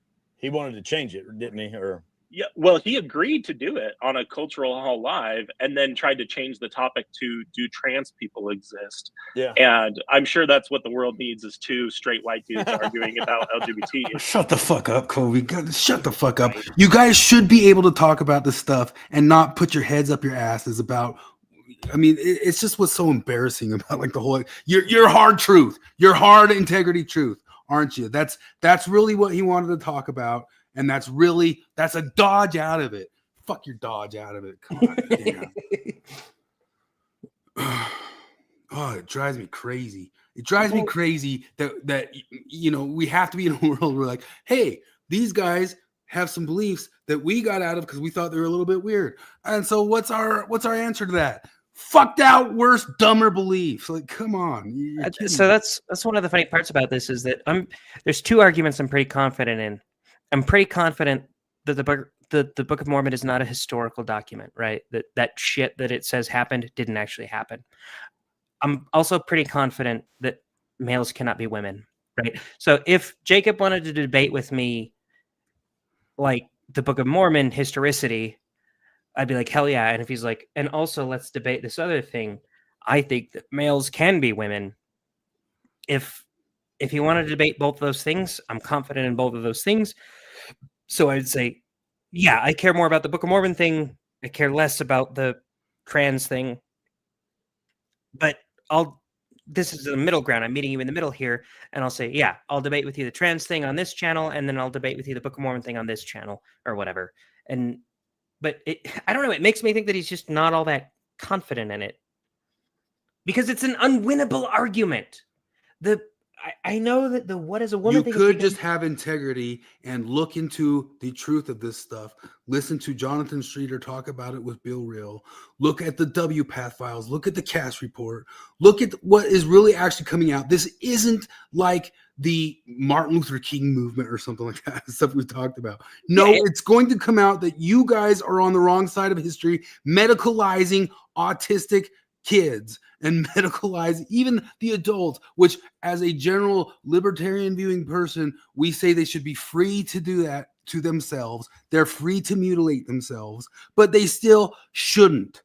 Yeah, nobody should medicalize themselves that way. If a person with body integrity dysphoria comes to you and says that I want to amputate my arm because I am an amputee trapped in a whole body, I'm going to tell you that, like, yeah, you're free to do that. The doctor that does it to you, he's a piece of shit. Yeah, like this one. And this one actually made me mad. I got get just mad as at- mad I get as this. mad that anybody is still not looking into it hard enough and still buying the propaganda that we done did this. We did this test. And this. No, you didn't. And no, you didn't look at the test through history. You didn't look at Zucker, that guy back in the day who talked about most of these kids will desist, almost all of them. And the ones who don't, they should be waiting until they're 18 before they medicalize themselves. Well, and I thought about it because, I mean, I've mentioned it before, but I watched the whole Jazz Jennings saga since he was a little kid. And then I started watching the movie or the TV show when it came out. And I've always felt like nothing but sympathy for this kid. This poor kid whose mom convinced him that he was a girl when he was 2 years old. And like, even that is, I would say, I don't know, it's probably the same amount of evil, but like this video is just flat out evil. But Jacob is right. Like, you guys don't get to stand on some high horse of truthless integrity until you face things like this that aren't popular to say and realize the truth of the situation and get on the side of saying it and being willing to say it. That doesn't mean that you don't have compassion for people who have a dysphoria or something like that.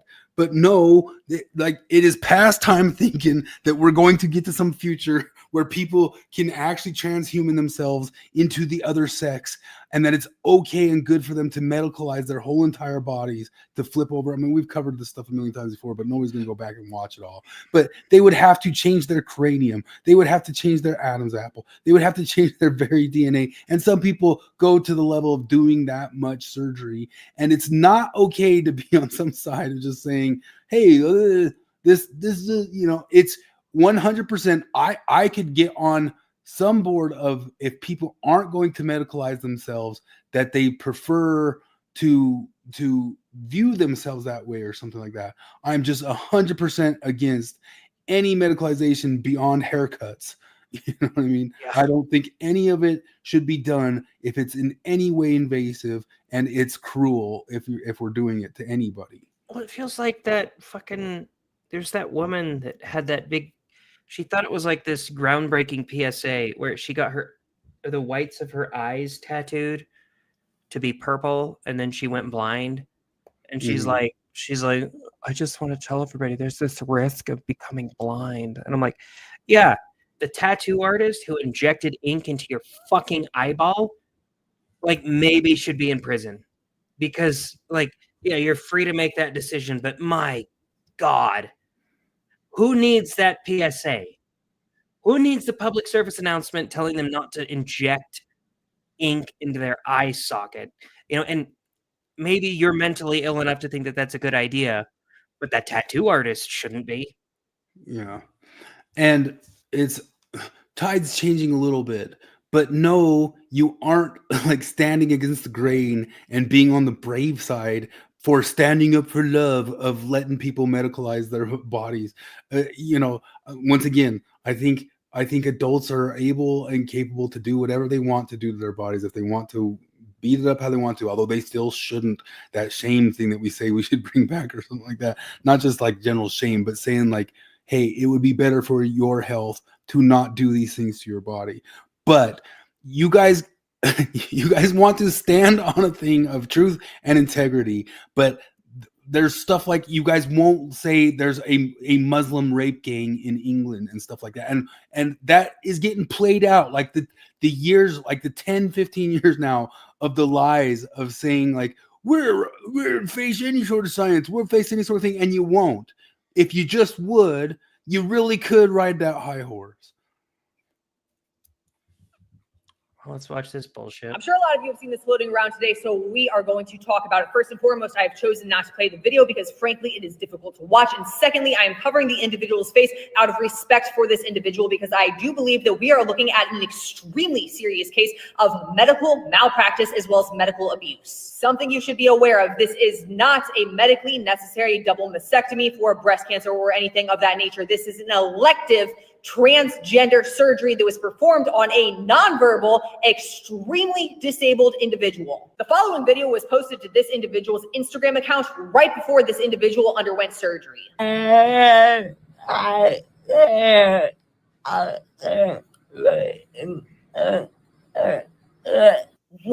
kind of doctor? What kind of doctor would perform this surgery on an individual who is as incapacitated as this? What type of money-chasing pile of garbage, human piece of shit, thinks that this is okay? Oh, and it gets worse. It gets worse. Leading transgender doctor insists that nonverbal autistic minors can consent through their drawings because they can draw their feelings, okay? It gets worse again because they say that if someone cannot consent, it's discriminatory. If you think this is anything other than malpractice and abuse done in the name of money, you are out of your freaking mind. This is fucking unacceptable. So I feel like there's a lot fucked up with that, but like the worst part of it is that last clip that she showed. And I took a screenshot of it. It's part of that article, and it says, we can't just say, well, until you can be verbal and answer these questions we have in this assessment packet, we can't clear you. This is really discriminatory. I'm like, yeah. Yeah, when you're trying to lop somebody's healthy tits off, you have to be discriminatory. And that feels like that feels like a righteous discrimination, you know? Like I feel like if I'm a doctor that does double mastectomies and I'm working with cancer patients, or I'm working sometimes like for a breast reduction for a woman who has back problems and her boobs are too big and it fucks up her back. Like that's a real thing. I understand that. But if somebody comes to me and says, chop off my tits, I'm 15, or chop off my nonverbal autistic daughter's tits, he is a man, I'm gonna be like, wait a minute, hold on. And they're like, we're gonna pay you the full $15,000, and I'll be like, oh, okay, yeah, sure, I'll do that. I'll lop off those healthy tits. It's Foucauldian, man. It feels like that same postmodernist argument of like, yeah, nonverbal autists, by you claiming that they can't consent to having their boobs cut off is like denying their personhood. It's the same thing that Foucault constantly tried to say Well, about children. You're denying children their sexuality by saying that they can't consent to sex. At some point in that same video, Colby said, yeah, I'm just that guy. I'm that guy. Everybody always said that I'm that guy who just speaks truth and just says the thing and was like, oh, I don't know if you should have said that. Colby, they are mutilating autistic people. That is what we are just saying it like it is. We're that guy. You're not that guy. Like, say the true thing. Look at the true thing. Face the true thing. Look at the true thing in the face. They're mutilating autistic people. Autogynephiliacs are doing sex perversion performatively in public. You know, okay, this is a little bit off topic. I want to understand how shadow banning works on YouTube, because like I'm looking in the StreamYard live chat, I'm seeing 3 comments from Blue Meanie, and then when I go to YouTube, I only see 1 comment. It's just the only comment I see on YouTube is Blue Meanie saying Risto, yep, that too. But then maybe it's disappearing or something like that. yeah, I don't know what the hell's going on, because I've been checking that out for the last couple minutes, and it's weird. I mean, I know it's not us, like we're not stopping people from talking, but I don't know, that whole thing just, I guess it just drives me nuts, because we've been picking on some of the ex-Mormons here today, and we could easily I have a clip of the Light and Truth guys and stuff like that, but I mean, I guess it's what it always has been, is we're saying like, no, you guys are not, at least so far. I feel like there's a general change in tides, and maybe you guys can ride that tide. But no, you guys do not face truth. No, you do not unabashedly not censor people or censor ideas or censor concepts. No, you aren't on that high ground. oh no, for sure not. It like, I don't know. I'm maybe extending Bill Reel and RFM the grace that I don't know. Maybe they don't censor the comments. They just had Maven there doing it for them, and they did kick her out.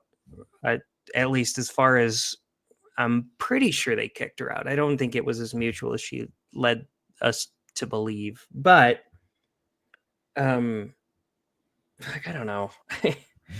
Yeah, Riso says it's not just autistic kids. I mean, those are the ones that I especially feel bad for, but also, yes, young girls as well. They are susceptible to social contagion, social contagions, and that's just real. I mean, it all stems back, and I have plenty of experience with this, being in the bodybuilding world and the world of eating disorders. It all stems back to bulimia and anorexia. It's the same concept. It's the same sort of thing that's happening, cutting and all that sorts of stuff. And you guys I how many times we've gone over it, but I don't know, just for some reason I'm feeling like triple incensed about it right now, because it feels like you already should have, just like you guys are upset the Mormons haven't deconstructed yet. How have you not deconstructed it yet? How have you not looked harder into it and looked at it for real? Really looked at the WPATH files, really looked at the CAS reports. Go back and listen to the stuff that Jonathan and Bill Reel talked about. And, you know, you can be compassionate and all that sorts of stuff to people who have. I mean, I know as well as anybody in this morphia and the eating disorder world that just because you realize and find out that the thing's unhealthy and difficult for them, it doesn't go away just because you snap your fingers. Like, you still have to deal with it. Like that dysmorphia or that bulimia or that anorexia or that tendency to feel like they need to cut themselves is still there. I'm not saying doesn't exist. Yes, that exists, but dealing with it by, I know the old trope that they'd say is this, like, yeah, let's go ahead and tell the bulimic kid that they're definitely fat and they need to triple down on that. And the body dysmorphic guy is like, yeah, your biceps could be bigger. You could get, you're not the most jacked guy, that sorts of stuff. No, like there's different ways to deal with it. Did you ever see the movie Lars and the Real Girl? I haven't, no. I felt like that thing was like a precursor to the whole insanity of all this stuff, because the whole entire movie is about a guy who decides a sex doll is his girlfriend, but the whole entire community just jumps in saying, we're going to play along with him, and if you don't play along with him, you're an asshole. And yeah, I mean, we've been talking about this for centuries. It's the emperor's new clothes. Yeah. I feel like I always kind of dismissed that as like, yeah, good thing we don't do that, until a lot of this shit came up where, I mean, you saw an entire half of the country doing that for Biden when he kept saying Biden's sharp as a tack. I'm like, no, you don't. There's no way you think that. There's no way, right? Yeah. I mean, there's just so much of it. There's just so much of, I mean, I guess they say everybody has blind spots or something, but some of those ones feel like, you guys, we know the old Solzhenitsyn thing. You know you're lying. We know you're lying. You know that we know you're lying. You know that we know that you know that you're lying. You say the social And distancing? All of them. No, did I say? I didn't hear what you said. I think you misunderstand one of the words I said, but I don't remember which one it was. But it's just, that would be another one of them. But yeah, along those lines of I said the Solzhenitsyn thing. I think that's what you heard. Oh, yeah. Solzhenitsyn said that quote of, we know that you're lying, that we're lying, that you know that we know that you're lying. Yeah. But that was reading about Gorbachev. One of his grandfather got sent to a gulag for years and endured that shit. And then when he came back, they asked him, like, do you still like Stalin? Because he was like a huge Stalin guy. And he's like, oh yeah, brother Stalin had no clue about this. There's no way he knew about this. Man, I love that movie, The Death of Stalin. It's so fucking good. It's the best. I need to watch it again soon. But just some of the stuff where none of them could speak the truth to each other, and they all knew what the truth was. Yeah. And they're all just like standing around each other, not able to say anything. It's just the most brilliant stuff on earth,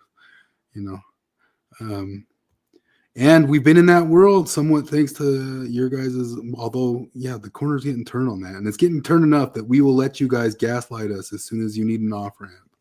But, Yeah, I have a difficult time with that.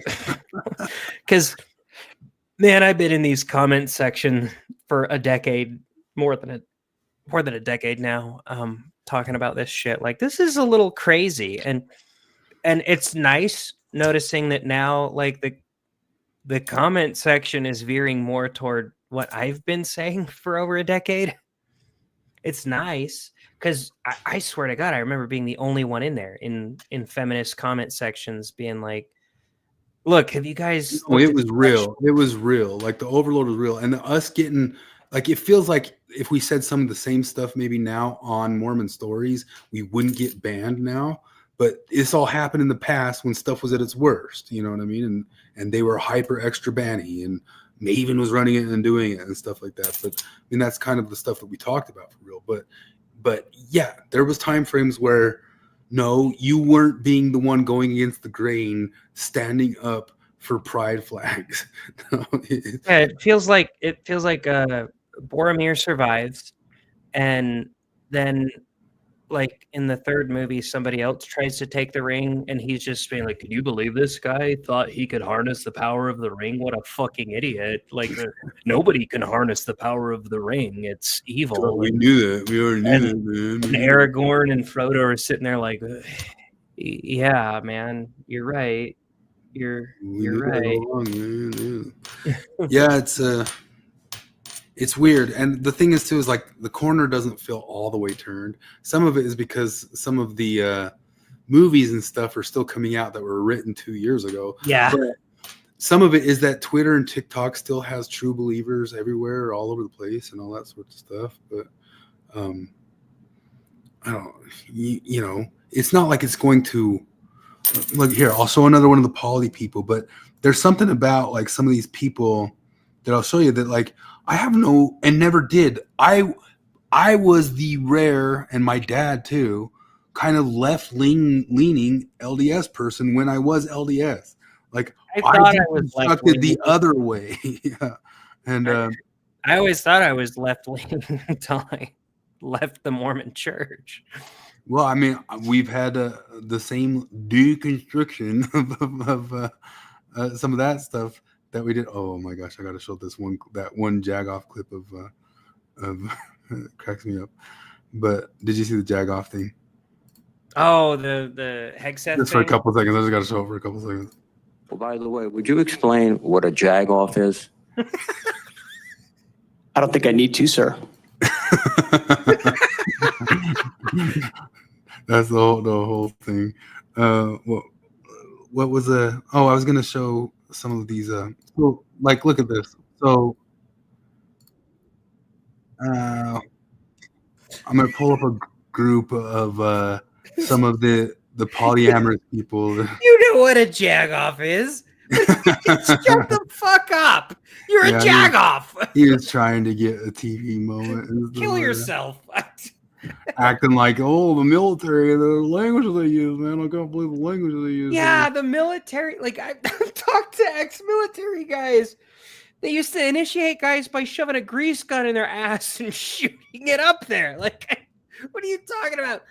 Oh, man, our military guys can't be using such coarse language. Shut the fuck up. Yeah. Here you go. So there's something about What it's this, really- like, obviously these people have their issues. What it's really like being polyamorous. Oh, this might be a different one, but You like being polyamorous. Part 2.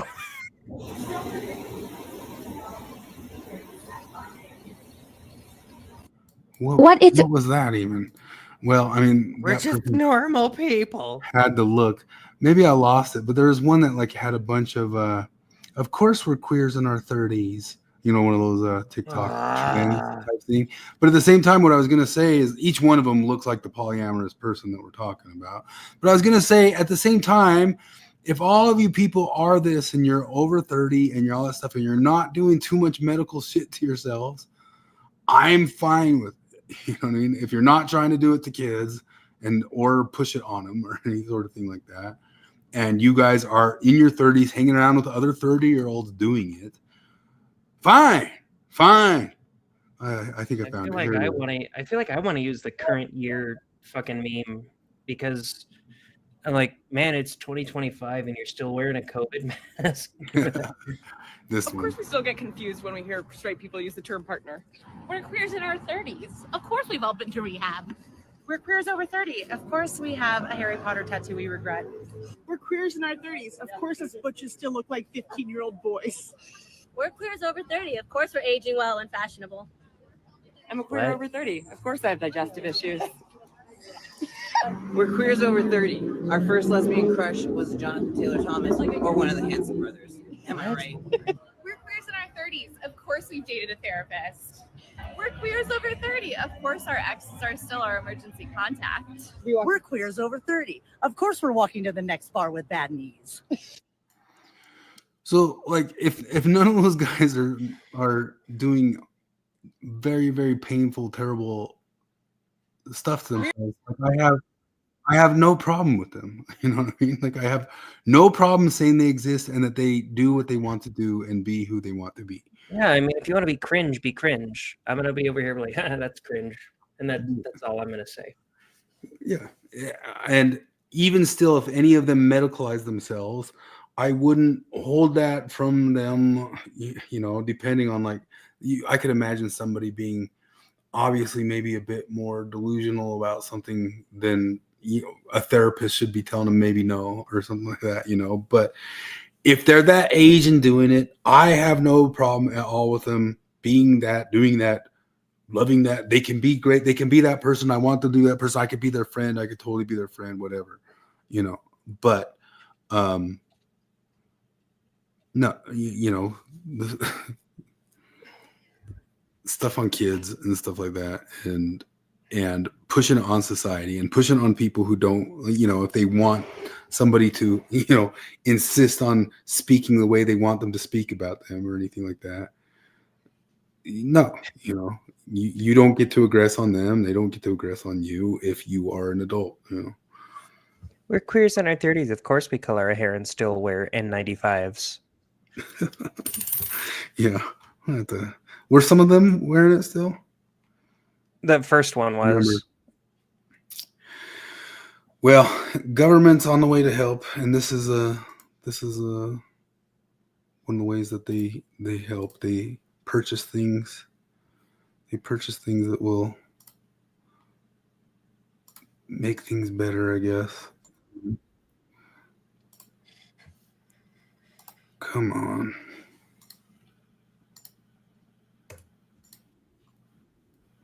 I got so many different like polyamorous videos open up that I never even shared. I'm like these different people. But check this out. Can you name the 4 players? Did you ever? It's the big scandal during the Reagan administration when they found out that the Pentagon is paying $700 for a manually activated, inertially enhanced impact generator. Right? A manually enhanced, inertially enhanced impact generator. Well, yeah, I mean, whatever that was, I mean, it sounds pretty complicated. No wonder it cost $700. But you know what it was? A fucking hammer.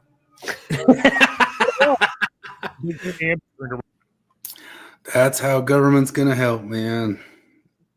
Government. Yeah. What are you gonna say? You like you're some sort of expert on what that is. Oh yeah. You know what inertia the government needs. I'm just such an expert. I know what inertia equipment the government needs. Really? You're gonna criticize them for that? Go back to making me a Subway sandwich. You fucked that up anyway. That makes me sad. Bill Burr was like one of my favorite comics. Yeah. I mean that take is such an old, easy take too. Like, you're sitting on the internet in your underwear. What do you know? Like, first joke of that's ever been done. It's like calling people out for living in their mom's basement. Yeah. And you have no girlfriend. You live in your mom's basement. You have pizza on your shirt or something like that. Yeah. And Jimmy Kimmel called him in to say it. It's just to. But the problem is like, sorry, Bill Burr, any idiot can look at that and see that it was mismanaged. Yeah, and yes, I could have done a better job than those people. I'm 100% sure if I just marched myself up there myself and just did some bush cleaning, pay me $750,000, I'll take out some of those bushes. Like, come on, that would have been a little better than what they did, which was nothing. You gotta rake your forests. Oh wow, that idiot thinks we gotta rake. You can just like what? You get like a giant rake. Oh, what are you gonna do? You get a giant rake, like a. What's it gonna be? Pulled by 2 B-52s? A big old rake, just right over LA. Yeah, just rake LA like that. I guess you got him, man. It was you got him, Bill Burr. You got him. You're right. You're right. Trump's wrong. Me, I'm looking like an idiot. Corolla was talking about he felt that all those people are just going to endlessly make idiots of themselves because they just so knee-jerk say that don't do anything Trump says. So it's almost kind of like that Hitler thing, but if Hitler ate a carrot, I can't eat carrots or something like that. But Trump can get them to never do anything practical ever again just by suggesting anything practical anywhere. Well, it feels weird that it was prophetic, but just that meme at the very beginning of Trump's administration, the first time, it was just him drinking water side by side with a picture of Hitler drinking water. And my God, it seemed like an exaggeration at the time, but it's just not. I don't know what they're going to do because, they got the inauguration in a couple days coming here. They screamed so hard about them being Hitler. Then at the end of Biden's administration, it's like, so Trump actually negotiated a ceasefire. The left, who supposedly screamed that was the left screamed that was the biggest deal for them, why they wouldn't also vote for Biden. And Trump marched in and got it done before he's even in office 3-4 days before, because he's Hitler. And, I don't know. I just kind of don't know where they're going to go. Where are they going to take their Trump hyperbole? I mean, I guess you can wait for Trump to maybe do something stupid or something like that. But he'll do stupid things for sure. Yeah. He always does. He did last time, but well, I guess the Reich is starting in 4 days here. That was the normie liberal guy. Everybody was excited because I work with a bunch of, roughneck conservatives, and then the normie liberal dudes that are there, and we're in this meeting in the morning, and they're all excited about his inauguration, and the normie liberal guy's like, oh yeah, no, Trump loves uneducated people. He said that he loves uneducated people. And I turned to him and I was like, yeah, man, that's us. That's all of us. We're all technically uneducated. I mean, we did high school. Some of us did a little bit of college, but we're technically uneducated. Why is that an insult? Because I remember now, when he brought that up, it a flood of memories came in to Trump saying that during his first term. I love uneducated people. Everybody made fun of him for it. And I'm like, wait, hold on a sec. You guys are supposed to be the fucking warriors for the downtrodden, the uneducated. Why is it an insult? These class wars, you always try to pretend that you are the underclass. And then you shit on the underclass. Yeah, it doesn't. It's ridiculous. I love the quote that Michael Malice always gives too, where he just says, "Smart dogs are way easier to train." And it's a little bit like that. The meme of the midwit. The midwit meme where super intelligent people and idiots kind of line up agreeing about certain things. I know. But yeah, there's something about if you have a certain level of midwittery, you are easiest trained to just buy things as they're stated or right in front of you. You are the person, all the way back to our original conversation. You're the person that Jared can beat in Secret Hitler game. You're the person I can beat in poker. You're easily played. I was gonna post something up, but Colin Wright had posted something. It's just not. Twitter's so weird, man, because stuff just gets buried so fast. But he had some sort of graph. Oh no, I found it. He's got this graph, and I don't know exactly how it's charted, but it shows how the humanities has just gone off the rail visually. And I was in graduate school in the humanities, and that's why I also agree it was phony degree. It was horseshit. I too am the uneducated. It doesn't matter what amount of grad school I got. I was up here in the humanities. It says consilience is the idea that all knowledge should eventually interlock, producing a unified understanding of reality. Below is a network showing this unity as measured by co-citations. It appears the humanities never received this memo and have reached escape velocity. All up here. And that's just true. It is phony degree, And so many people you hear on TikTok, it just blows my mind how many people around there just talk what used to be grad school academic schmacademic language of this stuff that's just pure bullshit. And that's why Jared and I here were on that discussion with Jacob Hansen, which some ex-Mormons could think like, oh my gosh, that was traitor to the tribe. We were traitors to the tribe, where we were there making fun of the stuff that was John DeLynne's daughter's book, which we brought up here before. This right here. This shit's escape velocity shit. It's up there in the escape velocity shit. It's horseshit. It's public. We weren't out of line talking about how that stuff is escape velocity. Maybe It's I am an not- elitist, because I'm like, I'll say shit like, like parents need to be real with their kids. And if college isn't for their kids, they need to tell them college isn't for you. Go to a trade school. And that's perfectly dignified and perfectly fine. So maybe I'm a little bit of an elitist in that I think that like John DeLynne's kid, she shouldn't have went to college. Yeah. Because she produces shit like this. Yeah. Shit where she has a glossary of different bullshit sexual identities. It reminds me of when I was a kid, when we were talking about the Triforce in Zelda, right? There's the 3 triangles in the Triforce. There's the Triforce of courage and power and wisdom. And we're like, but what if there's like an evil counterpart to that Triforce? Of a Triforce of chaos and a Triforce of evil and a Triforce of cowardice or whatever, and then on the bottom of it, like we're making all these other Triforces and shit like that. We're in like the 4th grade, so of course we're retarded, but like that's what it feels like. It feels like that same level of thing where I'm like, oh yes, you're demisexual. And I'm like, well, why is that? Oh, because you only want to have sexual interactions with people that you connect to. I'm like, I do feel somewhat demisexual, but I find that it's only people I'm sexually attracted to are people who are intelligent. Like I'm actually sexually attracted to their intelligence. Oh, then you're sapiosexual. That's a totally different thing. Like they're just coming up with different bullshit. Like we had the things mapped out. Yeah, we already had heterosexual heterosexual and homosexual have pretty easily defined definitions. Like you're attracted to the opposite sex or you're attracted to the same sex. Even bisexual makes sense because it's like, oh, you're attracted to both. You'll fuck both of them.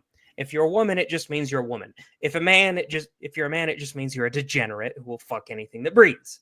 That's all it means.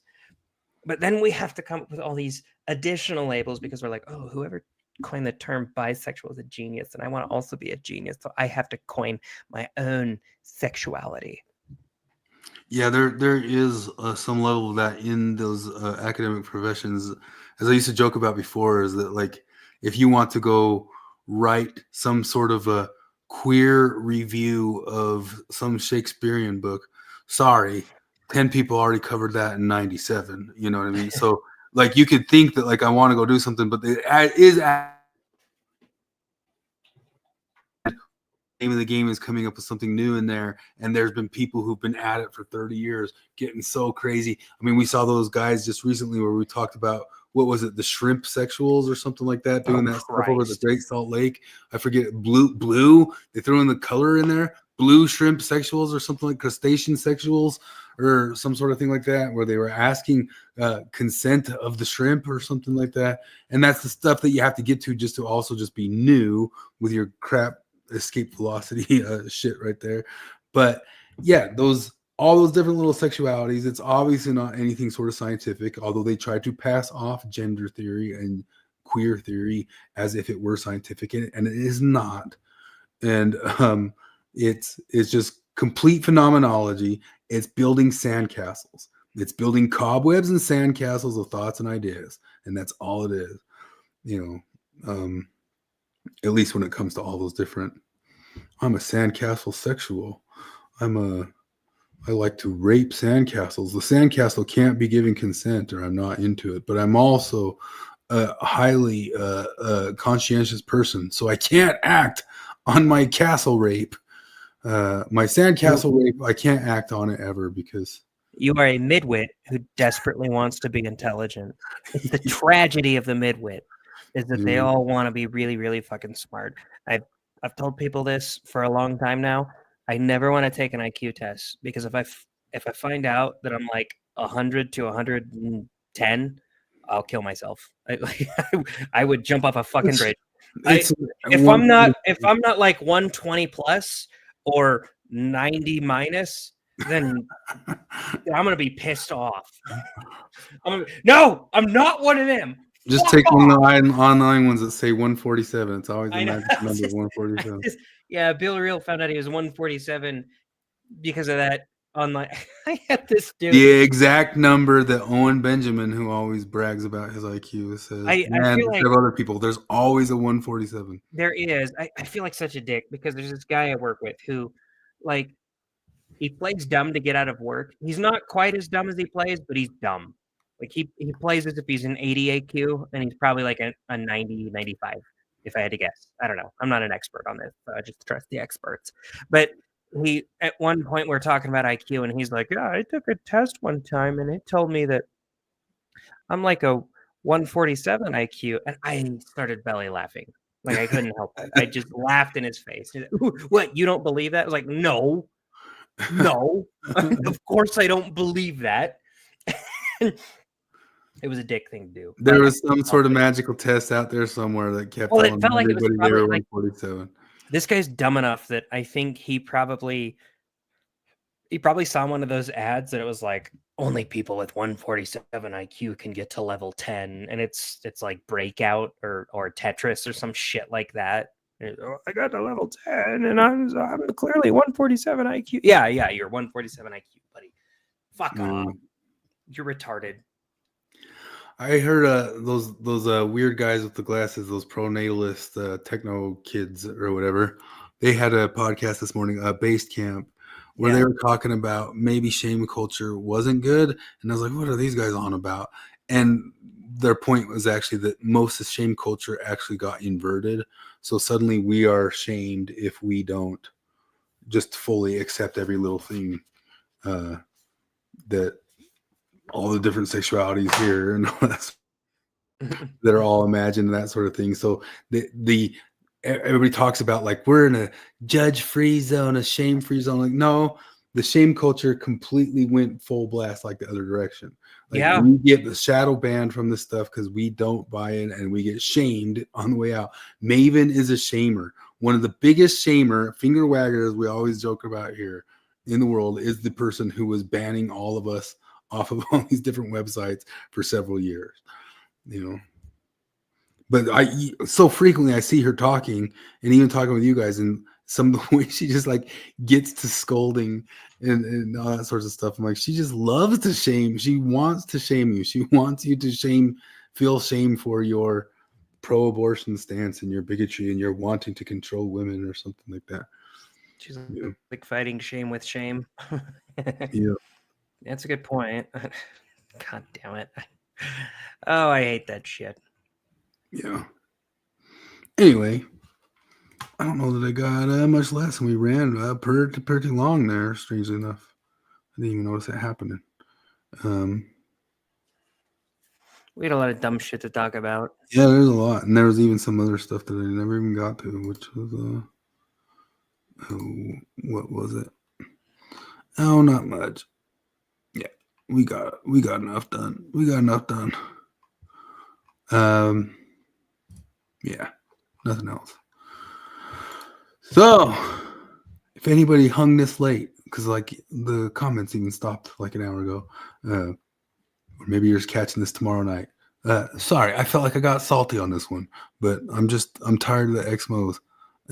I don't want to be tired of them anymore. Like you did get a little salty.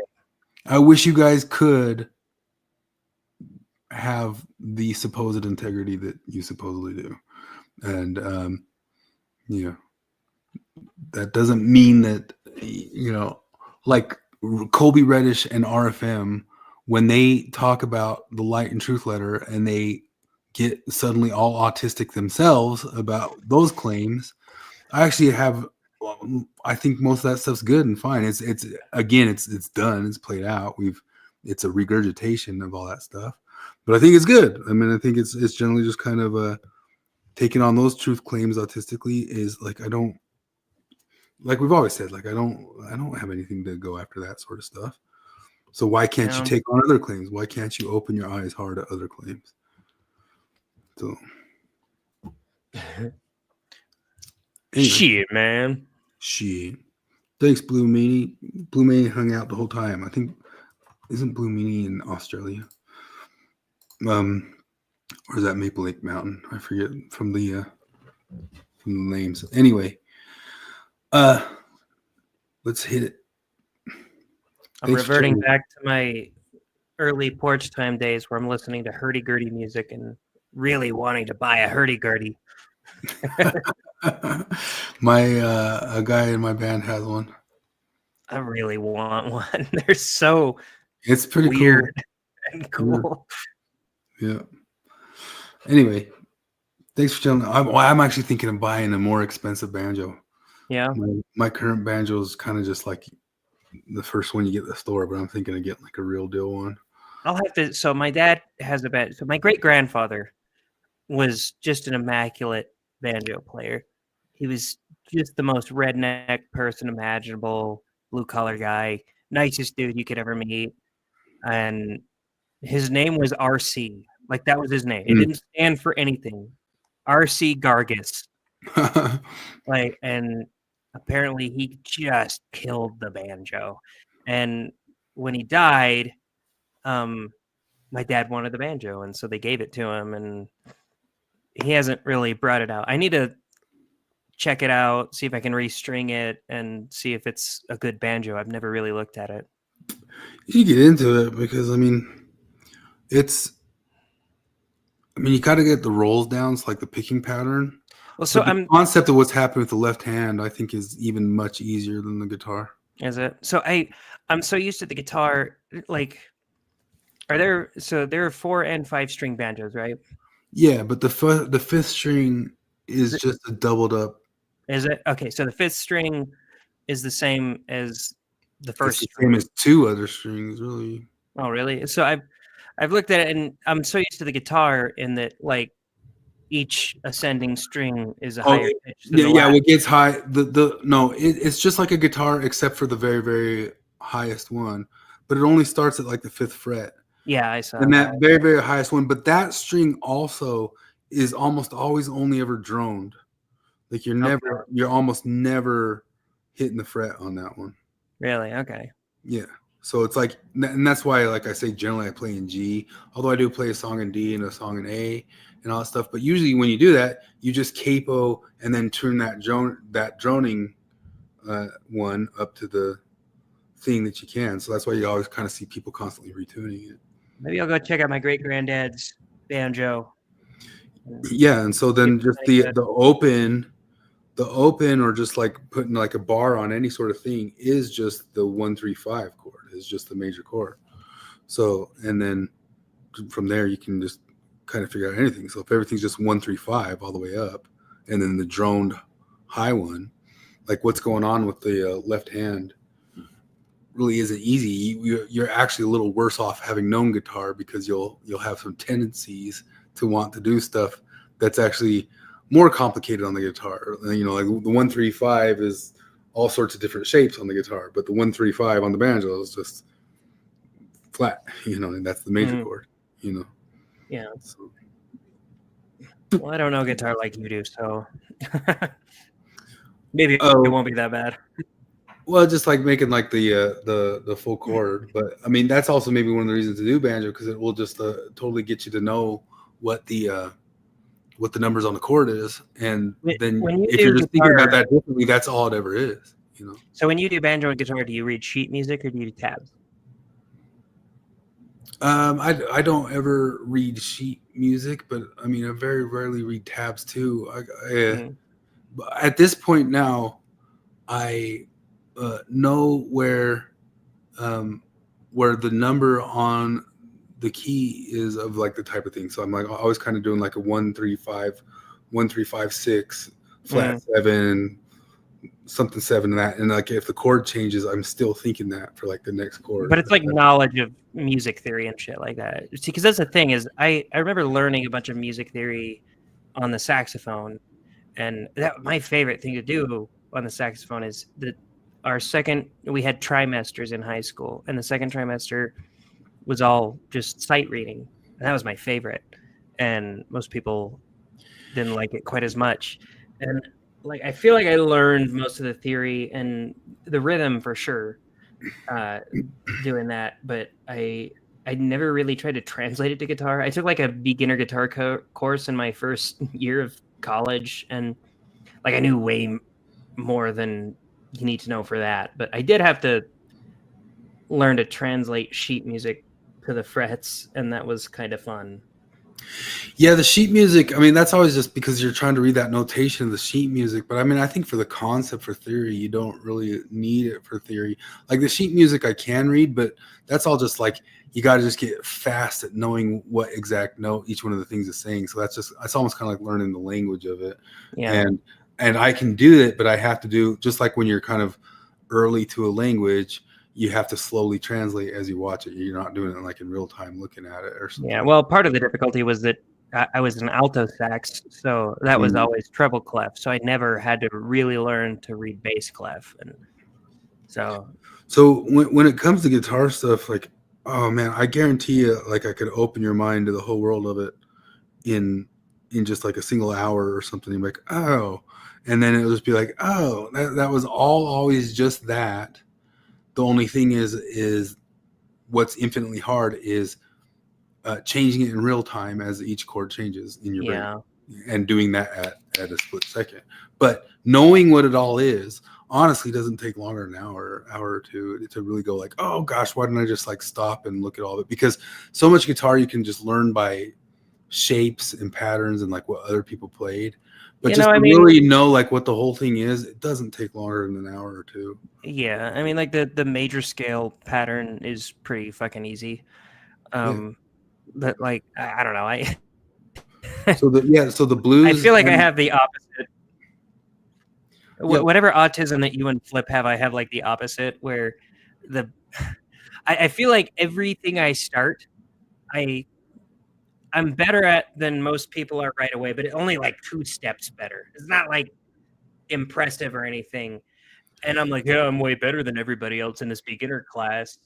Well, it's kind of one of those. I'm not like willing to go past that, you know. I remember in like the school, like when that was that online school, the Khan Academy, when it first came out. I remember watching some TED Talks on that back when TED Talks were good. But they generally talked that like people who are gifted have a tougher time passing their plateaus because people who don't aren't gifted never have that plateau because they were just working all along, you know. So they just kind of like keep going and they pass it. So if you're just somebody like it comes natural, the plateau is a little bit easier to like get stuck at and stop at, because like, oh man, I had all that sorts of stuff and I'm just like right there. But I definitely was kind of the same as you. But I mean, I was the same as I was gifted a guitar, picked it up good, got really good, really fast, and then just was kind of stuck at something for 10, 15 years, which was pretty good and could fake it like a whole lot. I could kind of almost fake anything just by sound and stuff like that. But then the day that I really stopped and said, all right, what's all the numbers and what's all the things? And I just went, oh, God damn it. Like that wasn't hard. Like, why didn't I just do that forever ago? That wasn't too bad. And then now doing it is like, oh man, like that. And then you see little things that like, that was always just right there. Oh geez. And I knew, and it's actually so easy, you know, that you're just like, why didn't I just stop and buckle in and just make sure I learned it one time? And that was it. You know? No, that's me. That's Morgan's so much better at me than I am at like working.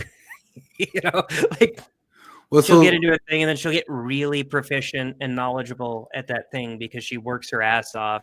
I get like to the 3rd step right away, and I'm like, yeah, I'm at the 3rd step, bitch, and then just. So do you know like a major scale? Yeah, no, I know like. I mean, I think I know like the G, D, and E, or no, G, D, and C major scales, just in like first position. And I know like the major scale pattern. Yeah, so you know that's like basically everything, right? That's all it is. Thank you. All it is it's like the minor scale is just the major scale. It's just it's starting on the second of it, or starting on the third of it, or starting on the fourth of it. You know, and that's really it. And so the different 7 chords all the way up, like if you're in a G, you just have a major, a second minor, a third minor, a fourth major, a fifth major, a sixth minor, a seventh diminished, and then back to the 1. Those are all just notes that are in the scale. If you just follow the scale, it will make each one of those chords like all the way up. And that's the chord inside of that's all the chords inside of the key. And that's just like the whole entire key right there. So if you're doing the second minor, you just start the scale on the second, and that's just the minor scale of that type of thing. You start the third, and that's just the minor scale of the third. It's technically kind of a different mode, but the minor that most people associate with stuff, the natural minor, is the 6th. You know, the 6th minor, but it's just that scale starting on the 6th. That's it. So you know the whole scale. That's the whole entire scale. And then maybe there's just also a blues scale, and that blues scale is just where it's just a 1, a flat third, a fourth, a fifth. No, I definitely do that. Seventh. I definitely do that with like just about everything. Think that it's probably more complicated than I'm willing It's not to. more complicated. That's it. It's all just, Well, I do it with the major scale, and it's always just been the major scale. That's it. I do it with like even the shit we talk about on here. You know, like we'll talk about Foucault and stuff, and I'll hear you rattling off all this Foucault, and I'm like, man, that's complicated. I would have to read so much to understand that, and then I read like 4 paragraphs of a Michel Foucault book, and I'm like, oh no, I understand this shit. No, it is not. It is not stupid easy. Yeah, it isn't, and that it's really just the same with the music thing. There, like the lie of it is that there are all these kind of different scales, and there is kind of not really. It's especially like in the 7 notes, the diatonics. It's just those same notes, only you're starting on a different one of them, kind of. And so if you know the major scale, you already know everything. now you're just kind of starting at different spots of it, and of course, obviously, there's a lot that can go into that, and it can get real complicated. And so, like, I think with guitar, if you just know the major scale and like how the minors start off of those major scales, you know all the major notes, and then a blues scale. If you just know all the major notes and the blues scale, you know everything that every one of your favorite guitarists that you'd probably list has ever played. That's it. Yeah, I need to just, I don't know. When I sit down with something, and because one of the first things I did on guitar is, man, I really, really wanted to be able to sing and play, what was it? Under the Bridge by the Chili Peppers. And I was like, oh man, like Frusciante doesn't sing the melody, but it's like he writes it in a way that it would be easy to sing the melody while you play it, because all of the difficult guitar parts are while Kiedis isn't singing. So I just kind of sat there for like an afternoon and forced myself to get the rhythm down, and I did it. And I just, man, I'm not able to convince myself to do that very often. Like actually learn something difficult. Yeah, I mean, you can do it. I mean, you can do it. I mean, that stuff's just kind of like running and stuff, and maybe there's like some little tricks you can do. This is what country people especially do, is the places where you can mix the blues and the major together, and just kind of hit like a passing note of a blues scale while you're doing the major or something like that. And that's just where all the country sound comes from, and that's really it. Most rock stuff's kind of just either just only in the blues or only in the major, and then the pentatonics are, that's where it gets weird, is like the pentatonics are just some of the major. There's just 5 of the major notes, but if you hit any one of them, you're never going to get like anything weird, because you're just hitting them if you're inside the major. But the blues chords are shaped, like if you look at it visually, they're shaped just like the pentatonics. They're just starting a different place. That was one of the weird things to me is Morgan and her friend wanted to sing a bunch of Christmas songs at the mall the other day, and they're like, "Will you play guitar for us?" I was like, "I guess." And I'm like looking at the chords for a lot of these, and a lot of them are like instead of G, it's G7, and I'm like, I know G7, but I can't switch to it quite as quickly. Like the 7 chords, I can't switch to quite as quickly as I can the other bass chords. And then I start playing it, and I'm like, if I just play the normal chord instead of the 7 chord, it sounds fine. Yeah. So you see all those like chord numbers that like might throw you off, like a 9 and an 11 Yeah. and 13. Those are just circling all the way back around. So after you play a 7, if you go past the 7, back to another 2, that's just the 9. Back to another 4, that's just the 11. And back to another 6, that's just that's a 13. So they're technically only there after you've already played the 7. Does that make sense? So yeah, I get you. Yeah, and so that's it. That's really it. And if it says major 7th, that's the that's just when the 7th is only flatted 1 step down. Well, I mean, I guess they call it flat 7th because it's flatting the old 7th. So 1 step down from the 8th, which is also the 1. So 1 step down from the tonic, the G. The F sharp is the major 7th, and the F is the 7th. So only 1 down is the major 7th, 2 down is the 7/7, which they call the flatted 7th. I guess the last half hour of this was just us geeking out about music, huh? Yeah, but I don't know. People can listen to that if they want to or not. And but yeah, I know. I feel like the music is this great thing because it's like the only thing that forces me to listen to something in single time. You know, it feels almost like spiritual because I'm so used to like YouTube videos and like informational shit where I'm like, oh my God, please make this come at me faster. And then oh my God, have you seen some of those? There's some AI videos where it's Eminem and LeBron James talking about music theory together. It's some of the funniest stuff in the world because it sounds just like them and like they're explaining really complicated music theory to each other. That's really funny. Yeah.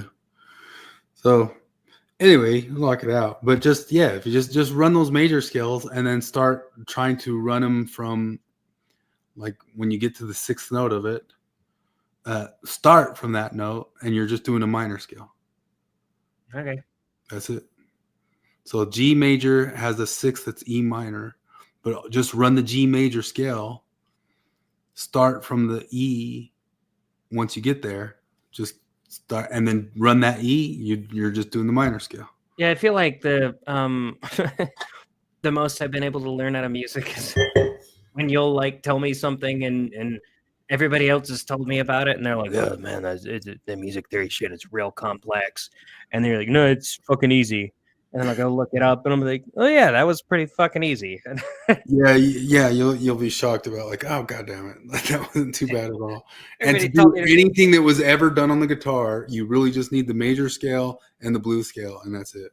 And then just putting them together and changing when the chords change with it, which you don't have to do. It's just the more you do it, the more complicated you can make it sound. Is that if the chords change, I'll also change to the new scales with it. Yeah, it's wild. Anytime I watch like some of the biggest shredders out there, I'm always like, man, none of this looks like undoable.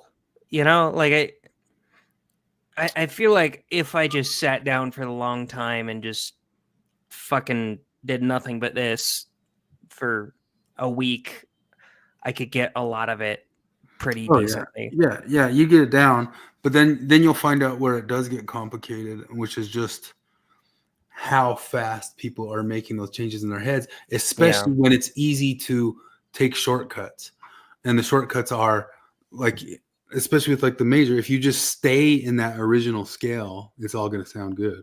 I think it's so you don't have to jump the scales when it changes chords. But where you get some of the better sounds is if you also jump the scale when you jump the chords. But you're perfect. It's going to all sound great. just Yeah. staying in that original chord, that It feels, original scale. it feels kind of like language to me. Like, I remember learning Portuguese and they're trying to teach me all the different tenses and all the different parts of speech and shit like that. And I was like, man, fuck off. I'm going to be bad at Portuguese. And then I get there and I just, through context, hear how to speak. And it's just, oh yeah, this isn't hard. Portuguese is pretty easy. These Latin-based languages are pretty well structured. And it wasn't too hard. I think if you tell me something is easy, I'm a lot better at it. Yeah. I mean, that's really how it is. But I think there's always a problem too in the world of like anything, like Foucault, like any of this stuff, is if anybody's good at it, they have some sort of invested interest in making it sound tougher than it is. Yeah. Even if they're just like interpersonal with you, they can't help but do it. Anytime I meet like a music theory geek, they're going to kind of flex and make it sound harder or more complicated than it is, or say, oh, that's not technically true, because it's really not technically true that the minor scale is any one of those minors. If you start on the second, that's where you get those modes. You've heard of, like, the tonic is the Ionian mode. The second is the Dorian mode. You've heard those modes, right? Well, you told me about them, and that was one of those things that sounded really complex to me. And then when you told me about them, I looked up videos, and I was like, "Oh, that's actually not that difficult." So that's really how it is. If you're starting on that major scale on the 2, you're playing a minor scale, but you're playing a Dorian scale. Mm-hmm. But the only one that's really actually kind of truly the minor is the natural minor, which is the 6th scale. So that's the true minor one, whereas those other ones are kind of different minors. They're modes, and that's where you get some of those well, the Phrygian, we joke about the Phrygian, that or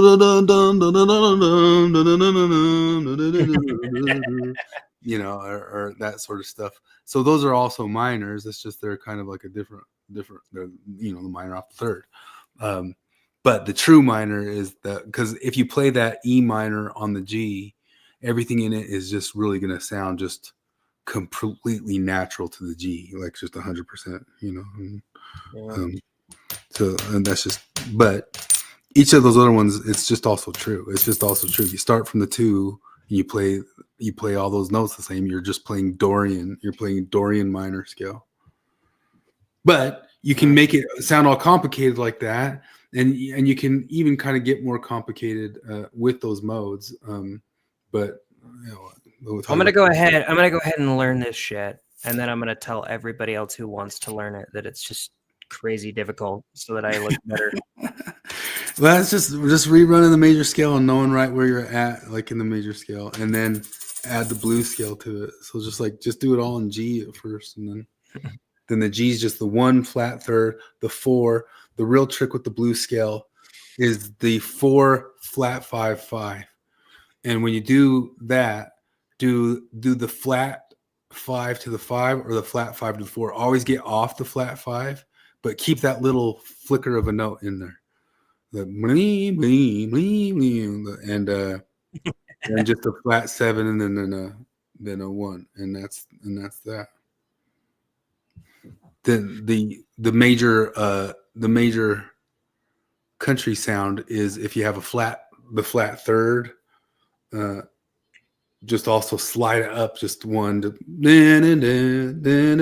that's so you mentioned flat picking, thick strings, thick pick. What's that? It froze up a bit. Oh, sorry. Is it so flat picking? You mentioned that's fat strings, thick pick. Yeah. All flat picking gets extremely hard because it's just doing all this, only never missing a beat, never missing an up or down. Or if you do miss an up or down, you still are tracking the ups or downs. Does that make sense? Yeah. No, I get what you're saying. You kind of made it sound like, so the flat picking, you'll do a downstroke where it feels like, or down pick where it feels like you should do an up pick. Yeah. Well, think about this way. Like if you're coming this way on your guitar, Mm-hmm. you're coming this way, but it's time to do it down. It's time to do it down. Or if you're coming okay, so you and it's time to do an up, you still just go with the one that's up or the one that's down, Okay, so whereas economy picking, obviously if your hand's going down this way, you're gonna pluck down. You're gonna do down pick. So it's basically, so flat picking is basically like On the downbeat, it's down pick. On the upbeat, it's up pick. Yeah, no matter what. you know, Okay. No matter what. And then that gets some like little country sounds, like that gets some little country sounds, especially if you like do a slide and like boom boom, like 2 ups with a slide in there. So I kind of Up, got that down, up. from just like from the pop punk shit that I learned when I was in high school. I was like, it's you can almost tell, like you can definitely tell when it's just like you're doing a power chord, but it's just solid downstrokes. Yeah. Solid downstroke eighth notes rather than down up, down up, down up. You know, and you're like, man, even in pop punk, this shit sounds wrong if you do down up. It's all downstrokes, and it Yep. sounds It'll get a more different right sound. like that. One of the weirdest ways, because you'll do a band roll, and what I mean by band roll is like hold like an F major 7, and so you're only playing the three notes of it. Yeah. And try a band roll where you go down, up, down, back to the top, but now it's up, down, up, back to the top, down, up, down. It'll feel really weird, but do it until it starts coming natural. And not only will it give it this kind of weird twang, but it'll sound like you're playing 2 different chords when you're. So I kind of feel like that's how I naturally do it anyway, because I think I'm somewhat musically inclined, and I think I'm more rhythmically inclined, and I've always done I don't know, I've always done it when it feels like it's supposed to be an upstroke. I'll do an upstroke or whatever, even if it doesn't quite make sense. So maybe that'll be something that translates a little bit. Yeah, it'll be hard. That's one of the areas that's difficult for me, because like I'll lose track of like my ups and downs, and have something if I'm kind of riffing for a long time with it, and it's something worth working on, or I have to reset when I didn't want to reset. Like if I really wanted to be hardcore, I shouldn't have had a reset in there, if that makes sense. But the average person listening isn't going to notice, but this crazy, insane guitar teacher would have noticed, you know. No, I feel like I've always noticed that shit, and it was seriously when I was in high school. Like all of my friends really liked Chili Peppers, and they wanted to learn Chili Peppers songs, and everybody wanted to learn "Can't Stop," and it's such an easy sounding song because do do do do do do do do do. Oh yeah, that one's hard. Well, it's hard because what he does there, and I feel like I figured this out like right away when I heard it. He's not picking, he's strumming, and he's muting every string except for the one that he's playing.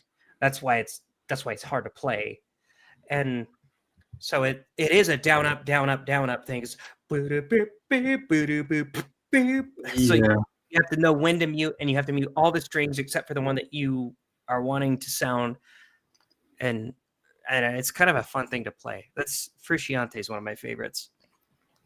There's some. I'm gonna maybe I'll send it to you and Flip. I'll send you this solo that I know that if you played it all the way through, there'd be all sorts of like little stuff that you'd be like, oh, I see why the flat picking makes a weird thing that I wouldn't expect it to make that sound and that feel. Not just the sound, but the feel. Like if you really go until you feel the thing right, and you'll feel this thing, you're like, oh, that's the country feel. I feel that, you know. I'll send it to you. So I gotcha.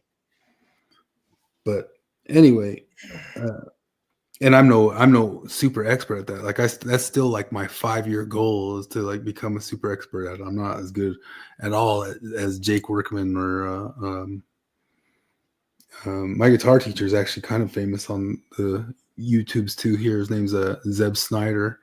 He showed me some of his stuff. That's pretty good. And or Tony Rice or guys like that. You know, I can only like keep it up for like little bits of a time, and then I can fake it. But like doing all that stuff just makes you. At any given moment, if I like give up the flat pick and just like bust into like typical rock and blues, like it really, really helped with all that too. Anyway, so you know, if I can't keep up the perfect pattern of the flat picker, so. But I plan on 100% still being there within a couple years. Like the very first thing he ever said to me is like, you need to sound like an old man when you play this. I'm like, well, if there's something that ever like gave you an excuse of why you're still allowed to keep going in this when you're getting old. It's the type of music that you're supposed to sound old when you're playing. You know, you can't be doing pop punk anymore or something like that. Although maybe the future's already here and that's already old people music anyway. So, well, I don't know. I watched a shitload of Metalocalypse and I was like, man, I need to learn to sweep pick. yeah, this will teach you. This will help sweep pick. I just need to learn to do it. Like, and I understand the concept of just it's kind of like when you watch somebody who's really good at it, it's like a gorgeous, it's aesthetically pleasing to watch the right hand and the left hand just totally like match up as the right hand goes down, the left hand goes down and then back up again. And it's like a gorgeous thing to watch. And I'm like, man, like pop punk was my genre when I was in high school. And I'm like, what if I could just put sweep picking in pop punk? You know? Yeah, you probably could. You could do it, but maybe yeah, it's the shit genre. I think the sweeping just especially comes from the old saying that what's his name from Zeppelin would say is just like, I've had this guitar in my hand more than you've had your dick in your hand or something like that. And all it is like, if you keep doing these picking things and have your hand and just sitting there doing it every day, sooner or later you'll just suddenly like it'll come out, like it'll just be there, you know. And yeah, that's Rush. I remember the song Limelight by Rush. Listening to Geddy Lee talk about writing that, all the people that would walk up to him and like get the backstage passes and just be like, yeah, I want to be like you. And he'd always be like, no, you don't. And the reason I know that is because you're here. If you wanted to be like me, you would just be practicing until your fingers bled. Yeah, I mean, it's definitely real. I mean, but also too, like when you're just doing something, running it again and again and again, and finally you feel like one of those things snap. You're like, oh, like feeling one of the things click exactly right is always a super good feeling. And then it's another 6-7 months before you would ever dare to do it live or in a show or in the middle of yeah. The first time you feel it snap right is still far away from being able to use it, you know. Yep. But anyway, none of it ends up ultimately being that mentally hard, but you can make it mentally hard. But like most of rock and all that stuff isn't. It really isn't in the end of stuff. Classical stuff gets there, so, and jazz. But anyway, we got a cruise. We ran that like a whole extra hour talking about music stuff. I know we did. No Charlie Dog. No, tomorrow maybe. So. All right. All righty. Well, hot damn. Thanks for hanging out. All right. See you, man. Later.